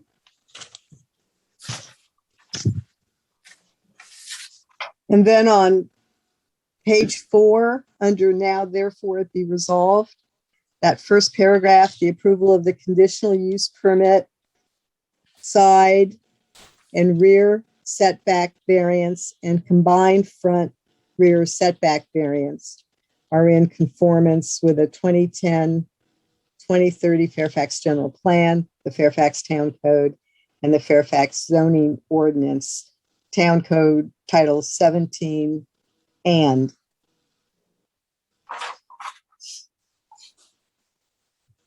Thank you. Is there a second? I will second. Okay, and we'll take a vote. You're going to have to get off mute to take a vote. Fregoso, Aye. Jansen, Aye. Swift, Aye. Chair Newton. Aye. Okay. Motion passes. So there is a 10 calendar day appeal period and a appeal fee of $625 if anyone wishes to appeal the Planning Commission's decision on that item. And because we have moved everything else off until October that was on our calendar, I will see all of you on Thursday. Is that right? Go ahead, Ben. No? You're on mute. Next Wednesday, that's all I wanted to mention is starting at 6:30 because they move up their second special meeting of the month to 6:30. So you should all be getting your invitation if you haven't already shortly. And I will endeavor, Commissioner Jansen, to make sure that you're not caught in some spam endless loop to make sure you get your specific invitation. But yeah, next Wednesday. And you'll be getting your staff reports tomorrow. So by end of day. So look forward to that information also. 6:30. Okay. 6:30? Okay. 6:30. And thanks for hanging in there. It was a really good meeting. Very, very focused discussion. Yeah, I want to thank staff and thanks for forwarding every single public comment up until this afternoon. Thank you so much. There were twice as many public comments as the staff report pages. I know. It was. But I love I hope I got them all. I think I did, but it was. I just got one that came into my Dropbox just now during the meeting when we were all talking. And I mean, I don't even quite know how she got it in there. It's someone I've never sent a Dropbox invite to or anything. I can't figure out how she did it. Oh, you mean the app Dropbox, not your Dropbox at the office? No, the app Dropbox. Okay, well let's not torture the commission any longer. I make a motion that we adjourn the meeting. Oh, I'll second that. Aye. Aye. Aye. No, there's nobody opposed. We're good. Good night, Good night, everyone. everybody. Bye, guys. See you next Wednesday.